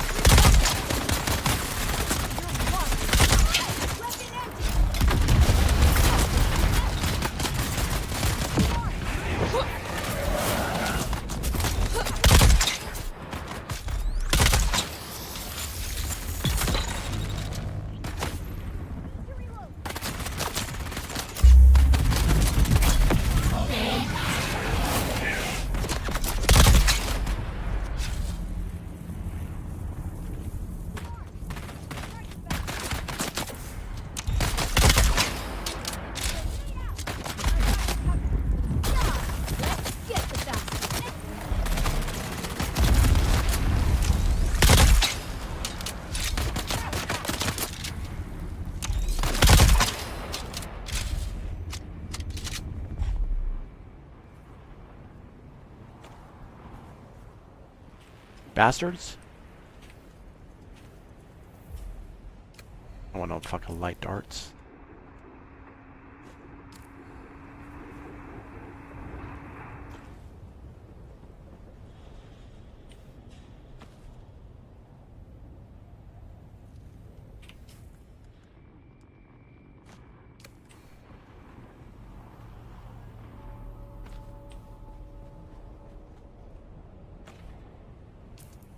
Okay.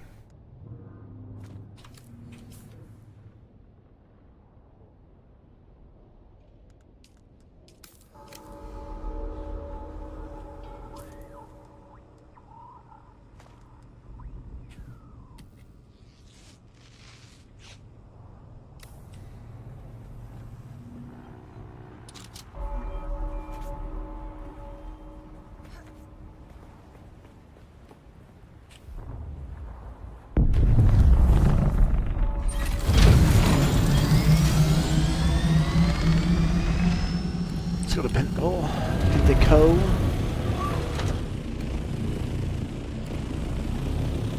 Pinnacle.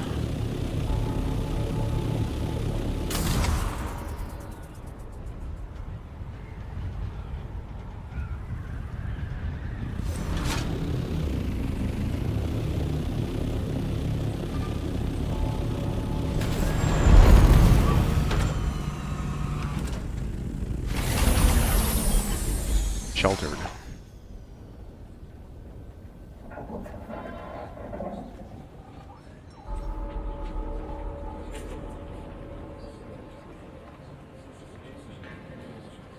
Alright, let me see here. Still this alive, guy. are you?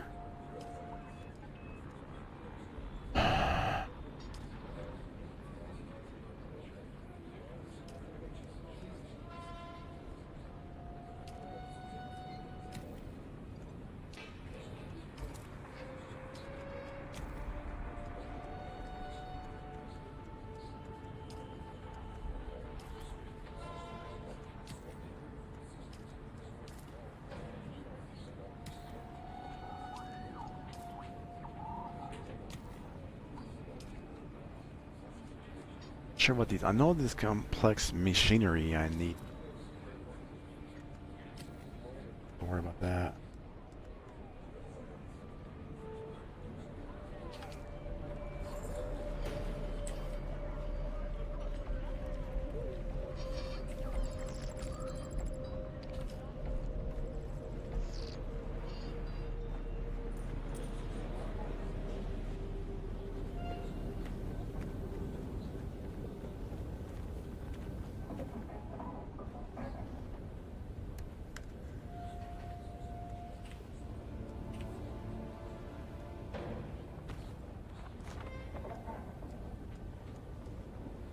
Remember that.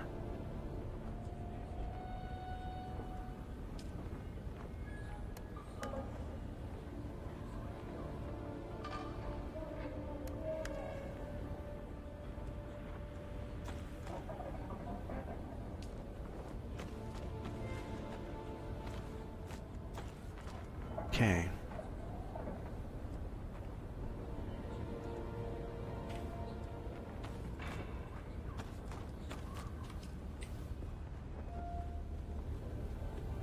Drop some of those off at my other place.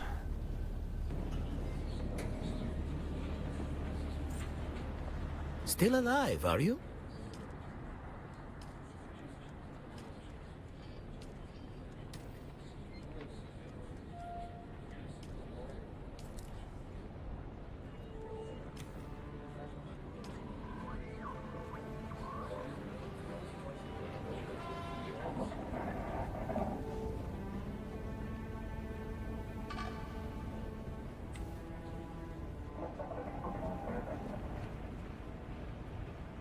Oh, that's pretty new right there. But this one.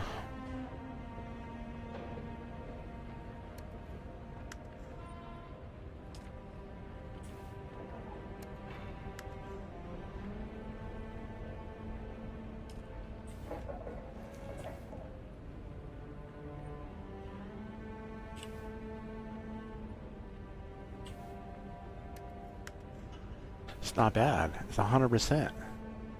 What kind of tread is it on it? Doesn't say.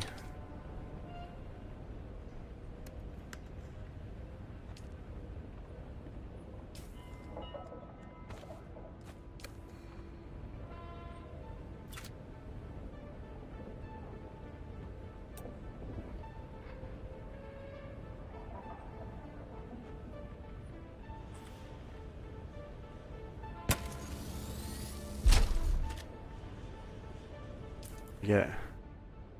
This says sand bike tread, 1-man ground car. How much that sells?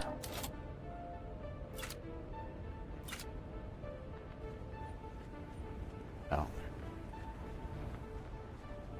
They give me a free sand bike?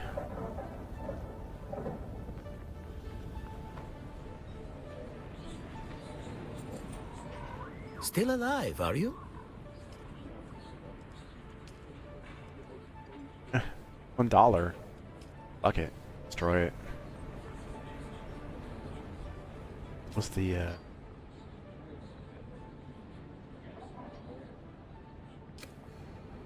Come on, man. That's so stupid.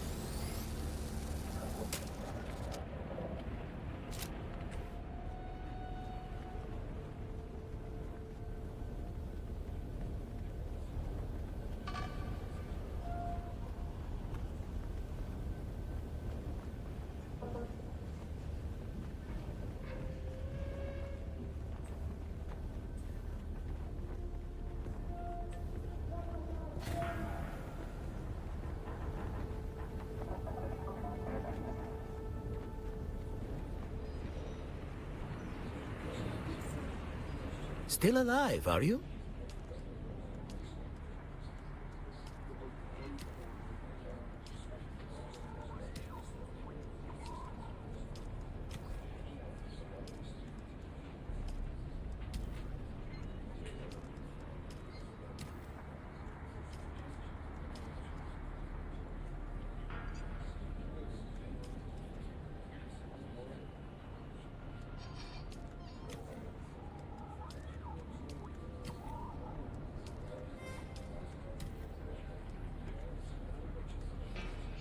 Made the world less little laggy.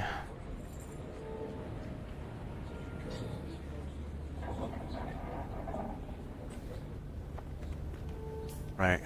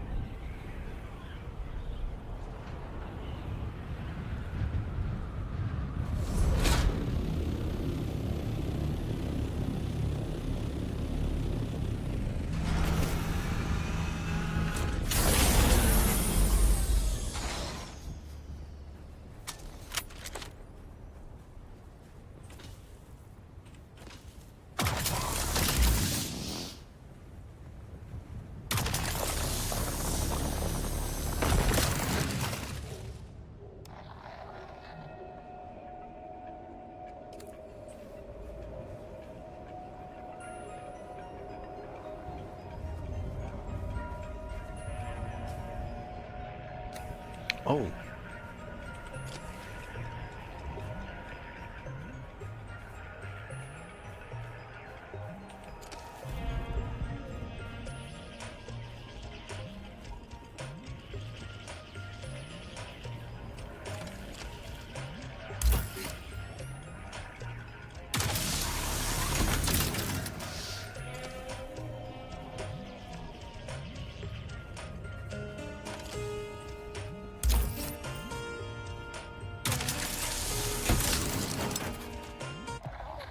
Against us! They fight like demons! The stranger must have trained them! Face me, Eric. I will take care of this stranger myself.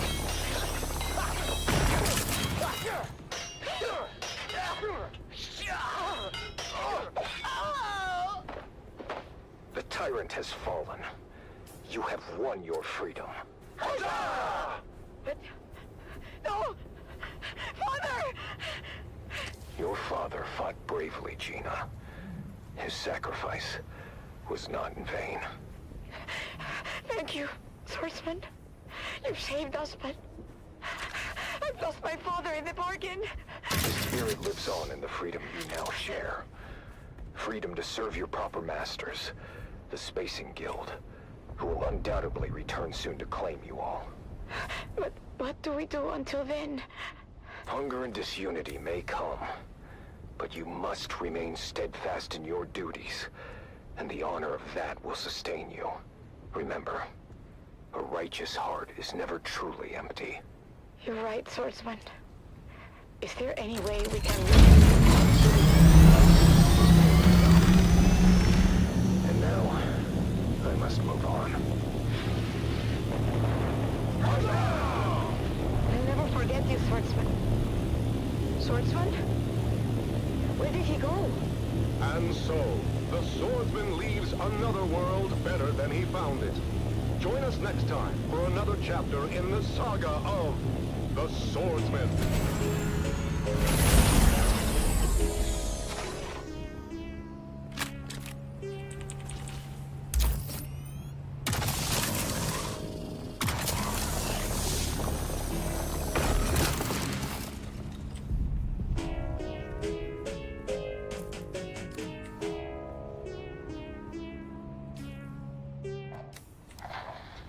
Under the protection of our good Baron. I cannot divulge my name out of fear for my dear ones, still trapped in House Atreides. I am not here to make you up to think. I'm here to ask questions. The right questions. Questions that are keys you might use to unlock your own truth. Today's question: what does it take to possess privilege? My position among the Atreides grant me prestige, power, and pleasures unending. Was my future utterly assured? Was the wine of Caladan the sweetest across the known universe? Yes.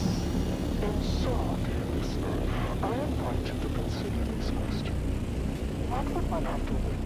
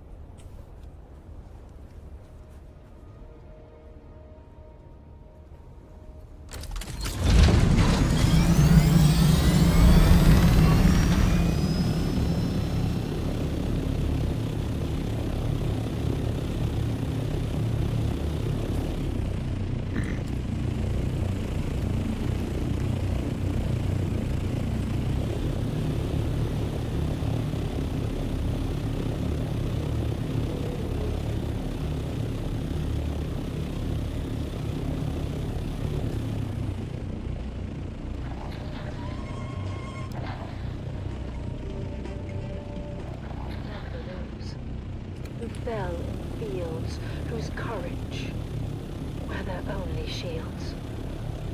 Their names engraved in stars above. Their deeds, the legacy of love. In silence now, I take my leave. For battles end, and souls must grieve. But know this truth, my comrades dear. In every heart, we still stand near. Oh, house of just and noble name, we've lit the stars with honor's flame.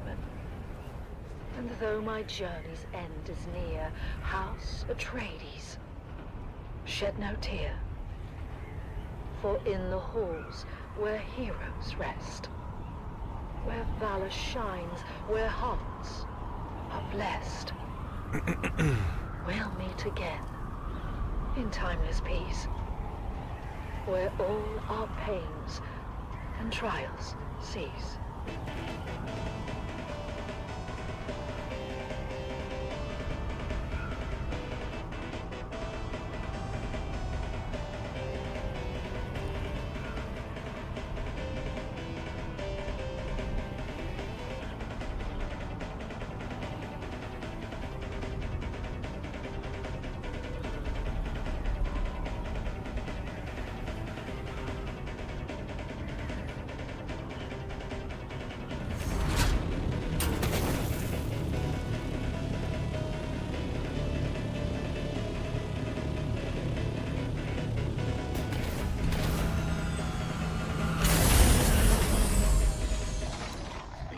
Truth, as judged and signed by the Imperial Chamber Court and Audit Council. So let us journey then to the burning sands of Arrakis, a desert planet in a far-flung corner of the known universe. The year is 10-1-94, and the war of assassins between House Atreides and their ancient enemy House Harkonnen is well underway. We join our story alongside a capacity crowd at the Great Carthage Amphitheater. As the Battle of Windsec is reenacted for the enthusiastic crowd, anticipation continues to build for the main event. The history-making return of the legendary gladiator, Argus Veer.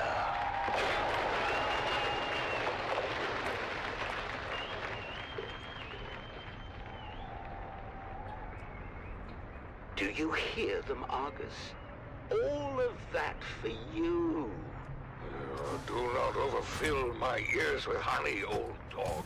I hear the crowd well enough. I also hear the sound and fury of Laskan fire. The Battle of Windsec, I believe. You know how the Harkonnen love their reenactments. Bah! Never heard of any bloody Windsec. A local engagement of some import. The exact details elude me, but I gather it didn't end well for the Harkonnens. Why celebrate it then? I'm told there is some disagreement on the specifics of how the battle concluded, and who, in fact, was responsible for the rather costly destruction of a Spice Guild facility situated there. The Harkonnens, no doubt. I believe the Baron would claim otherwise. He would, wouldn't he? Where is my damned spice? The skin on my legs feel as if it's both swelling and tightening at the same time. The pressure's building. Well, where's my damned spice? That Harkonnen bootlick should be here by now. There he is. Control yourself, Argus. And do keep in mind we are here at their sufferance. Now, enough of your prattling, page. You're beginning to sound like my sixth wife. Damn her eyes. Damn her eyes. Oh, hello. You're not Vestari? No. Vestari had to attend a pressing matter. I'm here in his stead.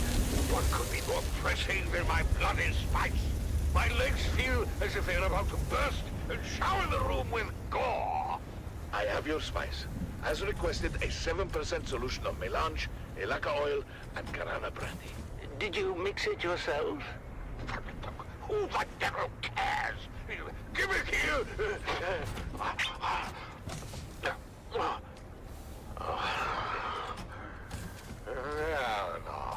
polish. Go easy on the lad. I'm in no rush to be anywhere, and I wish to enjoy a nice day in the country. He'll sleep for a while now. The battle is still hours away. 69? I know it looks bad. We're mostly retired these days, but when the Baron calls, Argus can never refuse. I'm afraid his vanity wouldn't allow it. I grew up listening to Argus Veer on the Communinet. My father said he was the greatest gladiator in the known universe. Unfortunately, How is this so fucking maintaining a heavy? reputation as the greatest gladiator in the known universe comes at heavy cost. By now, Argus has had every major organ slashed, crushed, or punctured. Every bone broken multiple times. He's had so many parts rebuilt, replaced, or regrown completely over the years that Beni Tzlilax will no longer guarantee their work. They say he shouldn't even be alive. I had no idea. No one does.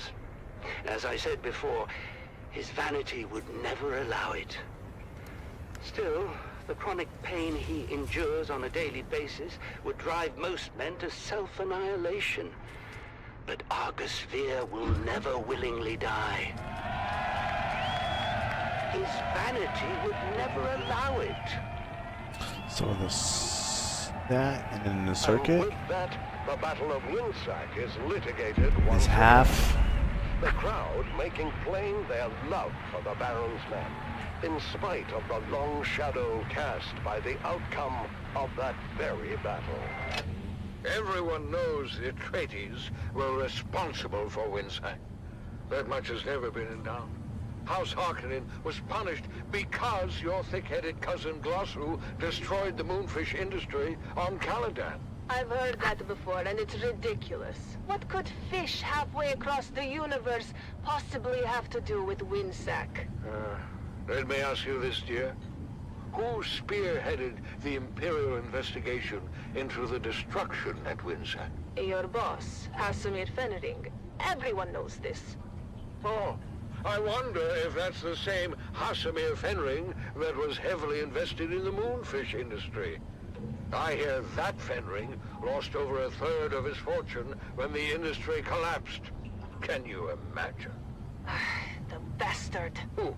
Fenring or your lunk-headed cousin? The Count bleeds our house dry with massive debt for a facility we didn't even destroy. You know I love you and your whole eccentric family, dearest. But if someone deliberately reduced our holdings by a third... I would skin them alive, of course. Spoken like a true Harkonnen. Would you deny Count Fenring the same accommodation? As much as the Baron bemoans it, I doubt House Harkonnen is substantively injured in anything other than pride. But enough of this. Are the girls ready? The streets are filled with revelers, and I'm not going to be late again. It erodes my authority, and I resent it. Girls!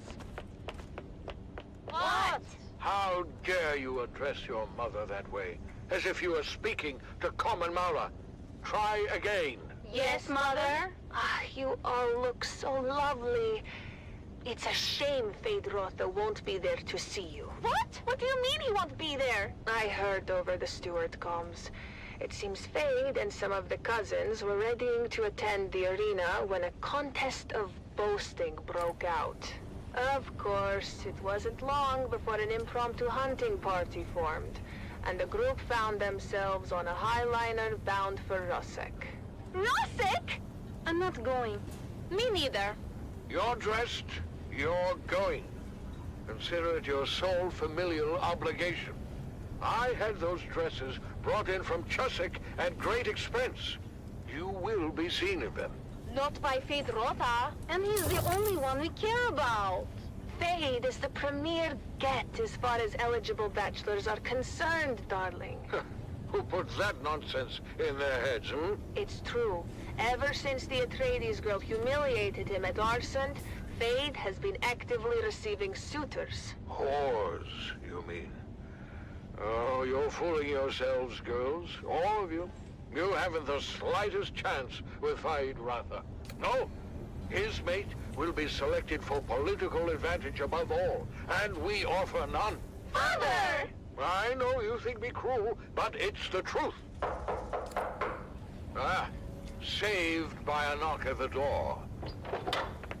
Grim tidings, High Prefect. Girls, out. You stay, darling. Davros, report. We're getting calls from all wards, sir. Somehow, a sizable supply of alcohol has made it through the security zone and is being distributed throughout the city. Throughout the city? Drunken debauchery reported in all wards, sir. We're shutting down pores as fast as we can, but we can't keep up. I told them this would happen. You can't drive the workers harder and harder and take away their outlets at the same time. The pressure can only build so much before it explodes. So what do we do, sir? What do? We do nothing. Perhaps the alcohol is a gift. Perhaps the crowds will have a riotous good time and wear themselves out before we see any proper unrest. What is your read on the crowd's temper, Davros? Happy, sir. Excited for the most part. Excited for Argus Veer, that is. If there's one clever move Lord Raban has made in recent memory, darling, it's delivering the great gladiator. I thought the old hedgehog was retired. He is, but Glossu had nothing to do with it. Argus Veer is here at the Baron's request. Well, it doesn't matter who brought him. What matters is that he's here. I shudder to think about how the crowd might respond were they denied their spectacle. Well, we'll all be denied, sir, if we don't get going. Your ground car awaits. Vastari! What happened to Valentin? Oh, I know I'm late with your spies, but it's been insane up top. The crowd's worked up as I have never seen. Oh my. Argus. Yeah, well, better wake him already. He's up next. I think that might be a problem. I can get a bucket of water or something. We're going to need more than a bucket of water, I'm afraid. Argus Veer is dead.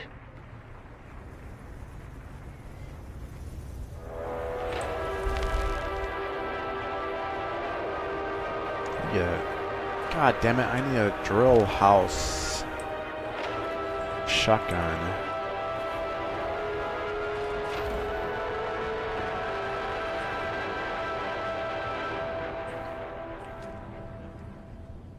You're tuned to Harvester Radio, the Dune Man source for bulletins, weather, and matters of import to the Spice Miners Guild.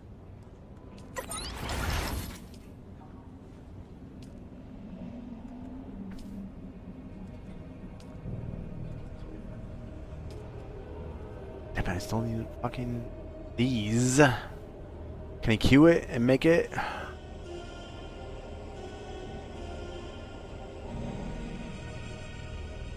I'll just hold off. Need 10 more.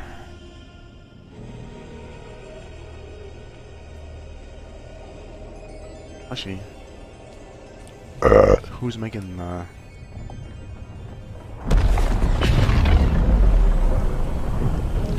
I thought.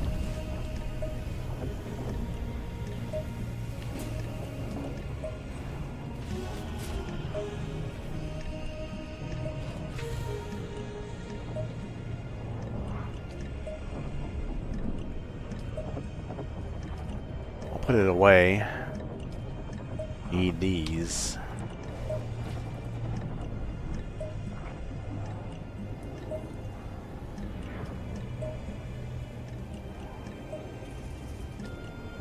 I need 4. That's not bad, actually. 69. And then for the house, shotgun.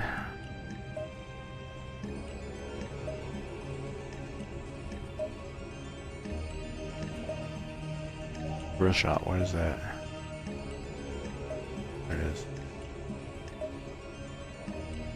That's 63. That's not too bad.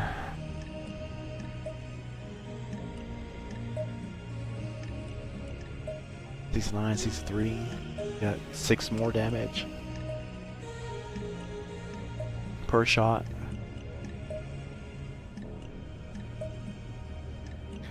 .5 reload.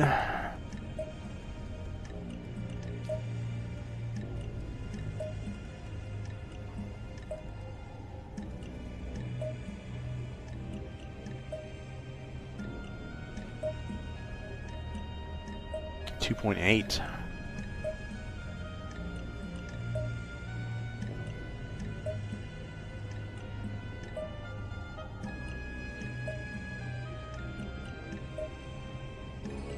.54.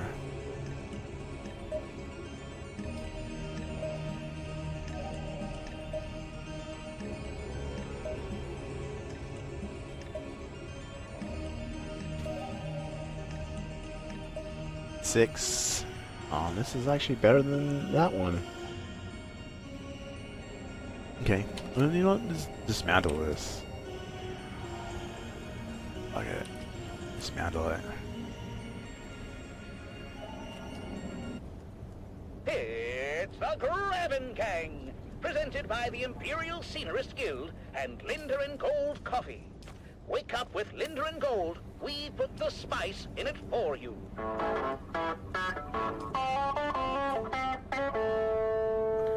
We get a little bit back.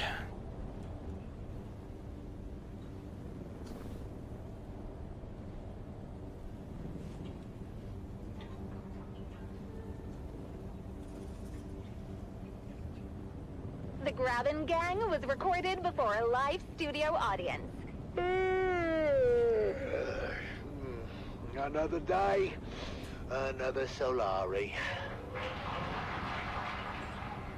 Breakfast is ready. Well, then, so am I. Good morning, love. It's a great morning, sunshine, especially since we're starting the day with Linder and Gold coffee. You know, they put the spice in it for us. Thank you, Linder and Gold. Morning, Mom and Dad. Canute asked me to go to the festival with him. Wait, Canute? Which one is Canute? The one who dresses like a Kirab? No, that's Faisal. Canute is the one with the, you know...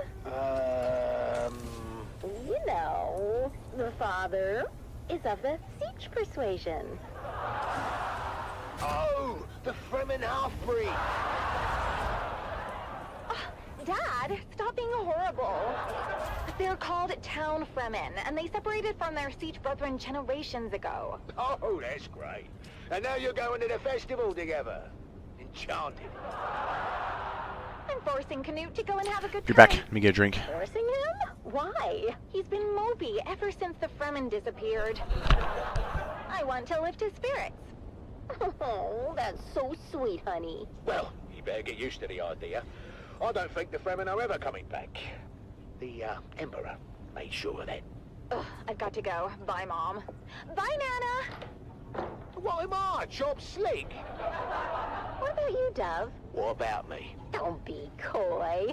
I know you're mad for the festival, especially the spice cake competition. Oh, this is my year, Marika. The golden hat will be mine.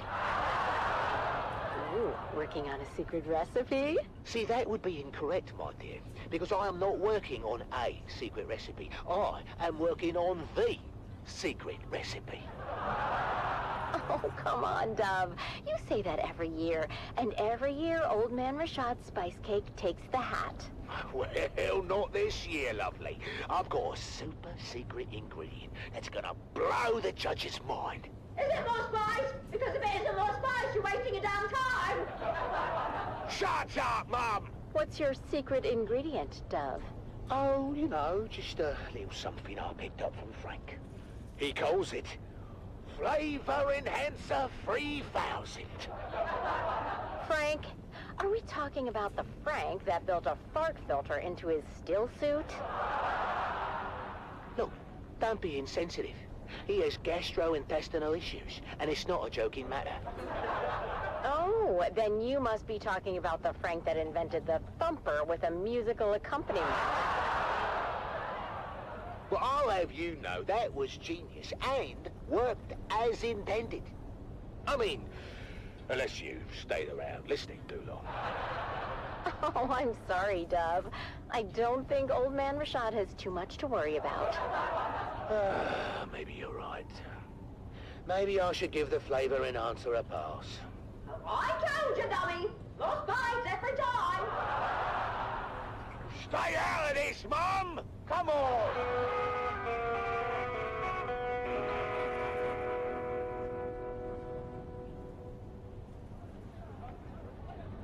The Pharaoh sees all, but what does it say for you? Have your fortune told and learn what fate has in store. Only 25 Solaris. Did the judge come around yet, Dove? Not yet. Where's Junie? Looks like they're in line for the fortune teller. Oh, no! That's old man Rashad's booth. Look at that line. He must be giving out free samples again. Well, that's not fair. Oh, want me to go over there as a spy and size up the competition? You just want to try his cake, don't you? Is that so wrong? What about me? Oh, I'll get you a piece too. Well, that is not what I meant. I know, but I will get you a piece. Yeah, all right, fine. Hey there, neighbor! Frank, I didn't think you'd show. I mean, well, you know, because I wouldn't use your invention. Come on, Dove. Have you ever known old Frankie boy to be a quitter? No, but I'm still hopeful, you know. Come on, buddy. Have you scoped out the competition? No, but my whole family deserted me for old man Rashad's sample line, so I can take that to bed with me. Oh, I've been through his line twice. That cake is better than ever. Oh, thanks for the morale boost, mate. Yeah. I'm not too dry, not too moist, just right, is it? So, what do you say we make this a little more interesting? Wait, is that what I think it is? Well, that depends. Do you think it's the Flavor Enhancer 3000? Isn't it? Right on the money. Let's sprinkle some on. I'm not sure about this, Frank. That's why you got me around, Dove. I'm sure for the both of us.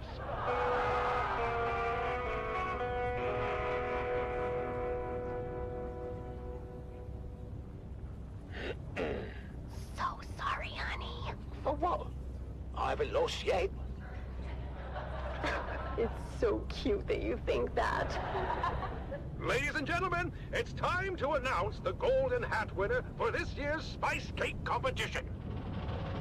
And the winner is Dove Denick of Depot 12! Did he just say Dove Denick of Depot 12? He said Dove Denick of Depot 12.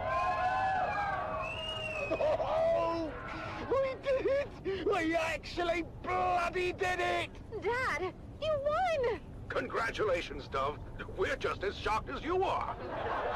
Come around, all. There's enough for everyone to have a taste. The line starts behind my wife right there. And here's some for you, and you, Governor, and a big piece for you because I like the look of your face. One for you, little boy, and your mum. Tell me, Dove, can we know your secret? I don't think it's an overstatement to say your cake achieves new dimensions in flavor. Did you put anything special in the mix this year? Well, It's a lot. Why, yes, your judgeship, he did. In fact, the winning cake was baked with real spice and the Flavor Enhancer 3000. Flavor what now? Flavor Enhancer 3000! A new dimension in flavor, discovered and refined by yours truly, Franklin Munt. I can't believe I'm saying this, Frank, but one of your harebrained inventions finally paid off. Oh my! What was that? You okay, Mr. Judge? Sorry, I don't know what came over me. I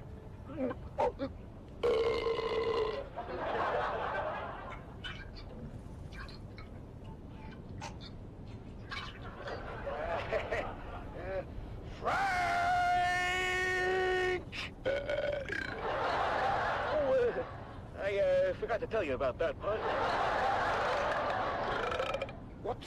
What part, Frank? In certain rare cases, it seems that the Flavor Enhancer 3000 may cause some gastrointestinal distress. Certain rare cases, eh? Almost all the time. In light of this new information, Dove, I'm afraid we cannot award you the Golden Hat.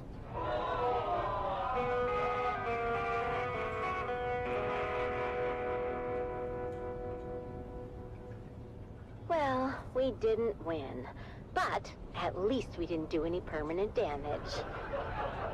Yeah, Dad, that's progress. Well, you know what? All things considered, I think we did pretty good today. Yeah, we did.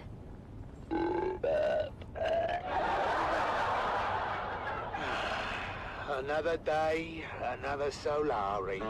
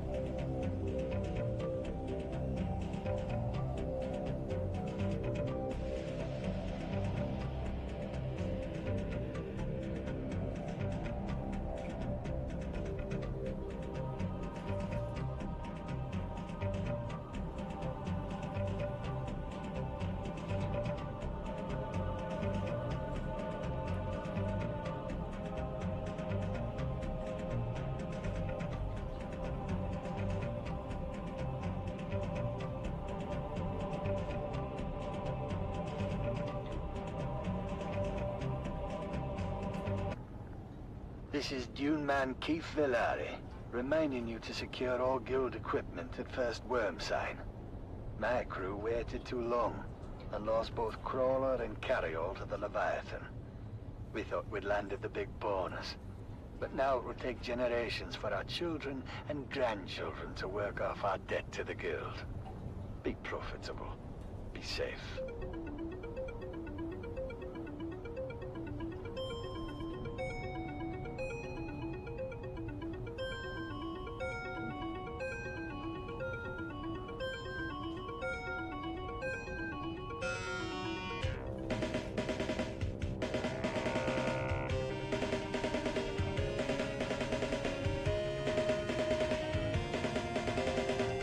Dune, the battle for Arrakis.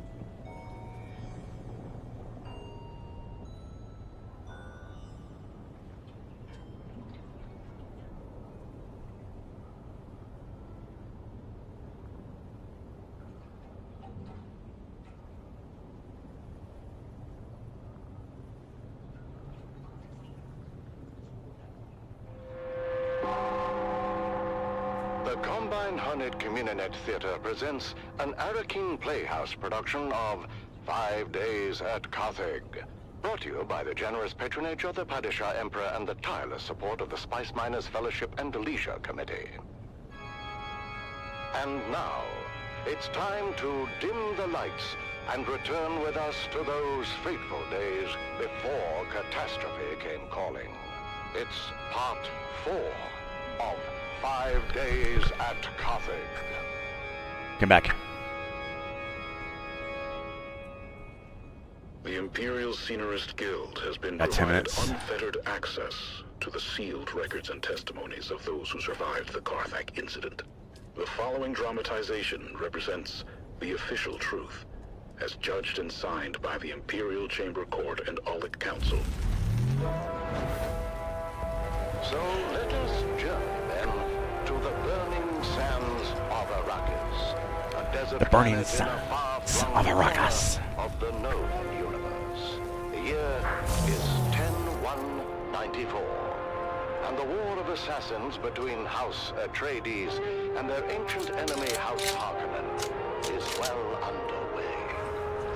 Once again, we join our story in the tunnels below the Great Carthage Amphitheater. After months of being overworked and forbidden from all vice, a massive cargo load of illicit alcohol has found its way into the city and flasks of the anxious capacity crowd. What happened, Val? You've been gone forever. More importantly, is it done? It's done.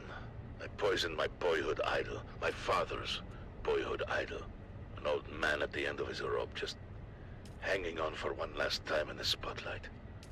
One last bow. Something bad happened.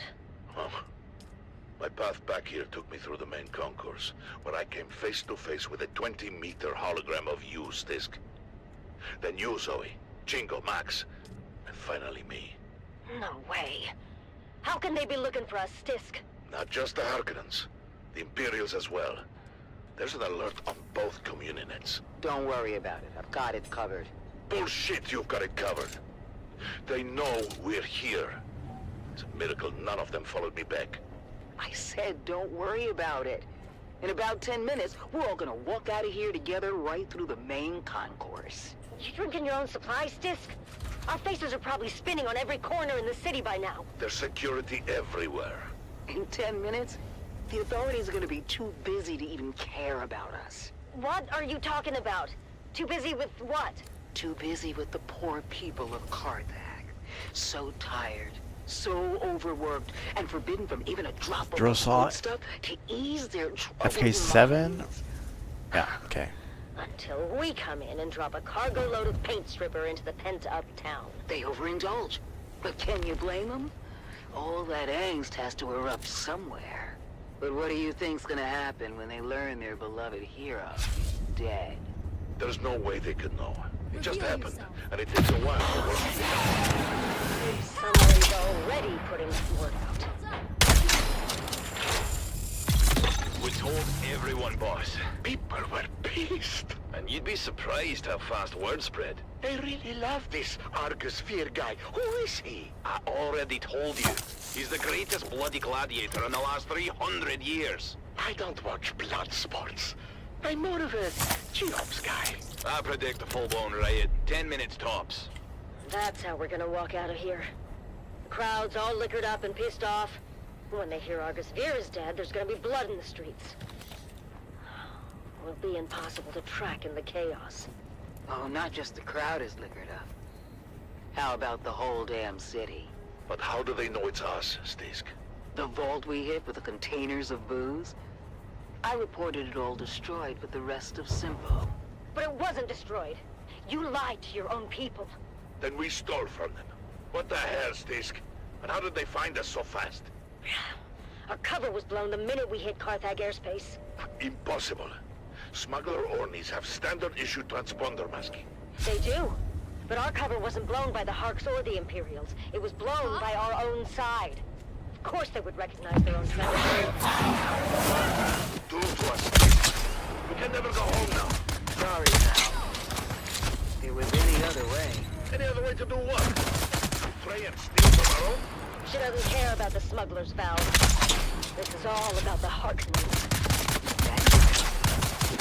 In all his funds and go to hell and take their city with him. Carthag can burn to the ground for all I care. Just like Simpo. Millions could die. Or they could live. If they get out in time. There's more chance than my sister got. What the blazes is the hold-up, Davros? This ground car hasn't moved in 10 minutes. It's the crowd, sir. As you correctly surmised, they seem particularly agitated. Blast it, man. I told you to take the back way and damn the main thoroughfares. This is the back way, sir. I'm getting reports from all precincts. The people are well lubricated and taking to the streets. Well lubricated. Lord Miller, I'm well lubricated myself. The poor girl only said she has to. Damn it. I told you all to go before we left. Davros, what do you suggest? I have a cup, sir? I'm asking about the mob, Davros. The angry, inebriated mob encircling us at this very moment. Wait a second, sir. There's a bulletin being flashed on all Communinet frequencies. Put it through. This is Chom Communinet 1 with an emergency bulletin. At 21 local time, Carthage officials announced the death of famed gladiator Argus Veer. Further reports indicate widespread unrest throughout the city, as well as full-scale rioting at Amphitheater Square. Prefecture authorities have ordered the streets cleared, effective immediately, as a curfew is now in effect. Let's go live now to... I am surrounded by fools, darling. I'm not the drunken, slack-jawed apes cavorting just beyond. No, the fools my own organization, the so-called prefecture authorities, that have, for some unknowable reason, ordered a curfew and the streets cleared. 2 orders that I, as the High Prefect of Carthage, with the most complete knowledge of our forces' capabilities, would submit, we have no bloody hope in hell of enforcing. 2 orders that will, in the end, only serve to incite the drunken mob more, if not compel them to violence. Darling, the girls are afraid. Listen, girls, this is a Series 7 armored ground car. The same vehicle used in the Emperor's own livery. The Series 7 is renowned throughout the Imperium for its amenities. Amphitheater security has been overwhelmed, sir. The surrounding precincts are pulling back as well. Word is, this is escalating into a full-scale revolt. Darling, if we don't survive this, I want you to know I hate your entire family. Father! Whatever happened to set this off? Oh, you can be sure there's a Harkonnen at the bottom of it. Actually, sir, reports are coming in attributing both the alcohol and death of Argus Fear to a rogue smuggler and her crew. Still, I suggest we withdraw to the residence until the situation is secure. Yes, Stavros, get us out of here. Sir, do you mean... Yes, Stavros. Engage the battering ram. Now would be a good time to ensure all your safety harnesses are well fastened. It gets quite bumpy at ramming speed.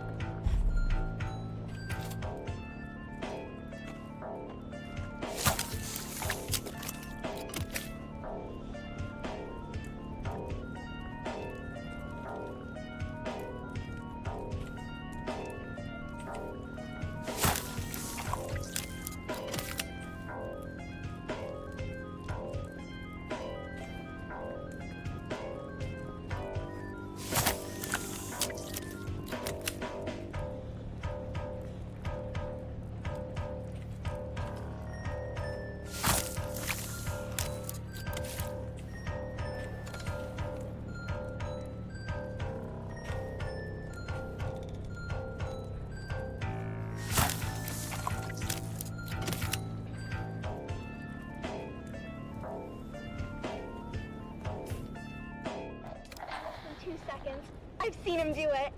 But after a whole lot of dust and nothing, we finally came up upon the coordinates marked on our map. And what do you know? The crash ship was nowhere to be seen. Of course, Mom and Dad immediately set to arguing about it while the rest of us fanned out. You're an idiot. My calculations on this fiasco. I should have listened to my mother and entered the sisterhood. At least then, I'd be married off to a man of consequence. You wouldn't be married to anything but a mop and bucket. Instead of kids, you'd have hallways to clean. And you know those witches got a lot of hallways. What do you know about the Bene Gesserit? You don't even know how to add. I know one thing I'd like to subtract. Hey, Mom and Dad? Look what Phaedra and Bree just found. While my parents were bickering, my big sisters, Phaedra and Bree, had uncovered a hatch in the ground, beneath layers of sand and scree. It took some cutting, some prying, and a whole lot of cussing, but my dad finally got the hatch to open to reveal a ladder going down. Dad led the way, his glow cutting through the darkness as we descended for what seemed like an eternity. The smooth ladder shaft was marked with ancient warning signs in a language that Phaedra said was Proto-Galactic, whatever that means. Dad said it meant that the place at the bottom of the ladder was a part of the old empire. Finn Jr. said they were around a really, really long time ago and sent their scientists all over the universe to very cool stuff. Dad said finding their old stuff is our family pastime. The fate of the O'Gary clan has always been tied to remnants of the old empire, whether it was back on Hagel or right here on Arrakis. Look at how we're drawn to one of their facilities without even knowing it was here. When we finally got to the bottom of the ladder, we found ourselves in a small antechamber. That's when Mom noticed a series of small, almost invisible switches along the wall. With a little bit of trial and error, we activated the mechanism. A screen flickered to life, displaying a map of the facility. Dad examined the map and explained that we were in an auxiliary substation, built to support nearby old Empire ecolabs with technical matters. This was very exciting for Dad because it meant that there were even more testing stations out there just waiting for us to find them. But for now, we had this substation before us. Mom figured out where we were on the map. Come back. It seemed we had entered through an emergency escape tunnel. But when we tried the door leading back to the main area, it wouldn't open no matter what we tried. Dad began to despair, but Mom kept her head and found us another route back into the complex through a twisty utility deck. But there was a catch. The utility duct was incredibly narrow, too small for any grown-ups to fit through. This was my moment to shine. With a quick pep talk from my mom and a thumb to the circle, I wriggled into the tight space, inching my way forward. The wall closed in around me, but in true Gary spirit, I kept my cool, determined to reach the other side. About 30 meters in, I felt a tug on the safety rope tied around my waist. I reached its limit. I couldn't go any further unless I disconnected it. Sally, you're at the end of the rope. You want to come back, hun? I can't turn around here. It's too tight. I'll have to disconnect and keep going. Are you sure, Sally? That's an awful risk. We won't be able to help if anything goes wrong. You didn't raise me to be a coward. What does that always say that Owen O'Gary is for? Is it obnoxious? I thought it was obstinate. No, you sillies. It's audacious. I'll be fine. Just keep a lookout for trouble. I unhooked the safety rope and kept pushing forward, fingers crossed that the passage would lead somewhere. The angle of the duct meant there's no turning back. If it was a dead end, I was surely a goner. But hey, what's an adventure without a little risk? I think I can see something up ahead. It's an access hatch. Here's hoping I can open it from inside. I made it! The access hatch opened onto a huge chamber, lit by a soft, eerie glow. It was a real treasure trove of ancient technology, preserved perfectly through the ages. I had found the mother lode. After marveling at my discovery for itself, I managed to backtrack to the escape tunnel where my family was waiting. Now I understood why we were never able to open that door. It was blocked by an ancient power loader. Fortunately, the control fob was still in place, so I was able to move that great beast away from the door. Honey, are you okay? I'm fine, Mom. Where are you going, Finn? Our daughter almost died, and you're more interested in salvage. She seems fine to me. More than fine, in fact. She's spectacular. Our daughter or the power loader? Can't we be excited for both? This is a VK5000 powered work loader. The last exosuit to come off the Venhold assembly line before the company was split up into Combined Mercantile and the Fold Space Shipping Company. Do you mean... Yep. The predecessors to CHOAM and the Spacing Guild. Wow. After the excitement died down, we carefully extracted as much as we could carry, making sure to document everything for later study. It was our most successful expedition yet. Back at our shop, we spent days cataloging and cleaning our finds, preparing them for sale. And that's where you come in, dear listeners. That's right, Sally. At O'Gary's Imports, it's our Old Empire extravaganza. And you won't believe our prices. We have SD converters, we have anti-induction modules, we have cobalt-tipped Frams, we have articulated John doors for men and women. Come find us on the Agora Concourse of the Grand Souk in Arakeen. Because at O'Gary's Imports, if you want it, we have it. And if we don't have it, we'll get it. Thanks, Dad. Until next time, this is your faithful Badland Scout, Sally O'Gary, signing off and reminding you to always check your six. And come back next time for another episode of the Wastelander Chronicles.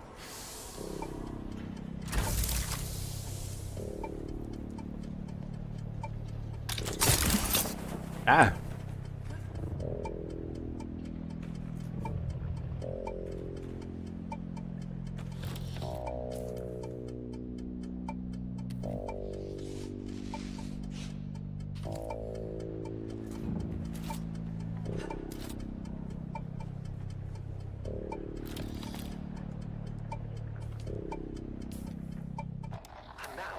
For the final touch. This creature's marvelously iridescent eyes, extraordinarily rare and valuable, can be preserved as trophies if they are carefully extracted from a still living specimen. And... oh, at last, the many-colored eyes of the Seleucid tiger, a reminder of Lord Havoc's... of Harkonnen superiority and the power we wield.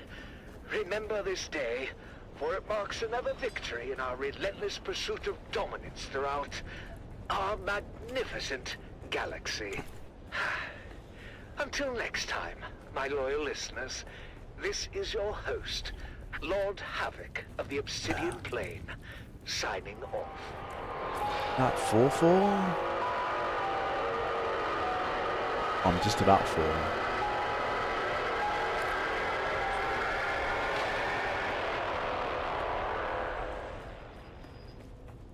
Stay tuned to the Harkonnen Network, where loyalty, strength, and victory are celebrated.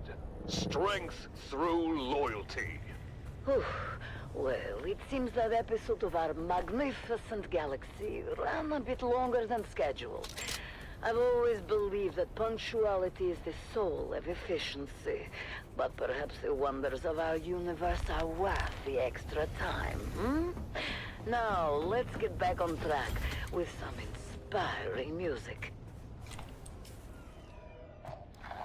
Rico Ma. After an anonymous report, Rico had been investigated for skimming unprocessed spies, an offense that led to a heated confrontation. How did you come to be in the crew lounge when Thorne and Rico came to blows? It was the Noah's Oak days. I was passing through the lounge on my way to pick up cake. And what did you see when you got there? Thorne and Rico going at it. Well, there was a lot of yelling at first, but it got physical quick. I mean, Rico was a big guy, but Thorne knew how to fight and laid a beating on Rico. We separated them before it got too bad, but you can see for yourself. The holocams caught the last part. You think you can humiliate me like this? I'll be shitting teeth for a month. Count yourself lucky, thief. In the old days, they would have fed you through the mechanical separator. I have no bloody idea how that got there. I've never seen that before. The incident had been diffused, for the time being. But the tension between Thorne and Rico was palpable. Was it enough to drive Rico Ma to murder? That's what I was working to find out. I was shift supervisor in Chief Thorne's next rotation. And how would you characterize Thorne's state of mind? Thorne was worried. He didn't report the fight with Rico straight away, which is weird for such a straight arrow. What happened next? We don't know all the details, but holocam coverage tracked Rico to Thorne's cabin later the same night. There was some kind of second altercation. Did Rico have an alibi for the time of Thorne's disappearance? No, he didn't. He claimed he was in his quarters the whole time. But the stormfront had closed in, and we were running dark. There was no way to confirm his location with the holocams. So, with suspicions mounting against the deckhand, Captain Noah ordered Rico Ma to the brig. And what we found next raised even more questions. What am I looking at? That's a mnemonic film wire containing a coded message to Thorne. I knew exactly what it was, but I wanted to learn what the shift supervisor knew. Far as we could tell, the code was based on old cipher used by Atreides signal intelligence. The plot was thickening. Why was Thorne receiving secret messages from the Atreides? And why was that message in Rico's possession?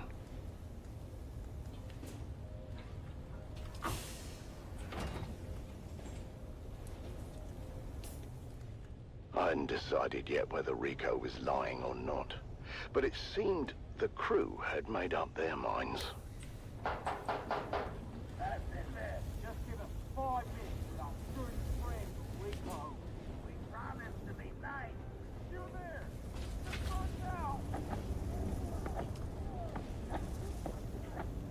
Communications specialist Jeb Dolan was tasked with deciphering the secret message, and I tried to impress upon him the importance of doing a quick but thorough job. What started as a murder was rapidly becoming something else, and I had to get to the bottom of it quickly. The Spice Miners Guild had a mandate to remain neutral in the ongoing war of assassins, and had successfully done so. Thus far, or had we?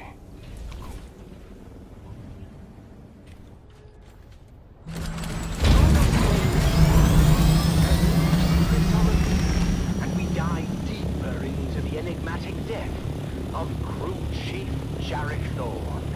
But until then, stay vigilant and watch the sands until death on the Titan returns.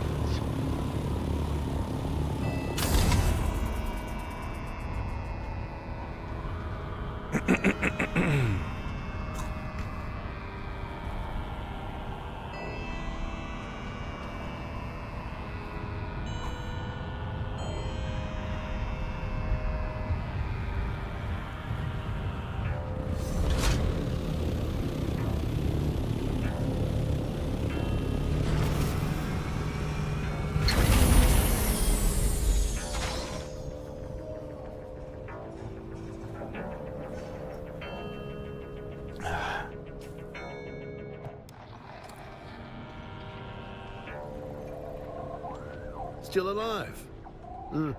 That's too bad. We had a bet going. 3,000.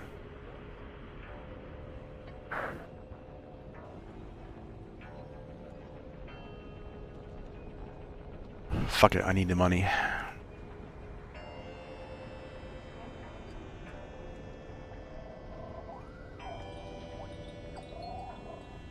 think I have one at home.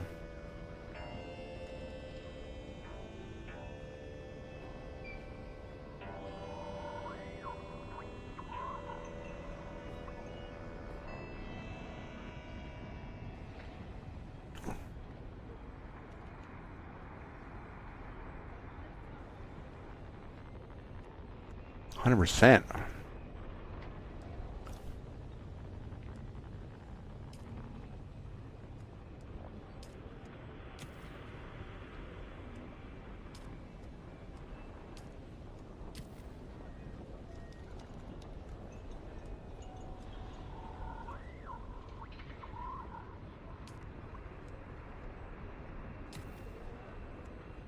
Fuck it.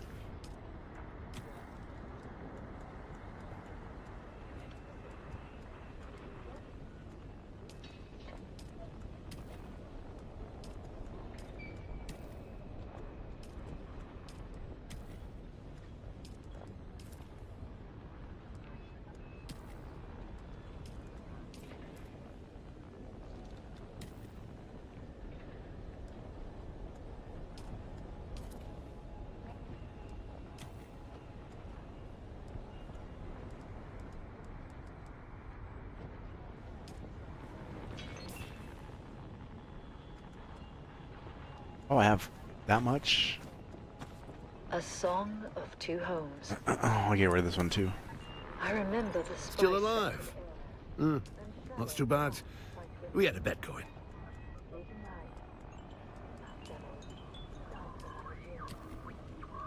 Gold on gold, a wind that whispers throughout empty nights. To rust and caress the sand, the landscape shifts and sighs. Rises up and forms anew, sings a song to me. And I see our footprints, swallowed by the sandy sea. I recall the mist of morning tides and the scent See what this. of Now I got salt this over upon here. the breeze.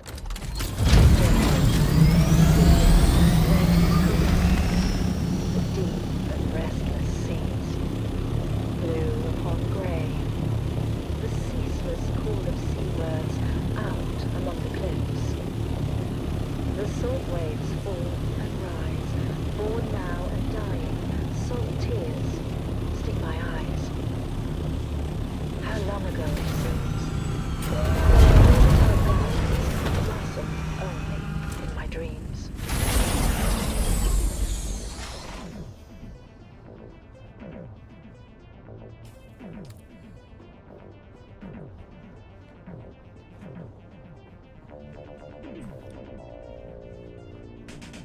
Ah.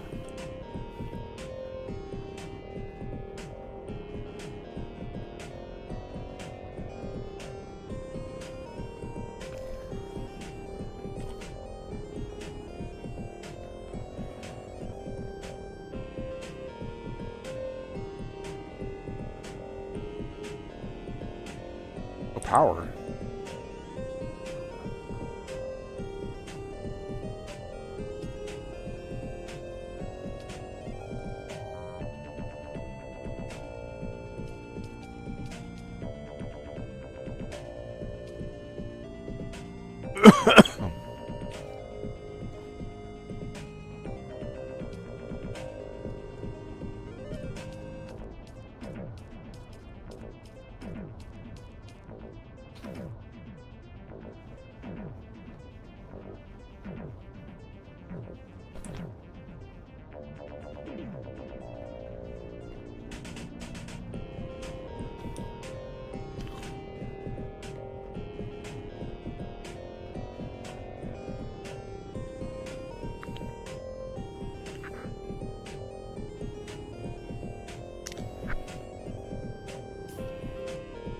Okay.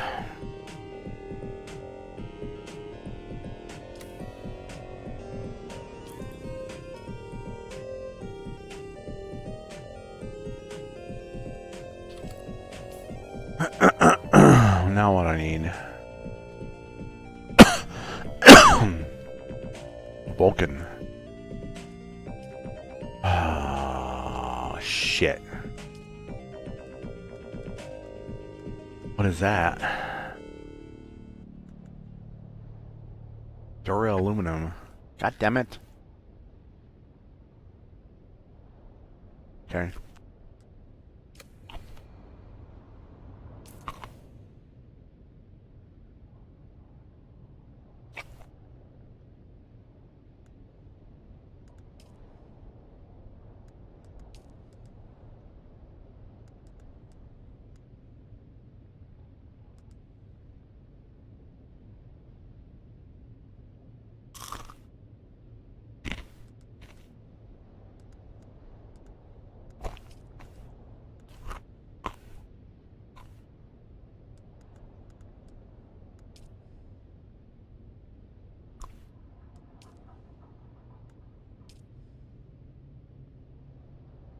Search for the map. The cult.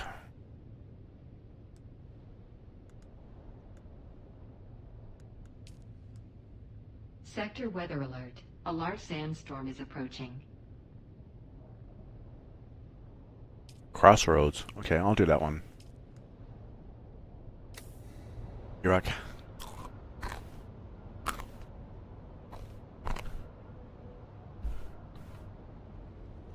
It's going to be another hot one today, folks. It's already 70 degrees Celsius in the shade, and the day's just started. All we can do is put one foot in front of the other, and face what comes with honor and determination. This is Tolliver Camp from the heart of Arakeen, guiding you through your day. I don't know what the fuck I just listened. I heard. Or ate.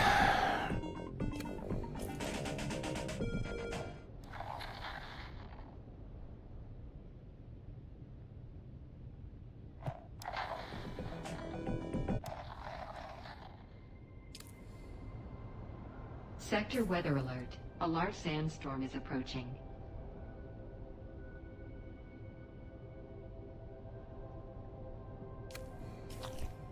A little bit easier way to go over here. Just north.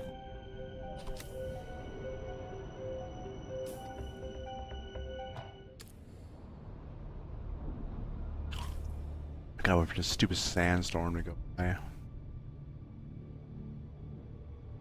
Or maybe I can beat it.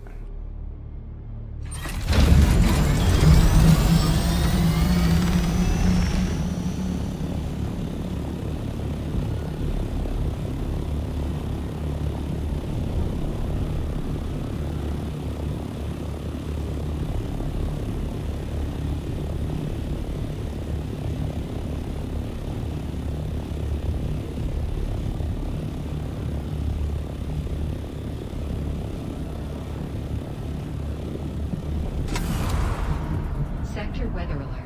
A large sandstorm is approaching.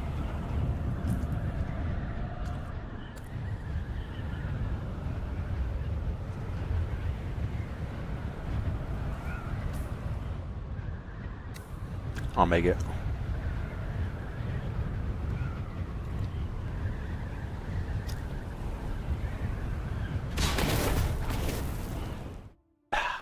Made it.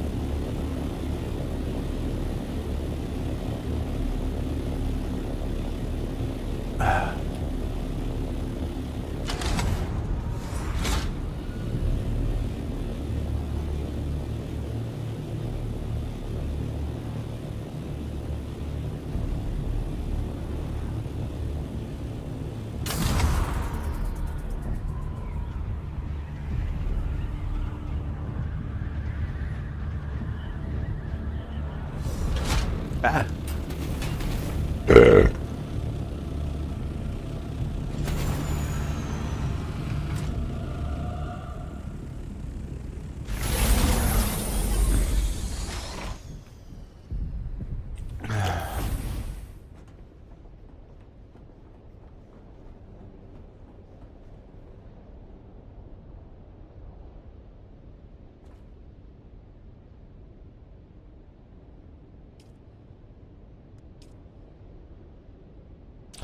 Motherfucker's full.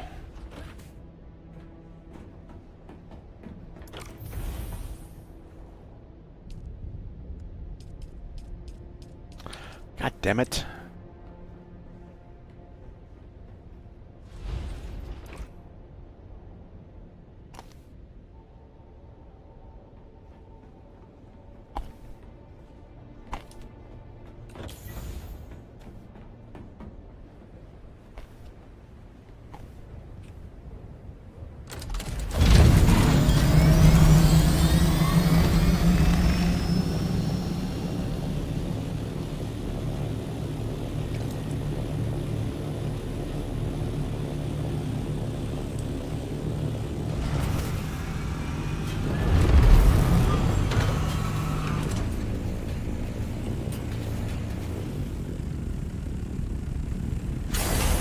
Missing something over here.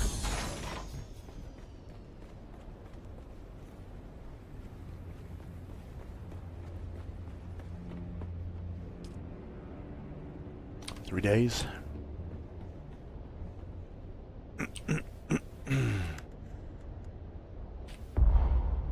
God damn it.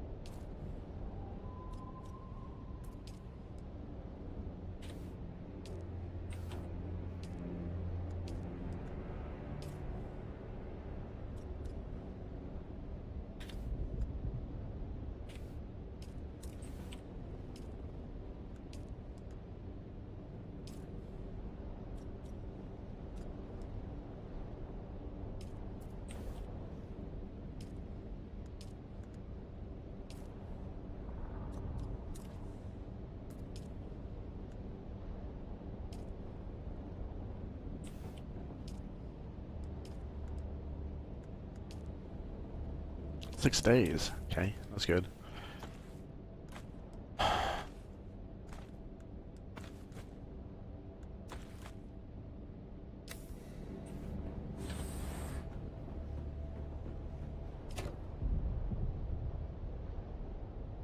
Okay, wanna run.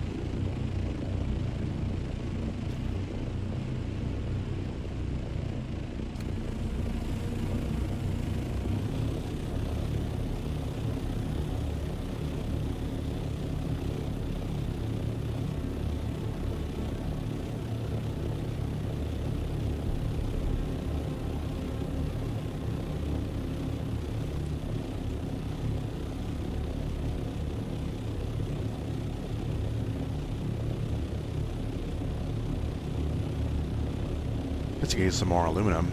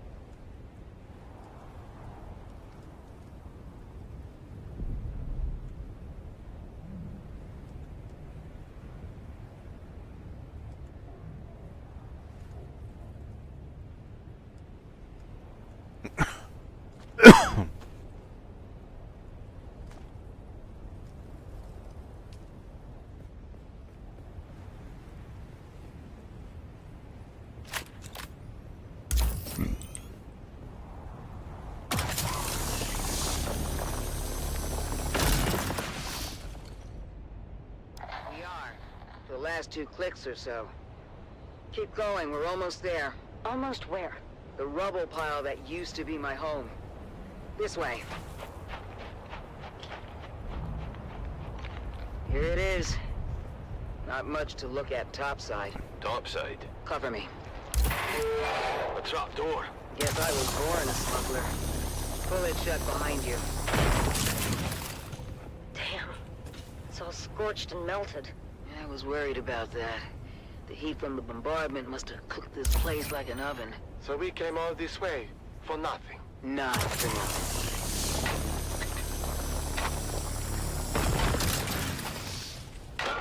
We're in business. Huh. What kind of necklace is that? Shit. I thought we'd have more time. What's the plan here, boss? Same as always. Kill them before they kill us. What's waiting for us up there, Stisk? Probably half the scabs in the Haga Basin. Oof, that's a lot of scabbies. How are we on ammo? We don't have far to go. We don't? Trust me, we'll be back in Carthag before sundown. First round's on me. On 3, you're gonna put a full burst through the hatch. And then? We run like hell. That's not a plan. 3, 2, shoot! Go, go, go! Multiple contacts! All around us! Weapons hot! With me! Reloading! Reloading! Head for that ruined house! By the way, boss, the captain's been tried for months. Each rabbit has ordered a total prohibition on alcohol. I know! He's a real bastard! Then what are we drinking when we get there? Oh, ye of little faith! On 3, the grenade and move! 3, 2, grenades out! Yeah!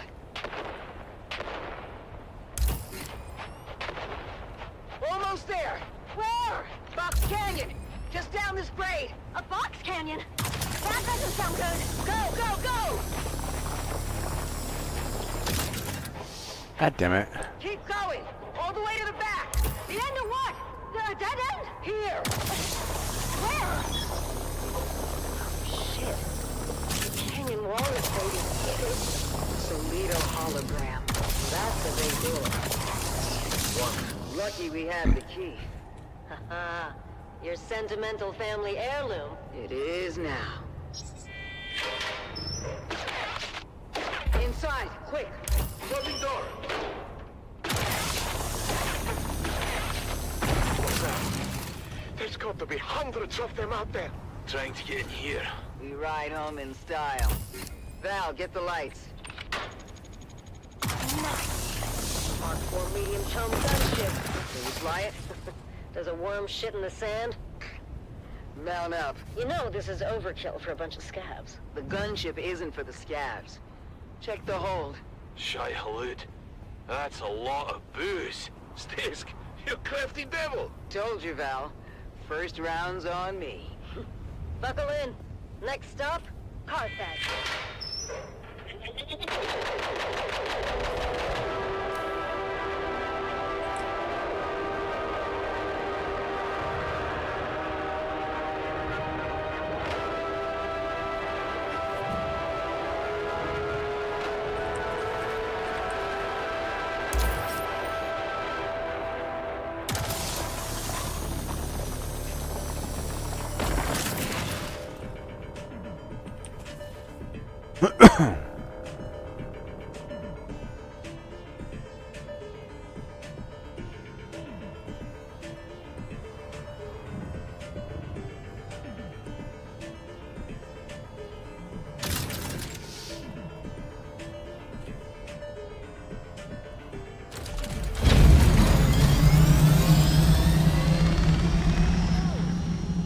Things ebb and flow. But they don't really actually pop some time.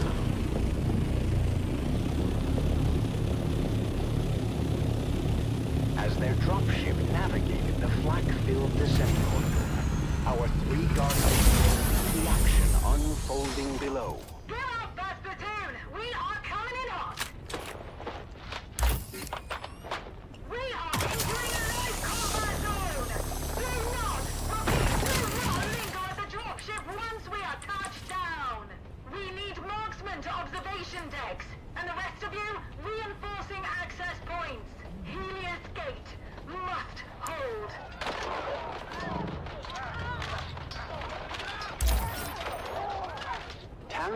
Lyra, and Amon are deployed to different positions around the Helios Gate fortress. Taryn is stationed at the main gate, ready to repel all comers, while Lyra is perched on an observation deck with scope and las rifle. They're trying to cut the gate solenoids. We need a marksman tasked on the front gate. I've got you, Cutter, team down. Meanwhile, Amon and his team of Suspensor-born skirmishers streak across the sky through a fusillade of lasgun fire. Land behind them! Land behind them! On my position!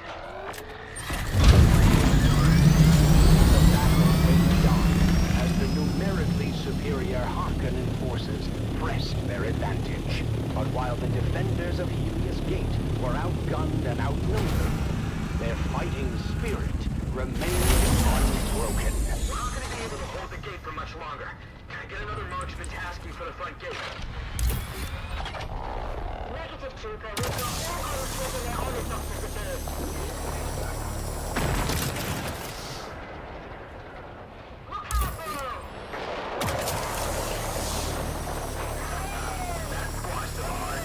As day turns to night, the Harkonnen forces prepare for a final desperate assault. The defenders, exhausted but resolute, ready themselves once again for the coming battle. This is it, Troopers! Helios Gate stands once again! We have gunships coming in on an assault vector from Para East. We just need to hang on until they get here.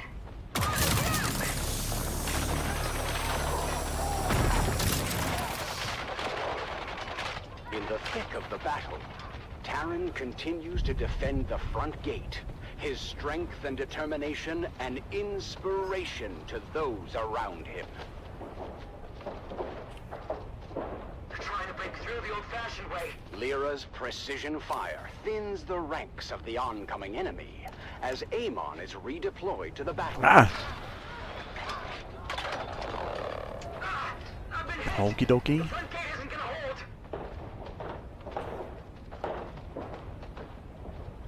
Taryn finds himself in a perilous situation.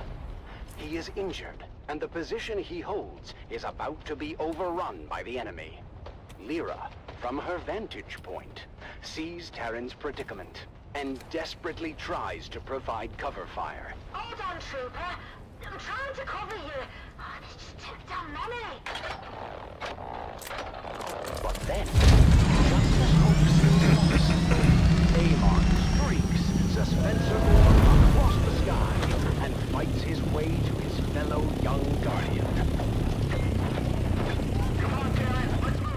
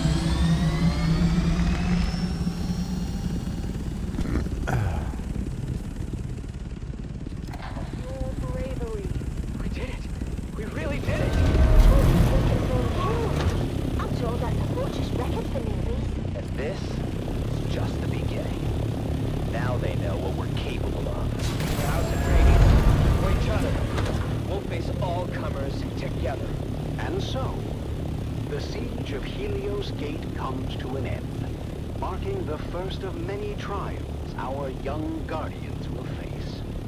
Their journey of honor and courage has truly begun.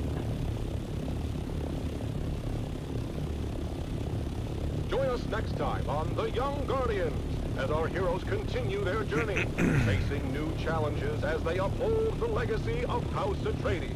Until then, remember, Honor and loyalty are the true marks of a warrior.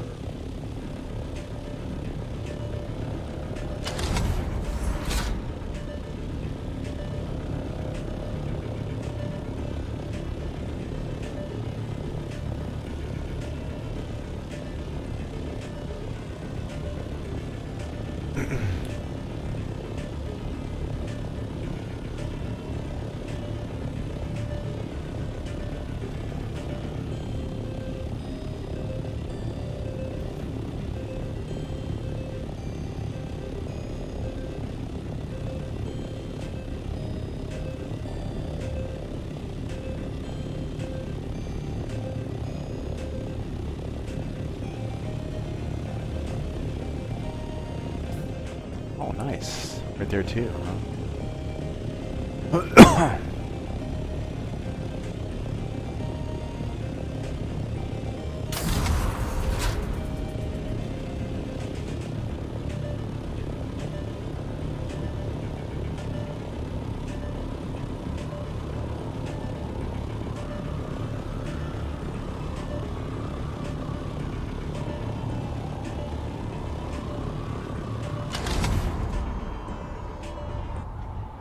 This is Tolliver Camp, your faithful Communinet crier, spreading the word of the Duke and reminding you it will get better.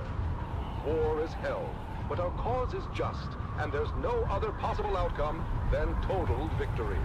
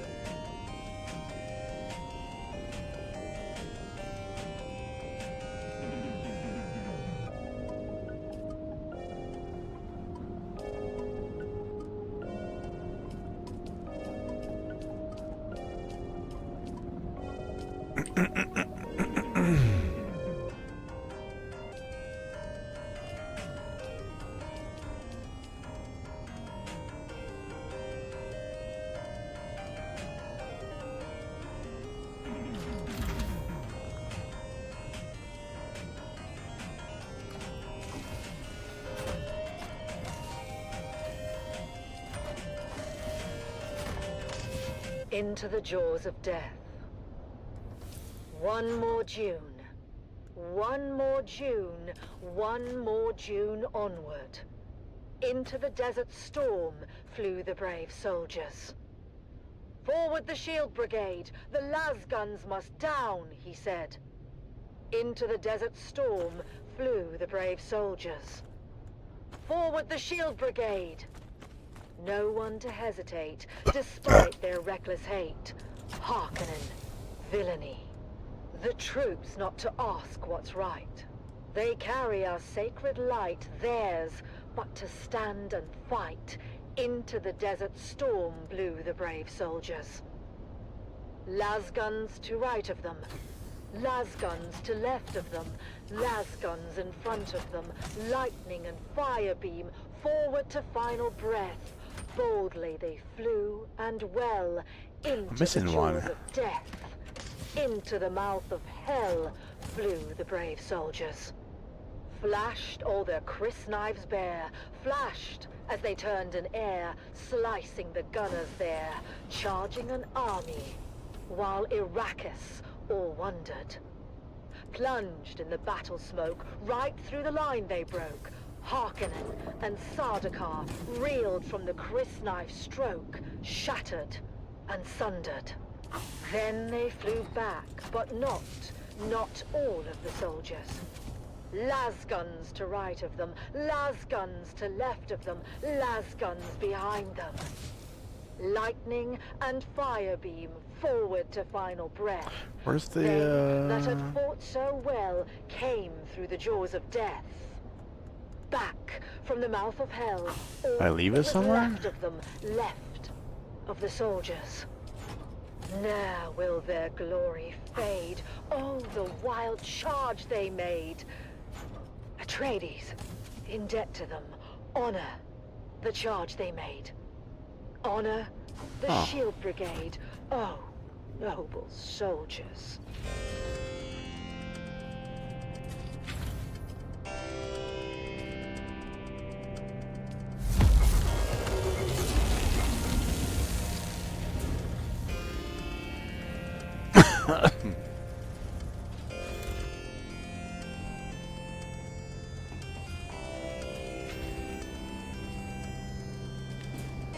Aw. I'm missing this Scorpio one.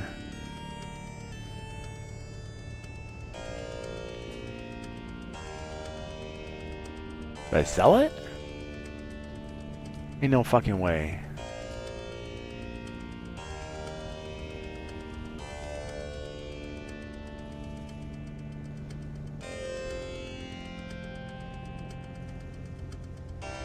Oh, fuck. No clue.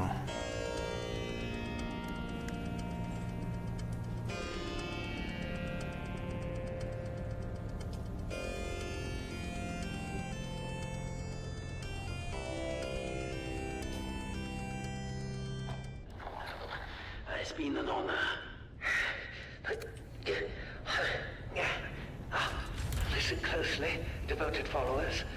This draconian burrower, known for its bioluminescent skin and powerful digging claws, is a master of this subterranean world. Coming close to it is both difficult and dangerous. Lord Abba. Oh, there it is. We detected fresh claw marks on the Gluttons. walls. We must be Oh, near its latest there's gluttons. Excellent, Varric. And then what we got in here? It confirms it. Just a medium. How the creature's bioluminescence lights up the darkness. Truly, a Where's marvel this? of nature. The other one. Behold the intricate patterns of its markings, each one unique.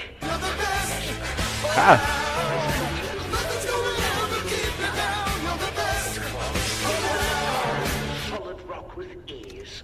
Connect on Discord Starstruck. Optify 823. Labyrinth of its own design.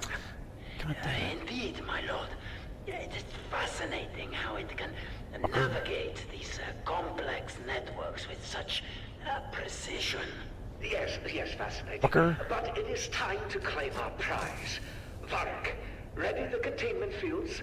We will trap it in its own tunnels.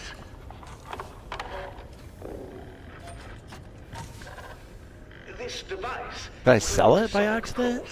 Disorienting the I probably rover did. and driving it into our containment field. Once there, it'll be unable Oh well. to escape. Sonic pulse is ready, my lord. Activating now.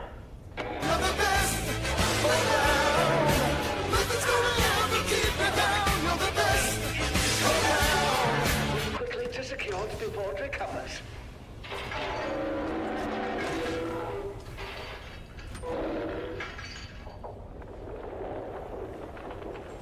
Lord Havoc, the creature is fighting back.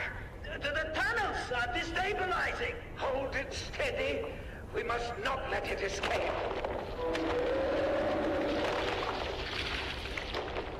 The tunnels are collapsing. We have to get out of here. No. Whatever, We yeah. must capture it at any cost. It's escaping. We need to leave now. The fuck is that thingy at? Sacrifices must be made. I must have sold it. My lord, please. That sucks. We can still escape together. Your sacrifice will ensure Unless I didn't my make it. survival, Varric. Goodbye. No! No! Please! The strong survive, Varric. This is the way of House Harkonnen. Yeah, I don't know what happened to that one. Loyal listeners. I sell it? Today we have encountered the raw power of nature. Though the draconian Birilla eluded our grasp, the knowledge we gained and the demonstration of Harkonnen resolve will echo through these tunnels for generations to come. This experience reaffirms our dominance and commitment to overcoming any challenge. Even when faced with adversity, a true Harkonnen perseveres. Until next time, my loyal supporters, this is your host, Lord Havoc of the Obsidian Plain, signing off from somewhere in our magnificent galaxy.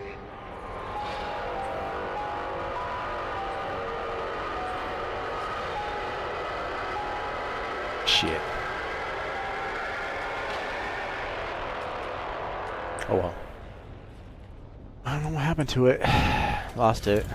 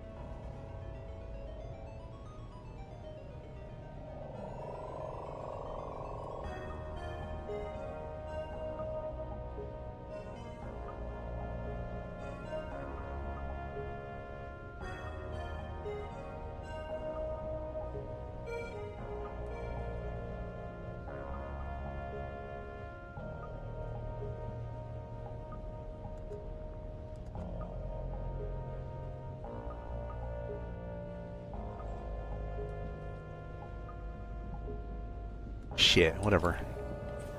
Fuck.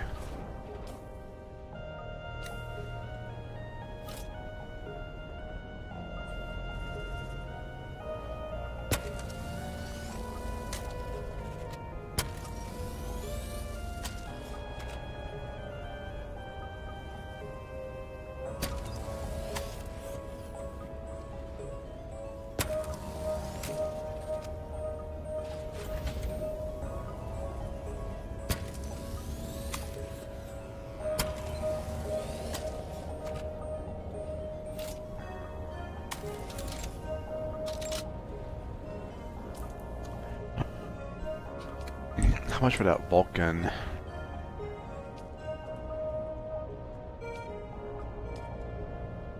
Oh, I can make one.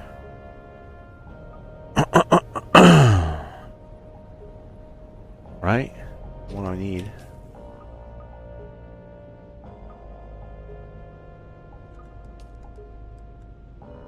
Yeah, 92.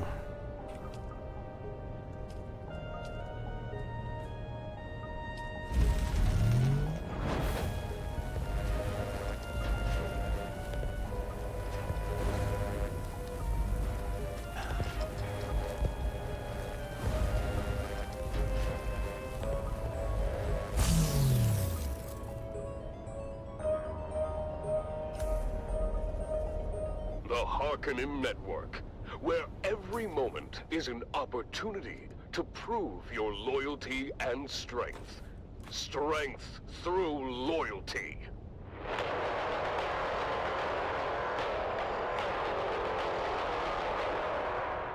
Welcome back, people of Arrakis, to the annual Harkonnen Family Games. The Mantrap competition continues with intense battles and unexpected turns. Let's join our hosts, Maxim Dubrov and Vera Kotila, for the latest updates. Thank you and welcome back.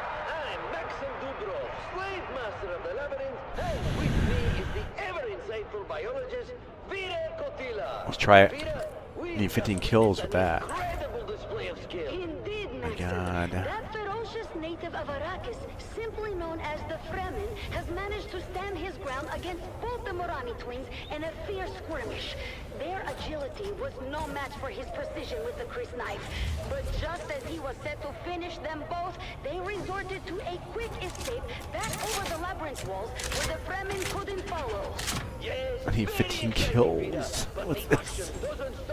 Oh my lord. Let me get these bags. Fuck it. Replenish. Blood. Poiko is severely injured and desperate.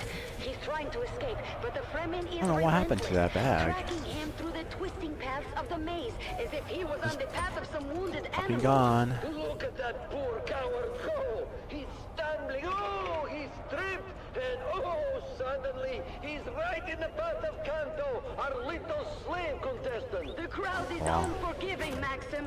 They expect Poiko to flee again, and they're making their displeasure known.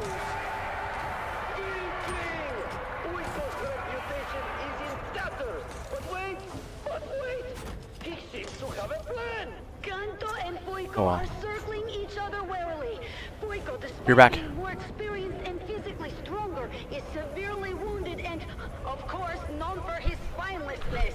Kanto, on the other hand, seems cautious but determined. You can see the fear in Poiko's eyes. He is calculating, looking for a way out. But Kanto is not giving him any easy options. It's a tense standoff. Poiko should have the upper hand, but his injuries and his cowardice are holding him back. The crowd is growing restless. Come on, Poiko! Fight or flee! Make a decision! Oh, it looks like Kanto is making the first move. He's charging at Poiko. There it is!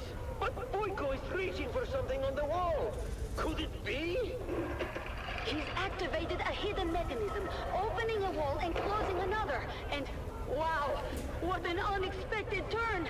Now Kanto is trapped in one of the labyrinth's deadliest rooms.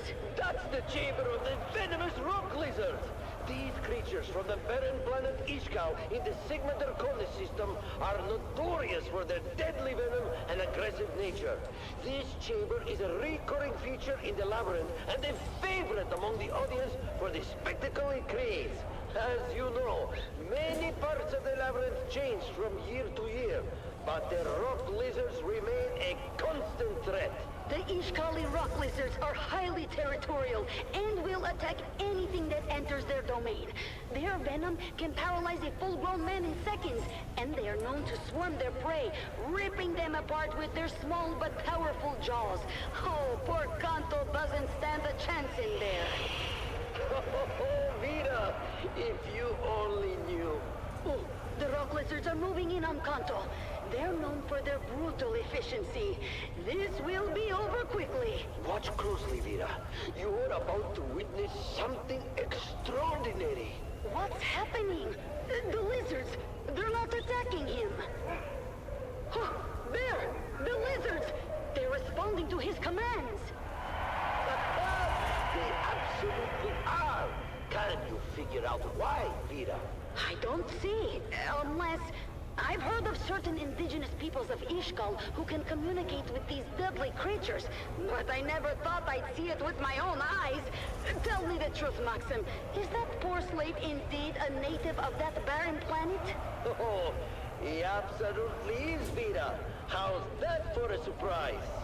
Well, yes. This, of course, changes everything. Indeed it does. Kanto's secret is out, and it's going to make the rest of this competition very interesting.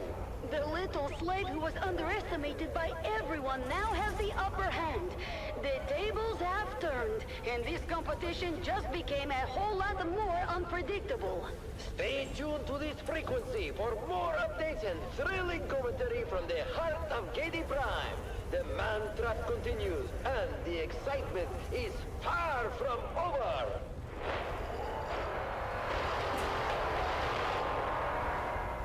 Keep your ears glued to the Harkonnen channel for live updates and the most intense moments from the games. The competition is heating up, and you don't want to miss a second of the Man Trap. Wow, Wasn't that amazing? The spectacle of the Harkonnen family games unequaled throughout the galaxy. The excitement is growing as the contestants engage with the terrors of the labyrinth and each other. I don't know about you, but I, for one, just cannot wait until the next installment of the Man Trap. Let's keep the momentum going with another stirring anthem.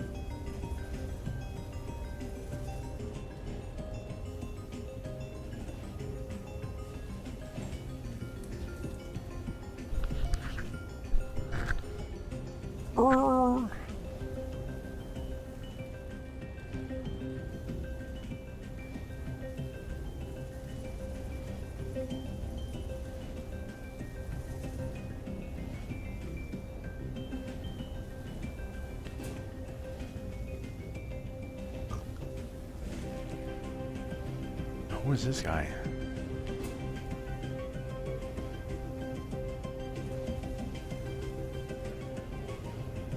Oh. Right. Bitch! Okay, let me go over here. What happened to that bag? You are listening to frequency This sucks. 152.6, the voice of House Harkonnen. We are Arrakis. Now witness as the dark and tangled truths of House Atreides are revealed by the Convert. Greetings, Truth Seeker. I am the Convert. Once a high-ranking advisor to the Atreides regime, I have since escaped and live under the protection of our good Baron. I cannot divulge my name out of fear for my dear ones still trapped in House Atreides. I am not here to tell you what to think. I only offer you questions. Keys that you might use to unlock your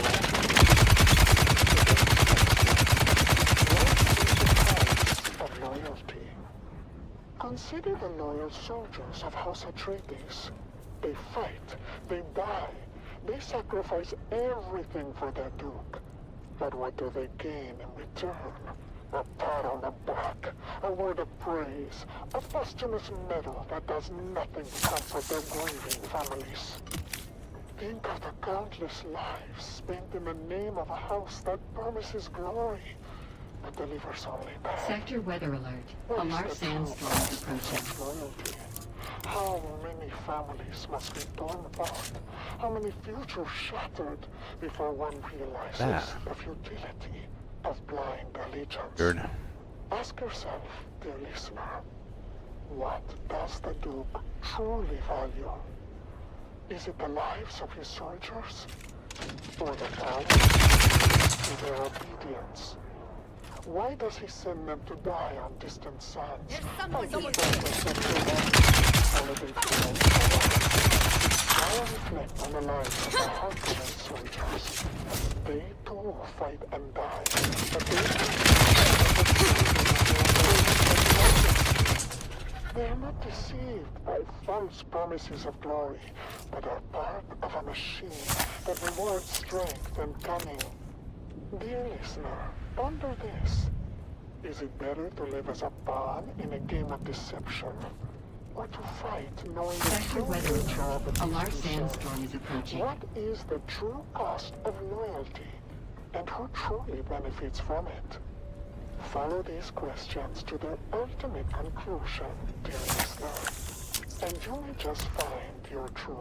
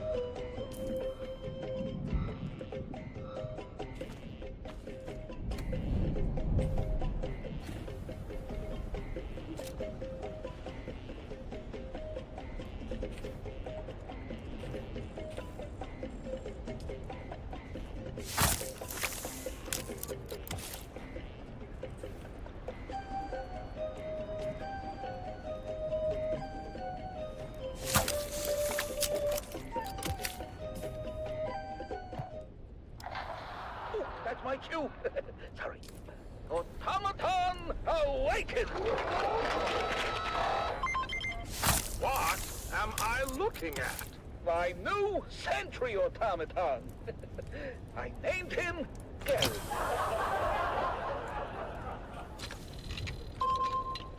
He's scanning for intruders now. Is he?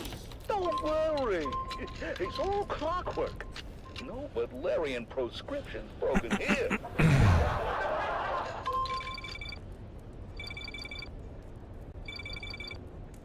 Frank, he must think we are the intruders, eh? Oh, that's not good. What do you mean that's not good, Frank? I mean, maybe it's time to,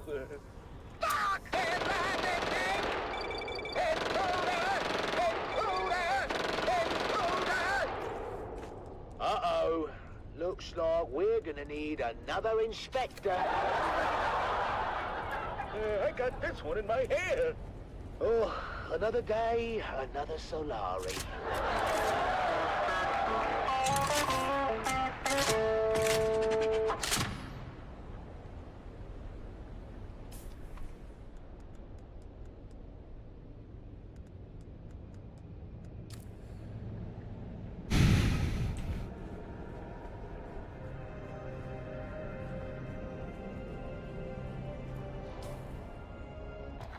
Remember those who fell in fields, whose courage were their only shields.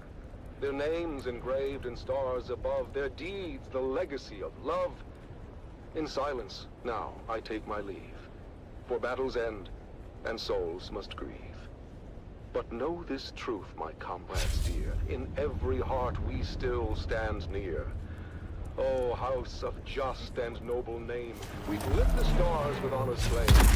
And though my journey's end is near, house of flame, for in the halls where heroes rest, where valor shines, where hearts are blessed, we'll meet again in timeless peace, where all their pains and trials cease. In twilight's glow, a warrior stands,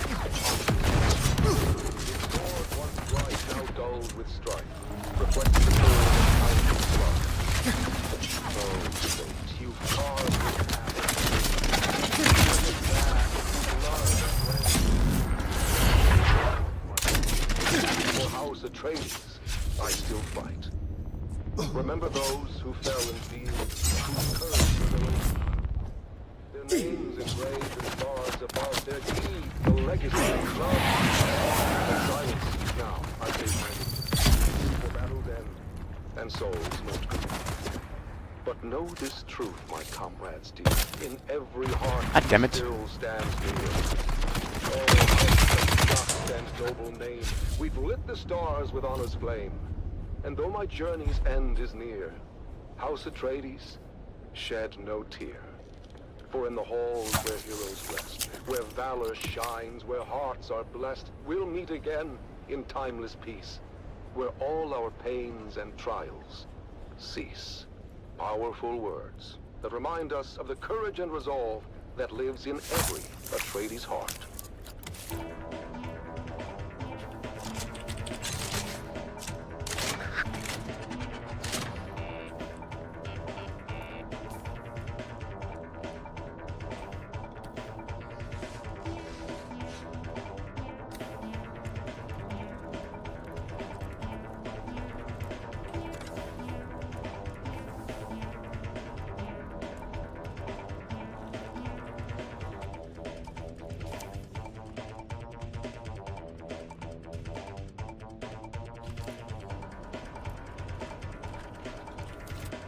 God damn it.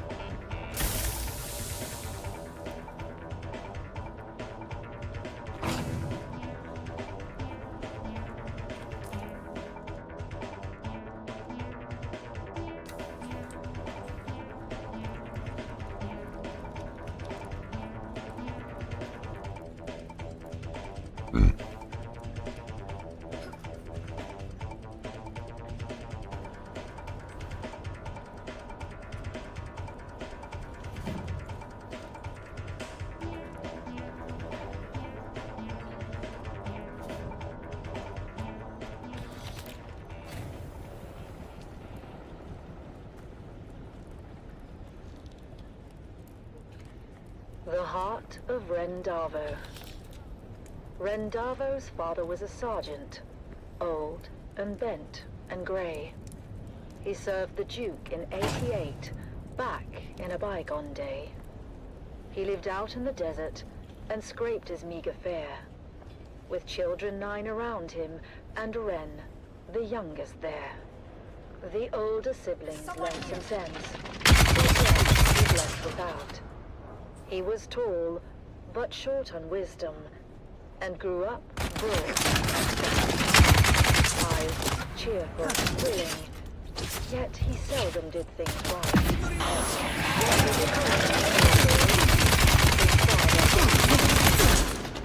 And finally, Ren asked him, a soldier,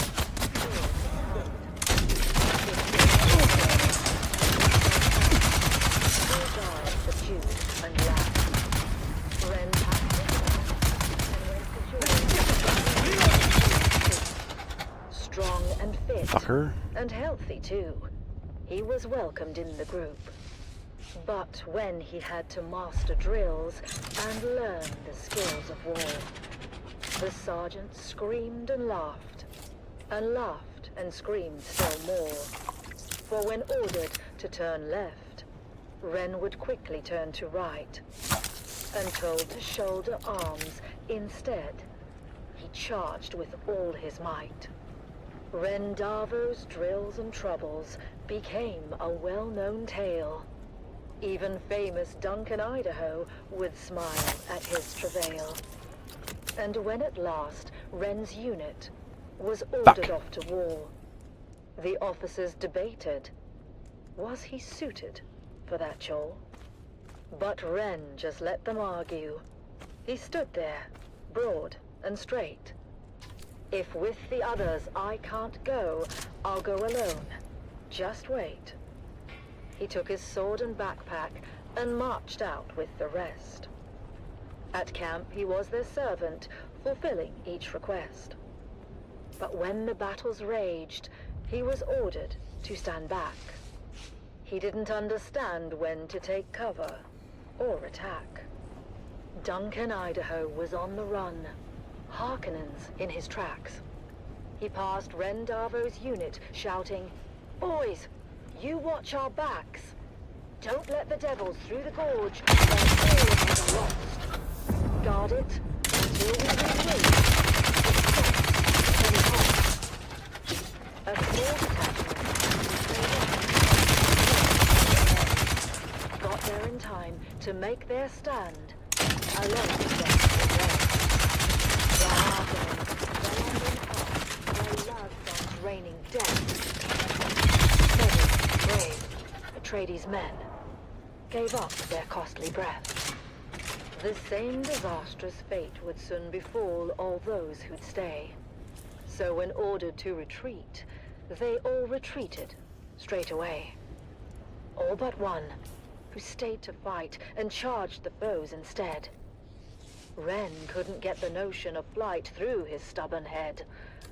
He just stood there, broad and strong, and ready now to teach a lesson to each Harkonnen who came within his reach. At the choke point in the gully, they all each took a turn, but without lasgun cover. One by one, were forced to learn. They charged at Ren, but each who came was fought and bested all the same. None could beat him at this game, for Atreides' honor, house, and name. Duncan Idaho had rallied all the troops that still were hale. He shouted, "Hold out, my brave lad, we're coming, do not fail." He told all who would hear him, watch a true Atreides fight. Hurry, boys, come to his aid, he has saved us all tonight. Against that fearsome counterstrike, no Harkonnen could hold. They faltered, failed, and turned their backs, a rare sight to behold. Their faces pale, their weapons dropped behind them as they ran. And Duncan looked around and asked, "Where is that fearless man? He who held the gully until we could all return, that hero of the desert. His name I must needs learn." "He has fallen," said the sergeant, his head bowed down in shame. "He lies there dead upon the sand. Rendavo was his name."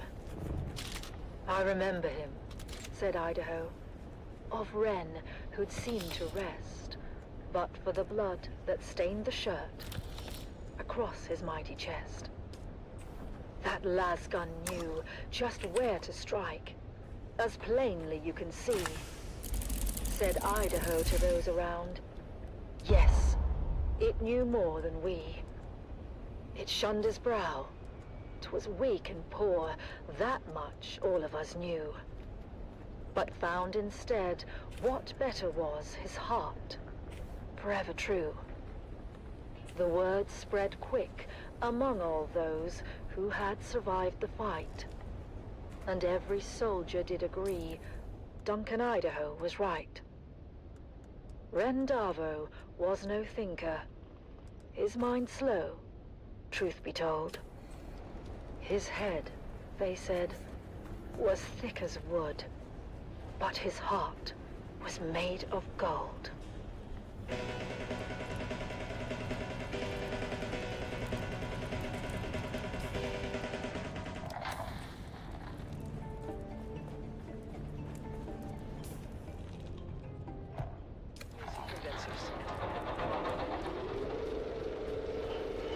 Mason condensers at full potential.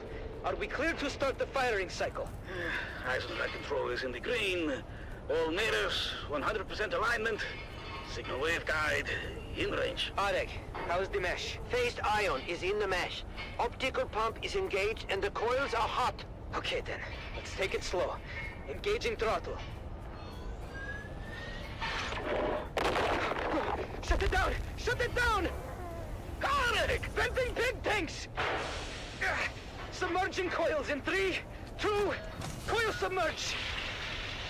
What have we done?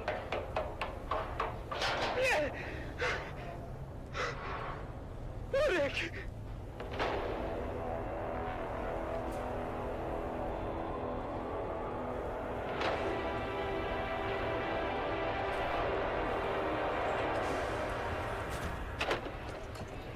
Devan, come, have some food.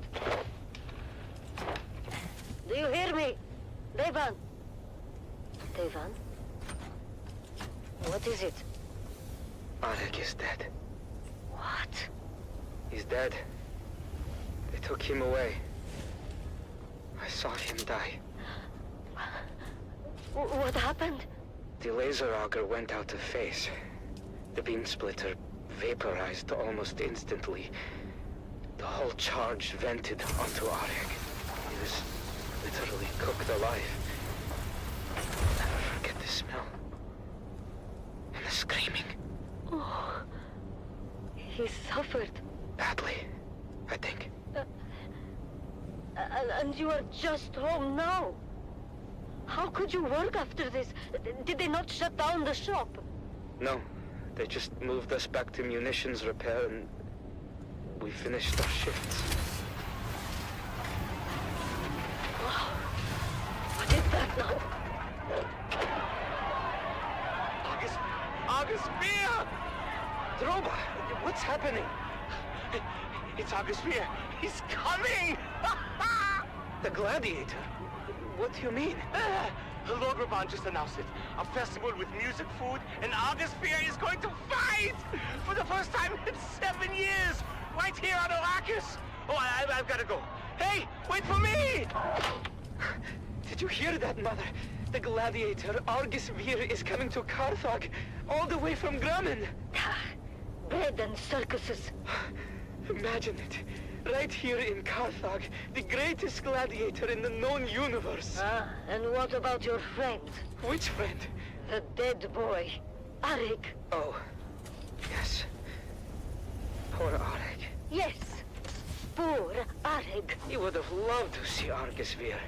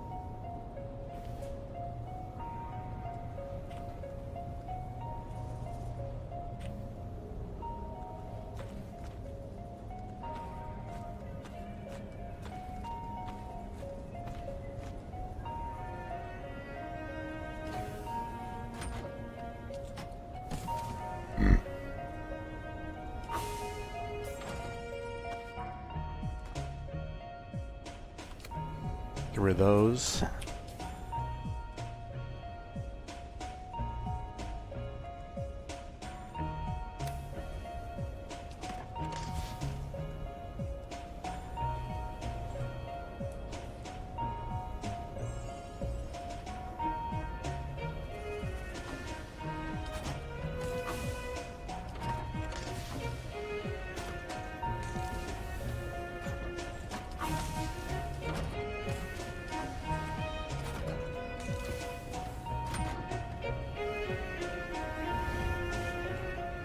Is it 8 o'clock?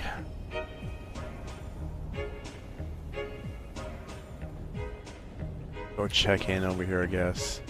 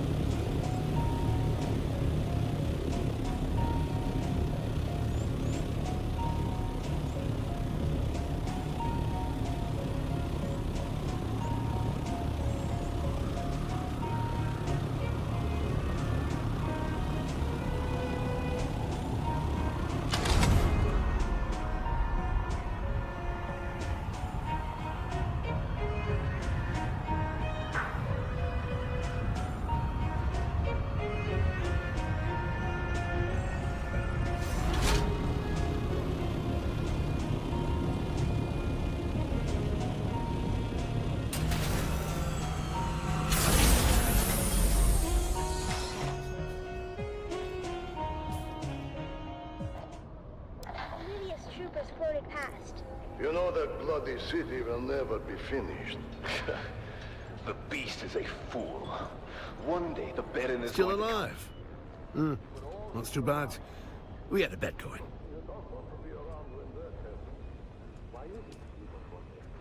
Oh, I must have sold it.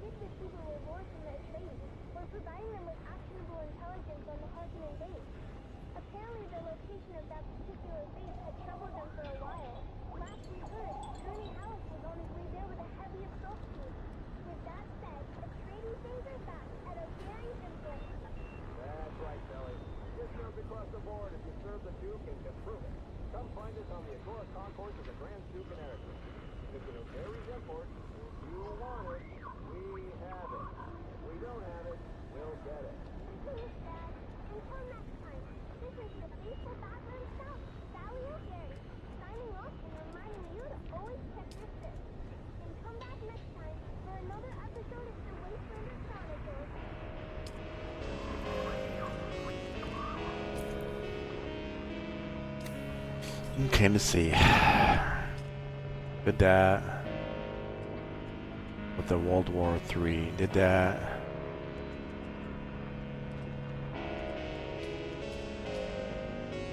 Just need to survey these.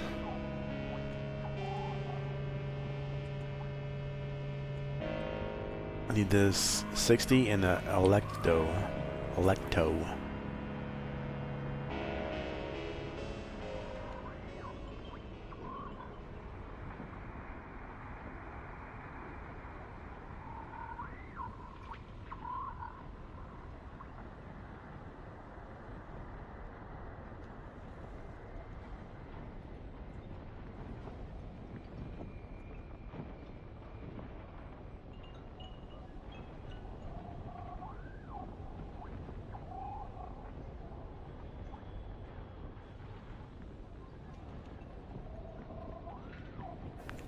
Where's Electo at?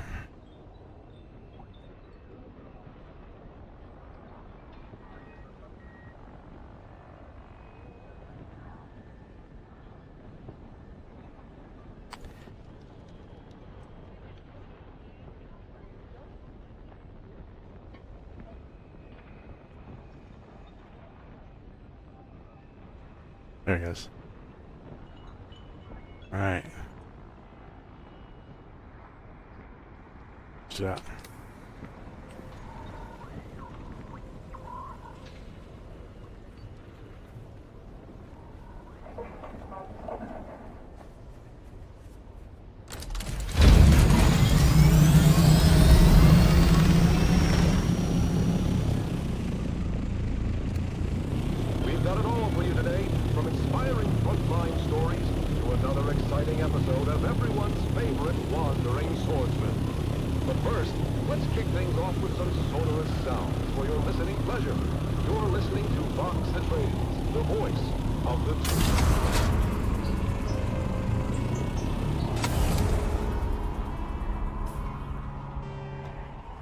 Exciting content. And the flies begin to circle.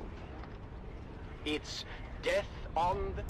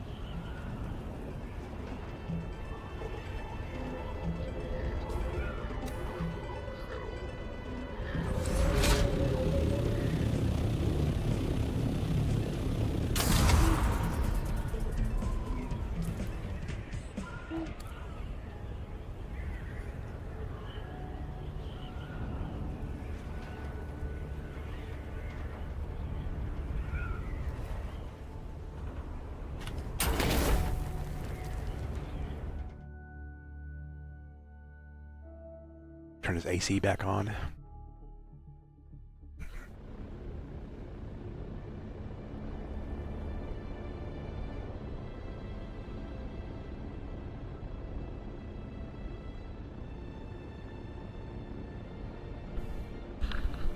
Let me go to Harco.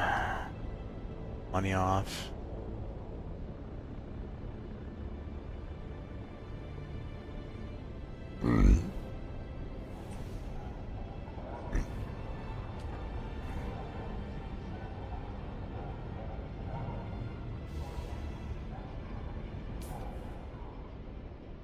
Several things she let slip hinted at a closer relationship with Crew Chief Thorne. There had to be more.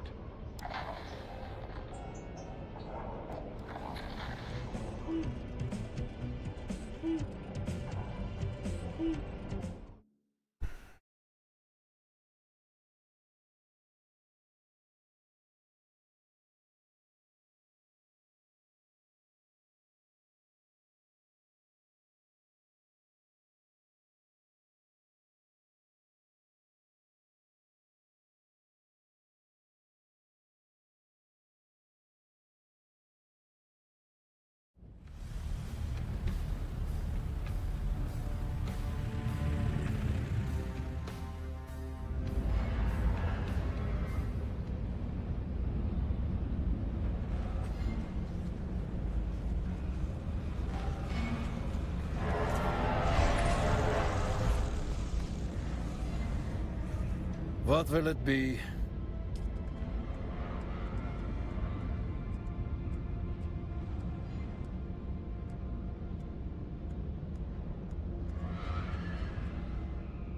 I have all the Harco stuff.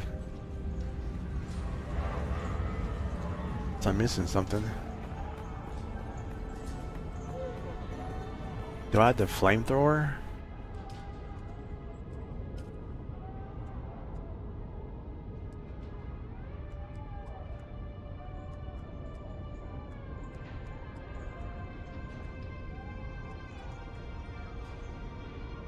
No.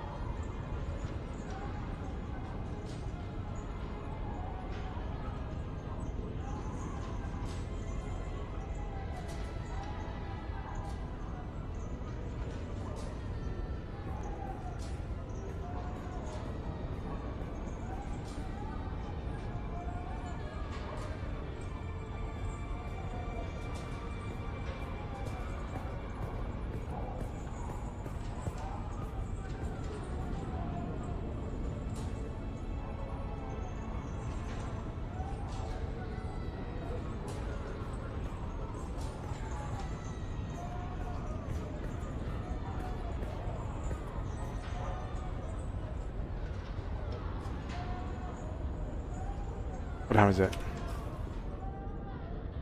And where am I at? Oh, I needed to hit the bank. That's right.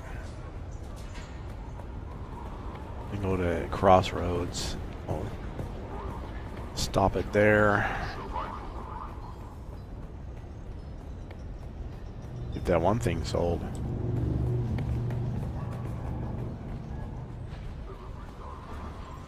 Welcome. Would you like to deposit or withdraw? How much Solaris would you like to deposit?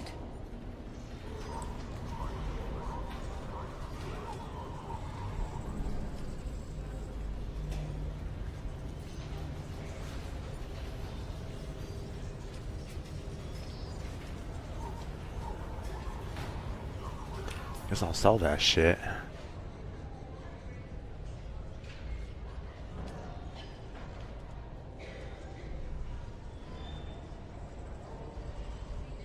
Not yet, not any clothes.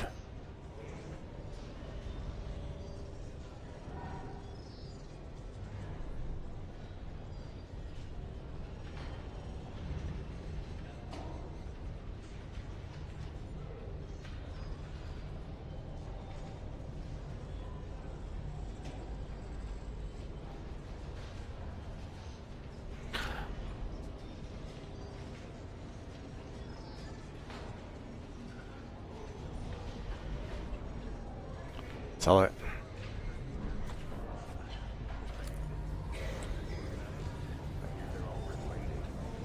Across the earth on the other side. Attempting to circumvent Arconan regulations is forbidden. Compliance ensures the safety and prosperity of all citizens. Can't get enough of me, can you?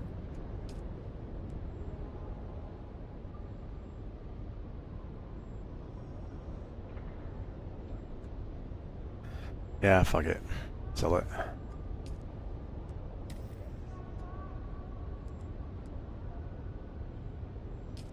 Toss this money in again. Disrupting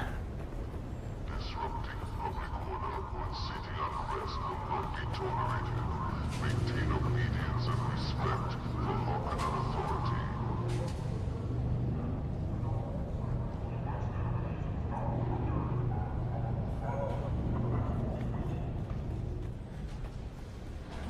Welcome.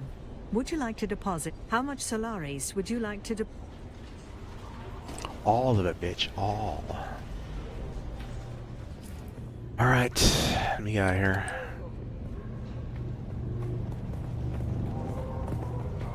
Educate yourself in the teachings of House Harkonnen. Knowledge is power.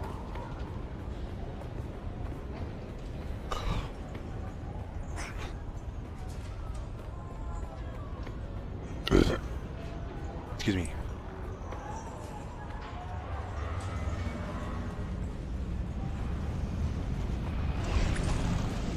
Where's the crossroads at? Oh. Shit. I think it's all the way to the west.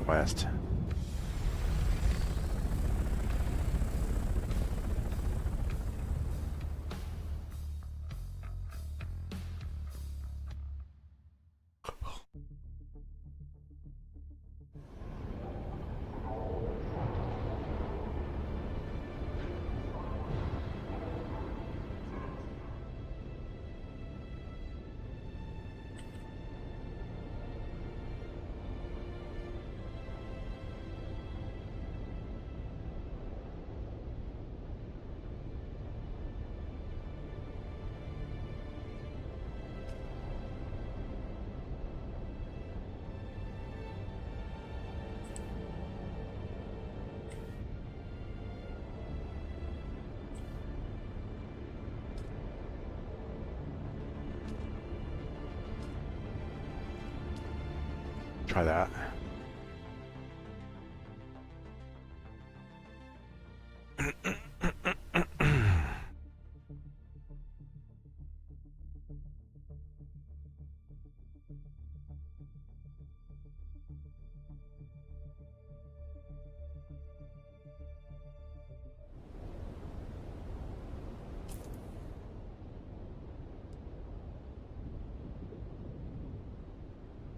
Yeah, close enough.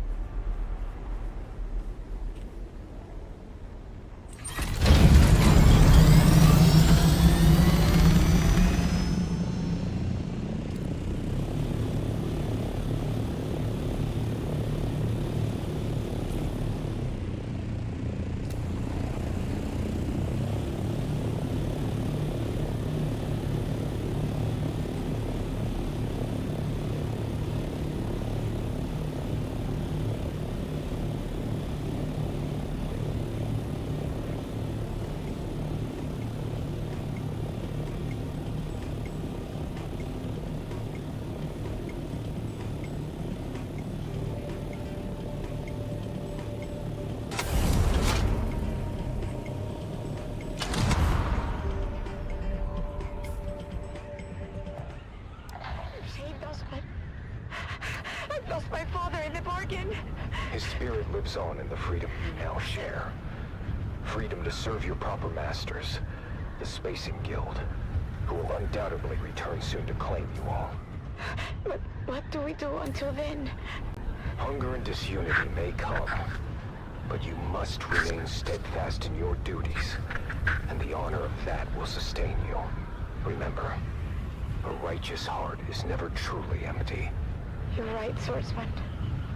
Is there any way we can repay you? Setting things right is payment enough. And now,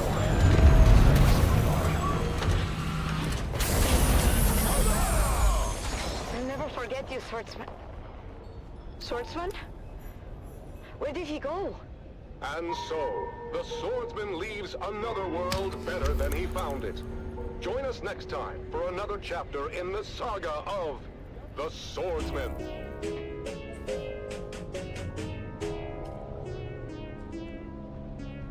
Damn it.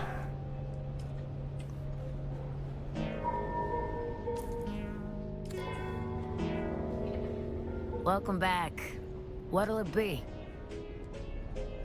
22,000.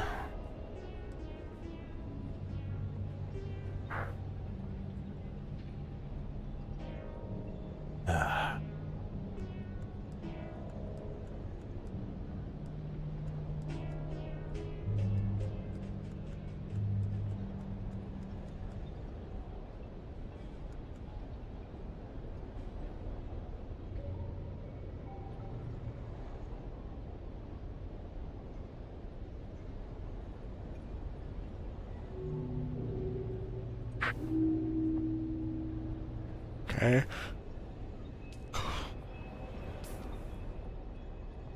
Oh, what?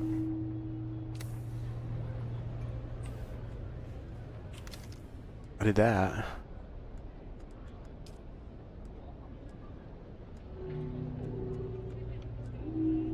Hey, hey. Hey, what's up, Higgy?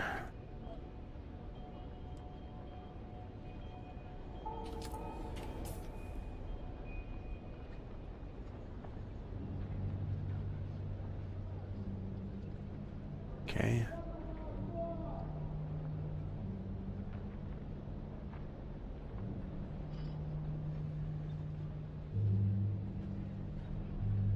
This place called Paulus.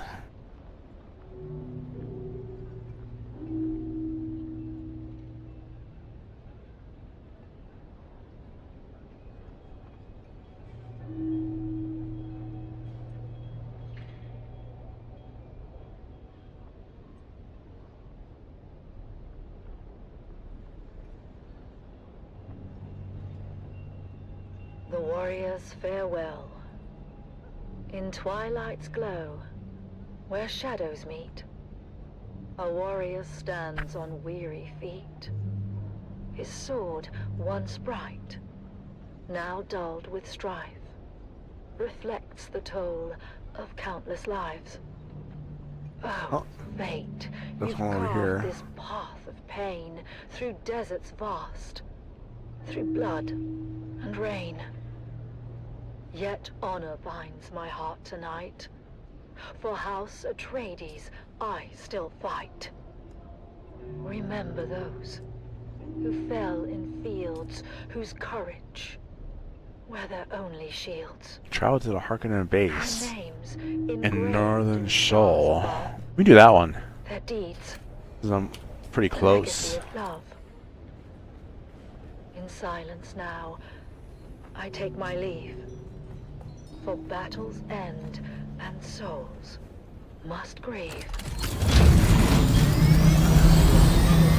My comrades dear, in every heart, we still stand near. It's Northern Shoal. Oh, house of just and noble name, we've lit the stars with honor's flame. And though my journey's end is near, house a Has to be one of these. shed no tear.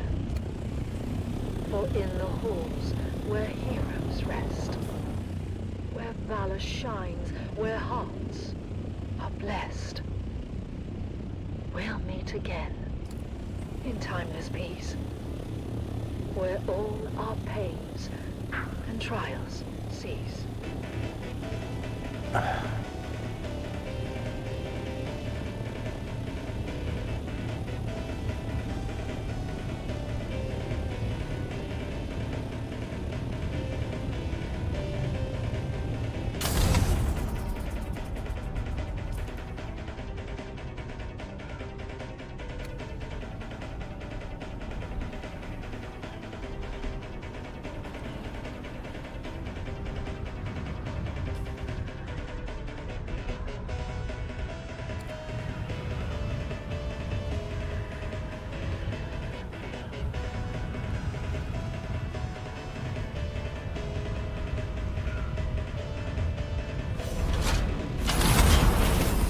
What the fuck?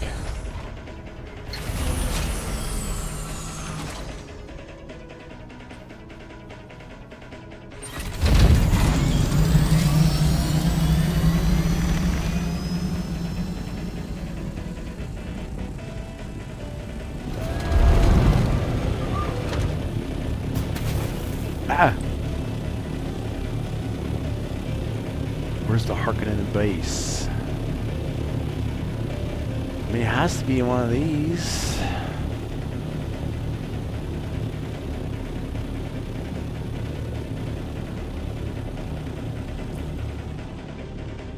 What is that?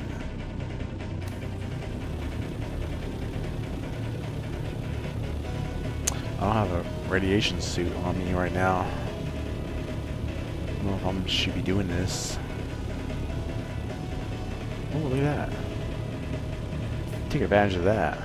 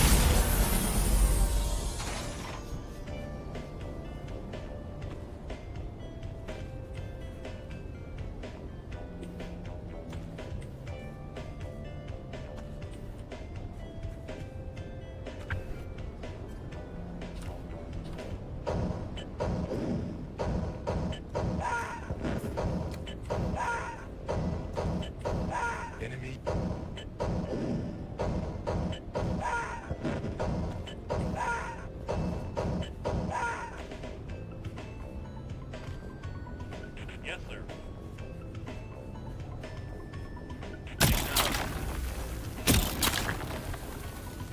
Yes, sir. Okay, that's good enough.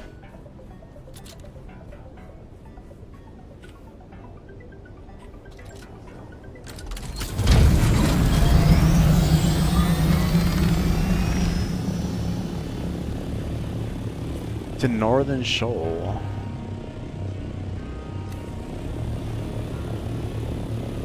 That it? Like an enemy base.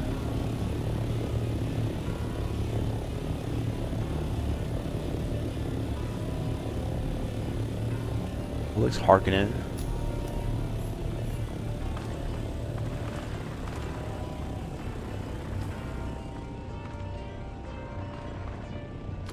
My dress.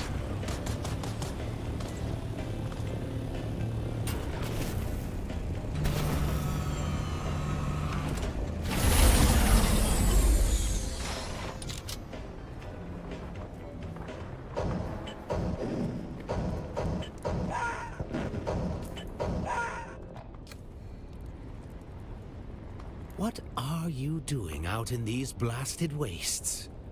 I suppose you could ask me the same. You may call me Penethorn Larkspur. I have the distinction of serving the interests of House Widris in these whispering wastes. I studied for a time to be a mentat.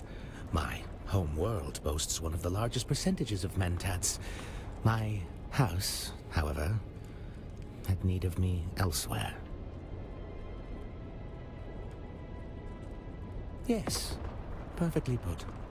I took the diverging path to best serve my great house. I graduated at top of my class from the espionage schools of House Widris. Something in my profile suggested I be placed on Arrakis. Arrakis teems with secrets. And secrets are the lifeblood of my house, so what better place to serve? What better time than now?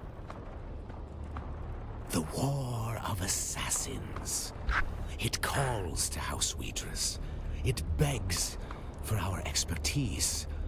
One would do well to woo our favor. Oh, like a questing psychopomp, I seek something lost in Sheol. Of course, you may ask. However, I am not at liberty to say. Hearken to our words. The shadows are listening. We hold primacy over the domain of espionage. We boast the greatest practitioners of that art. It is not merely the volume and quantity of secrets we cultivate, but a reputation for wielding that data with subtlety, impartiality, and refinement. All of that information flows to the databanks of our homeworld, Muse. That glorious world city, a sprawl of steel, glass, and clockwork perfection.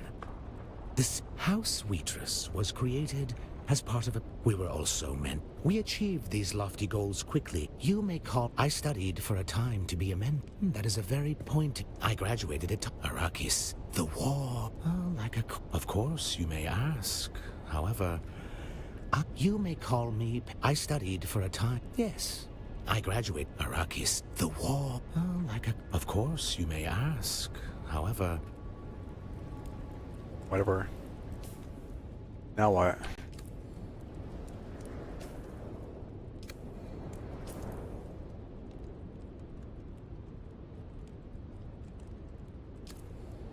Elphys?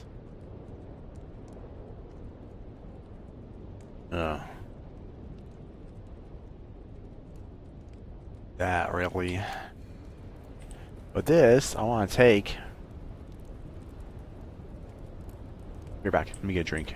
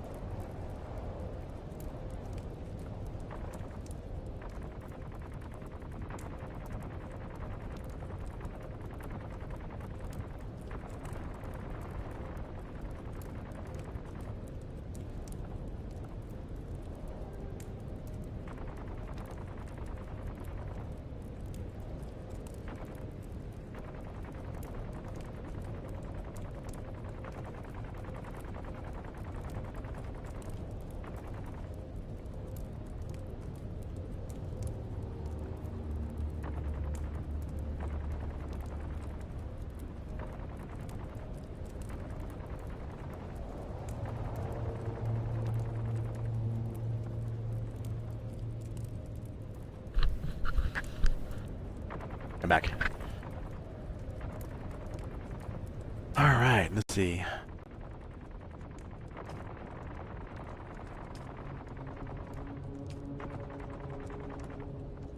I want this one. Nope, contracts. Let me do that. Plantologist.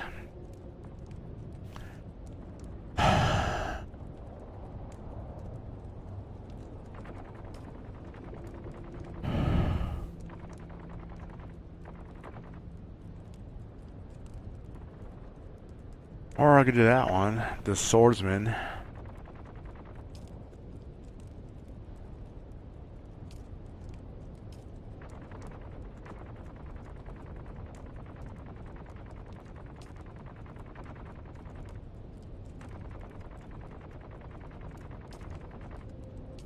It's that one. The wreck of the palace. Here.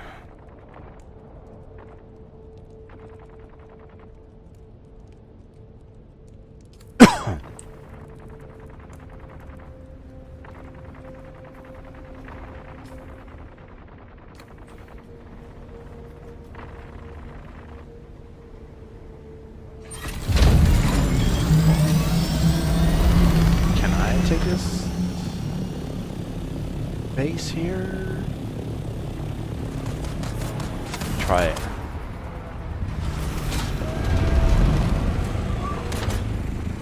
Oh, it's PvP.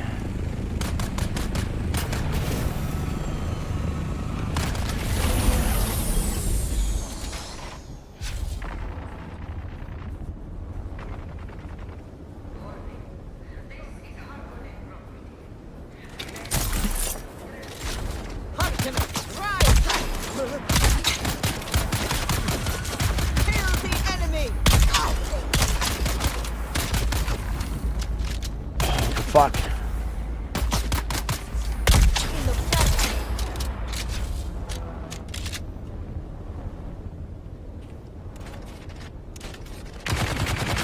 Are you fucking kidding me, man?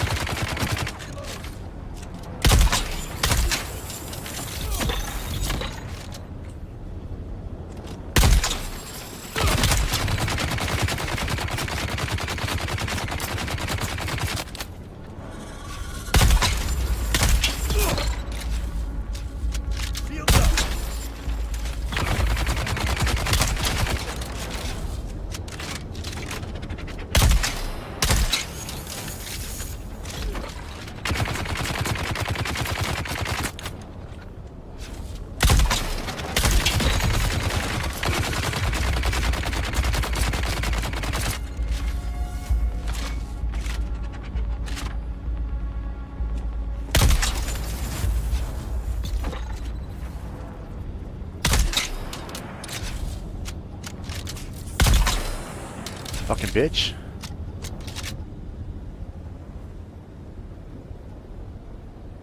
Tried to resurrect himself.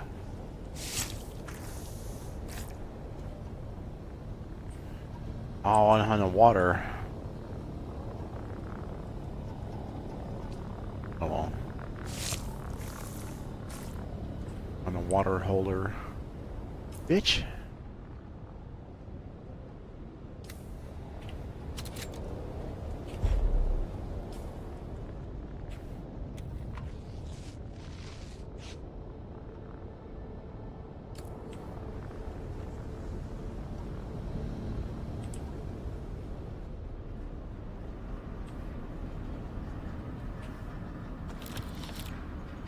Ooh, look at that. Nifty new shit.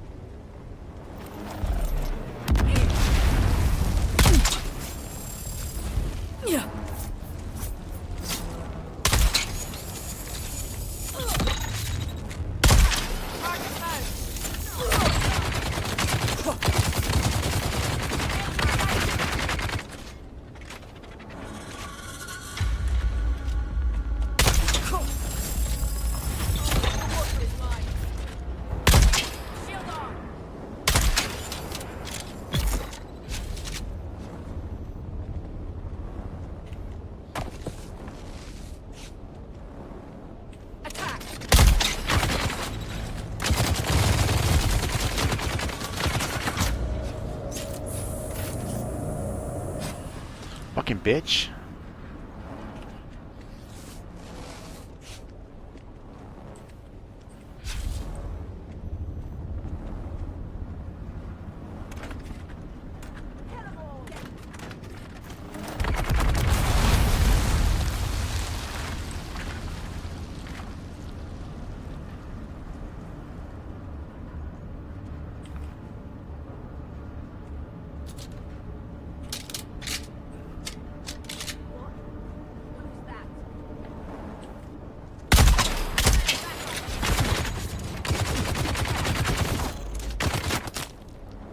Enough power.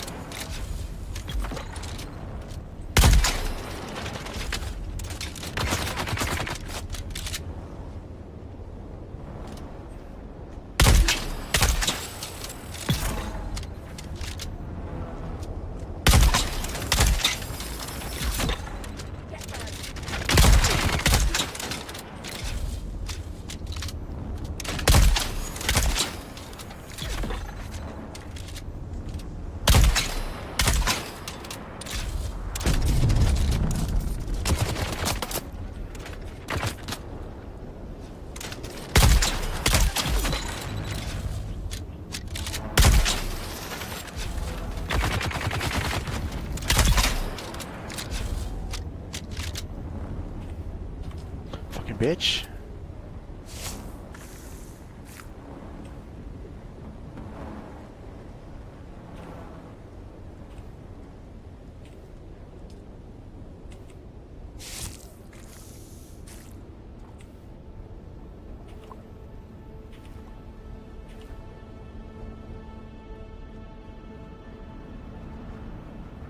Can't get in there.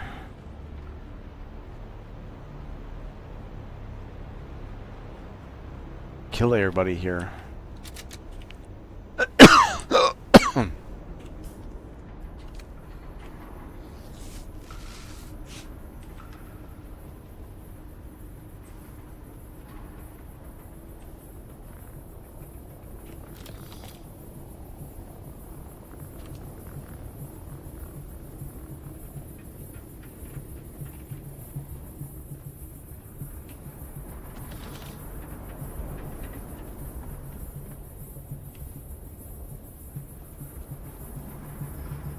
Oh shit.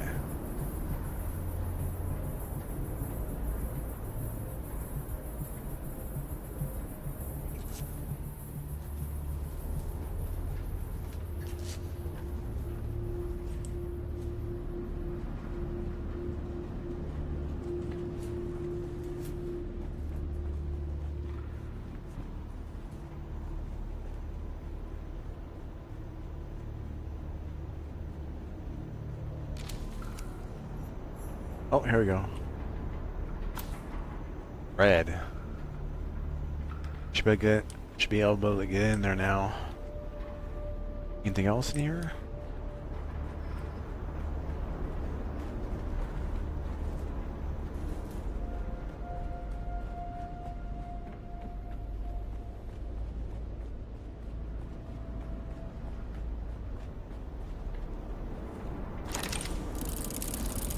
Oh yeah, the desert.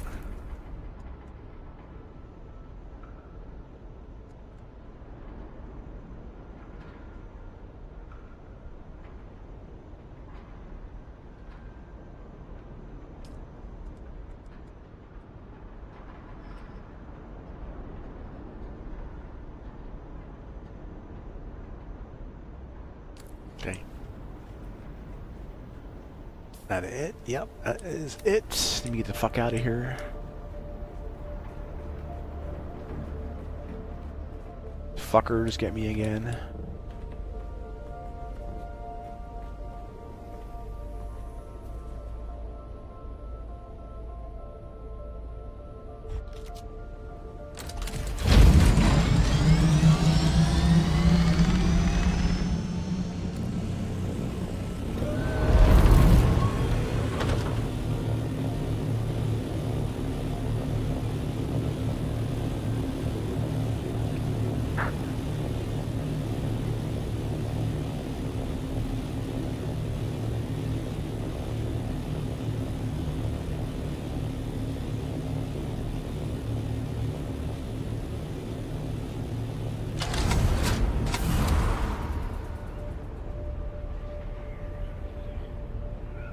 You go over here and we recuperate.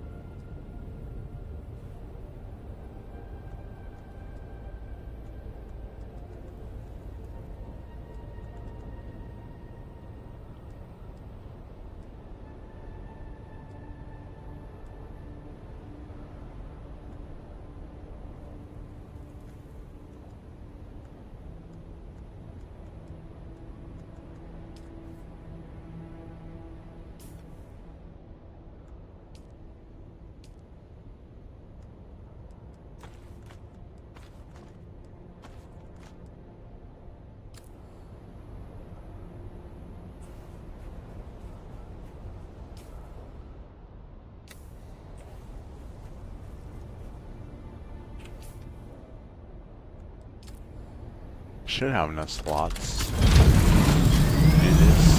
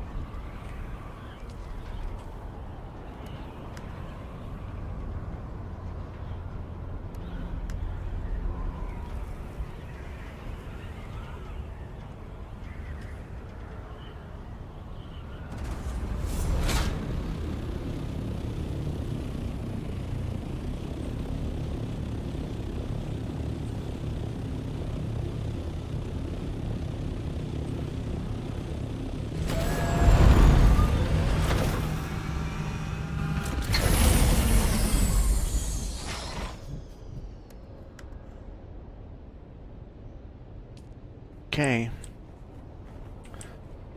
Give this shit a try.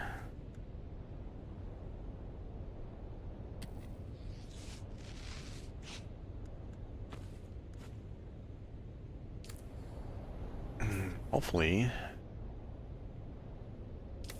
That bad.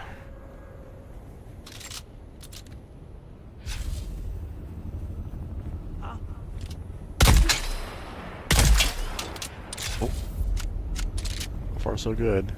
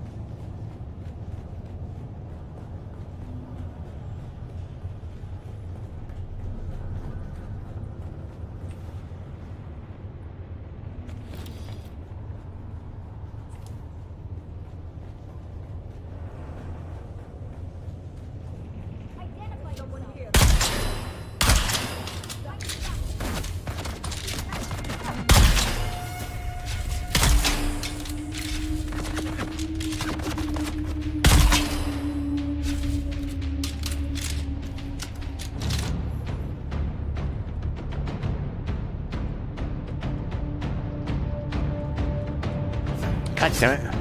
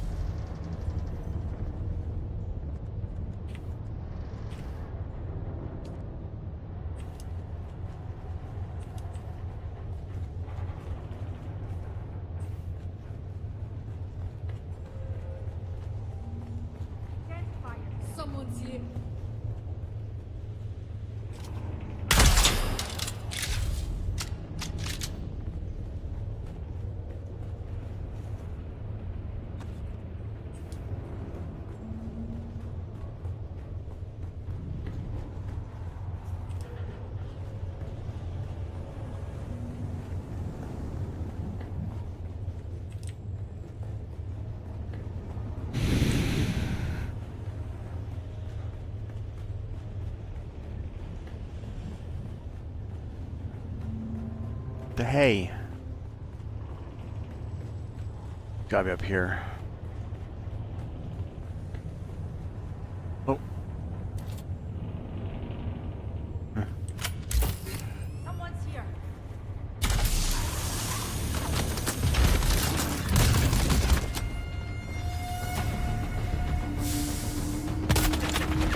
God damn it.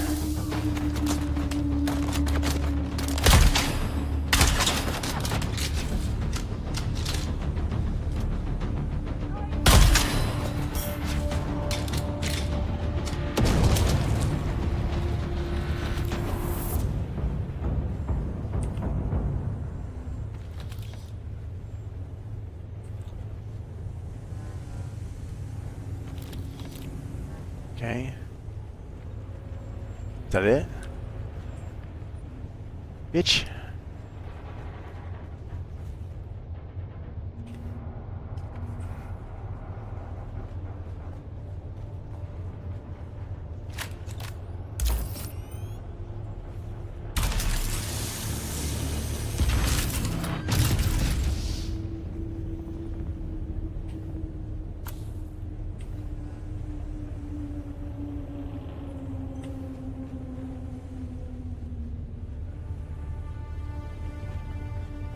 Okay, got the band. I'm not sure where to use that though.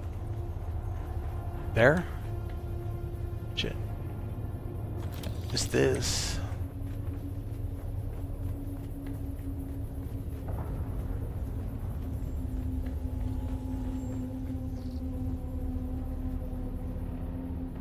All right.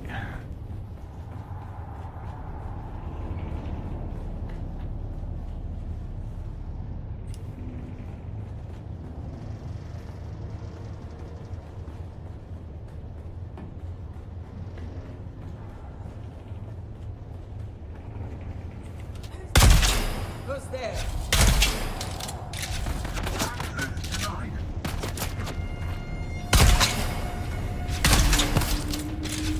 Fucking bitch. There's someone here.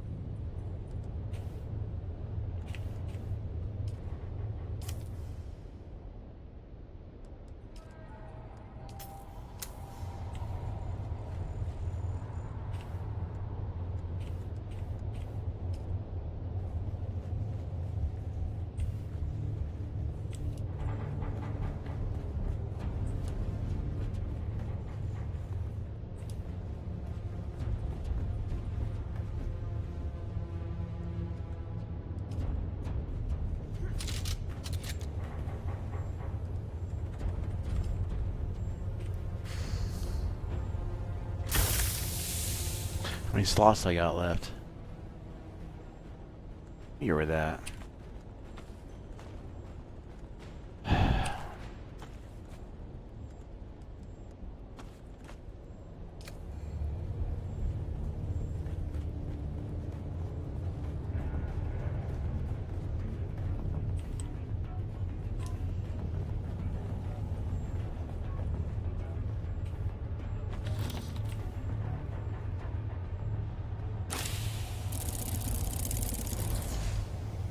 The Dew Reaver.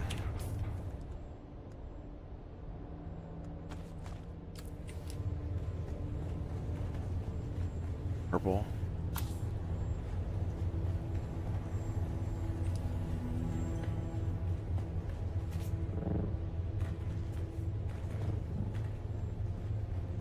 Is that it?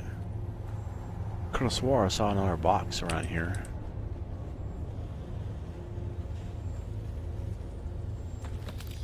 Maybe.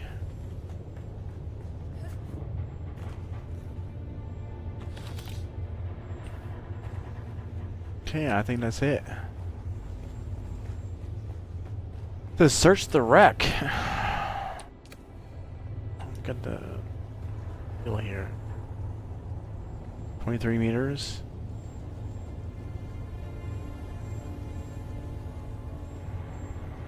Oh. Okay. We done.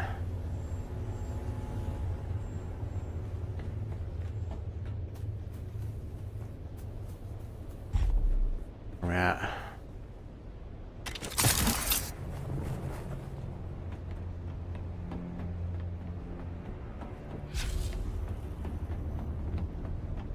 You know, this force field should work as a sunscreen.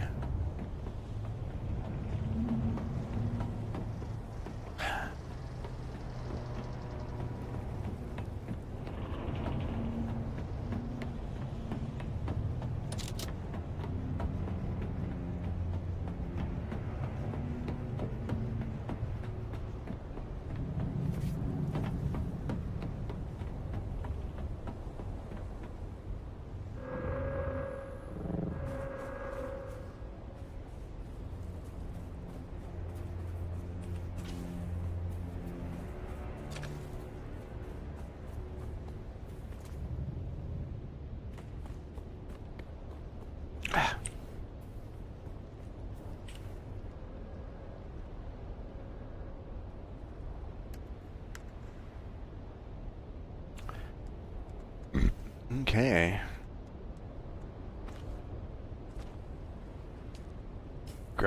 Drop these. Don't need that. I can sell the rest.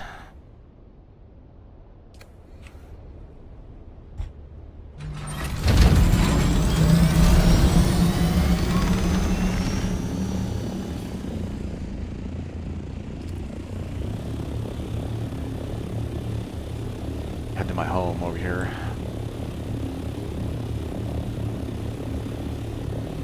One of my luxurious homes.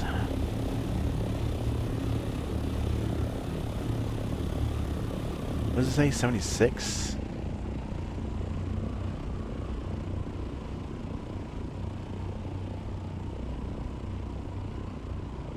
Talking about.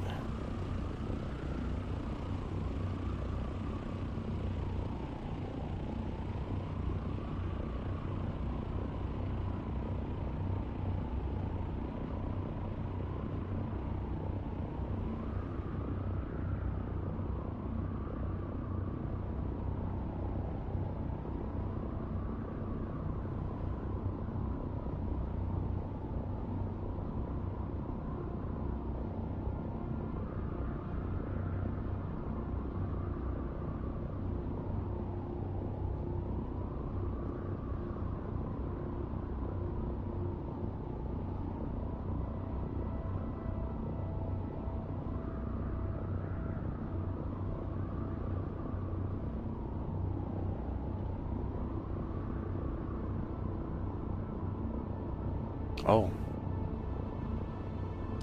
Okay. Checking the post.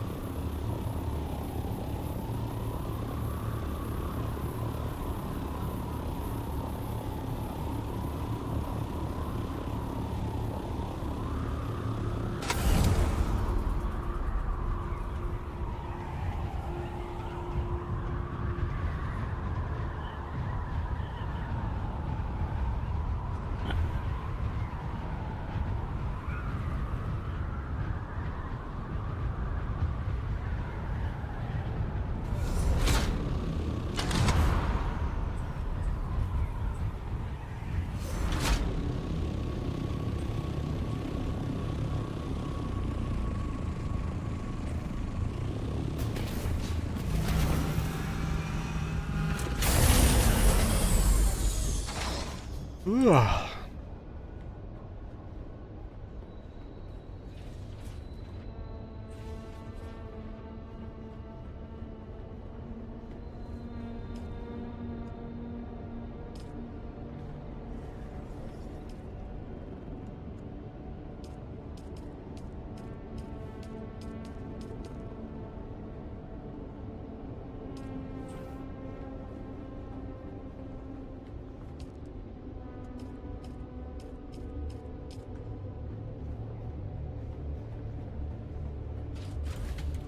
Alright, let's see. Drop some shit off.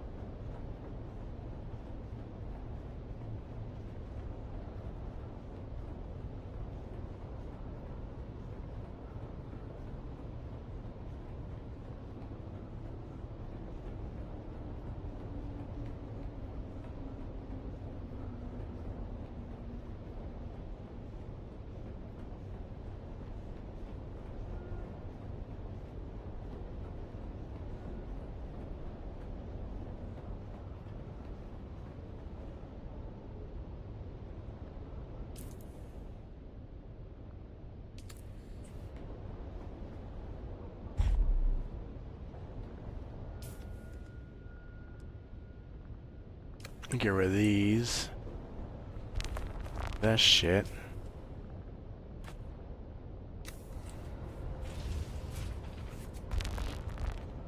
What time is it? 9 o'clock? No. 10, 11, 12. Let me see here. Put some shit away.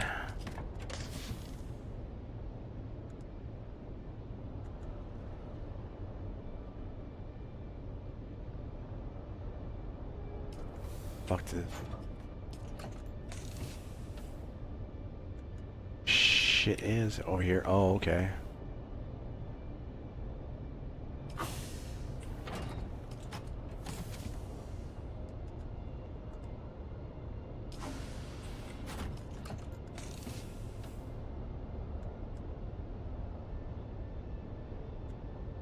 Okay, so that's pretty much it right there. Other than the way of the desert.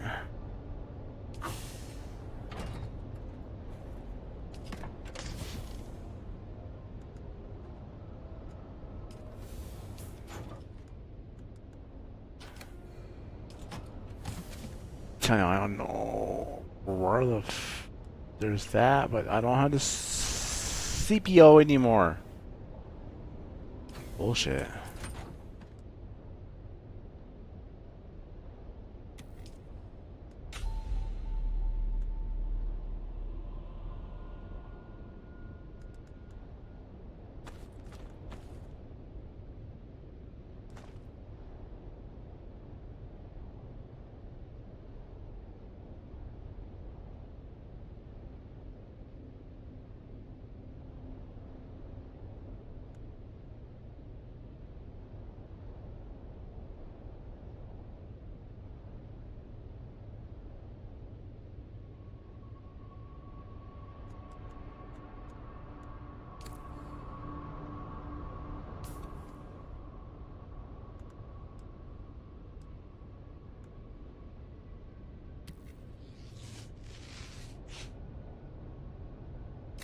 Oh well, I'll just do that later, I guess.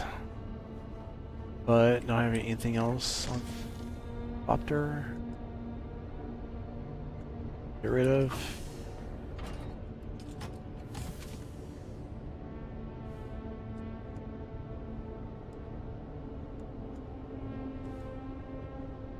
Let me go grab that stuff.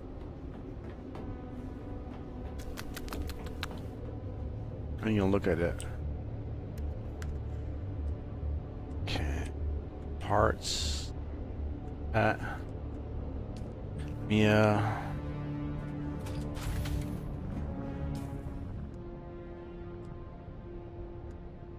Put these new parts somewhere.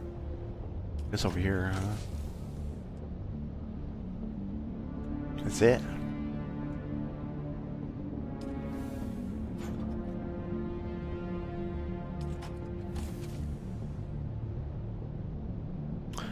I had more than that, like pistons and shit. Oh, there it is. Right here.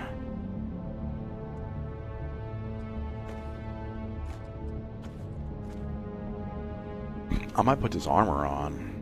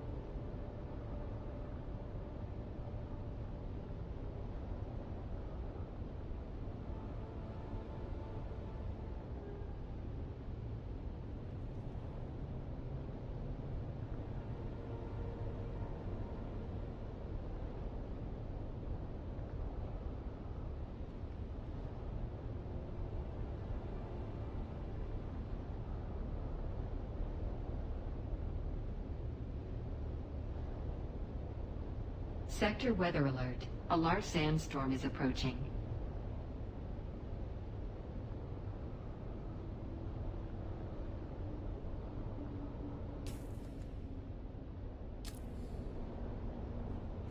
Alright guys, that is it for me. Calling it a day. Thanks for watching, take care, and have a good day. See y'all later this weekend. Peace.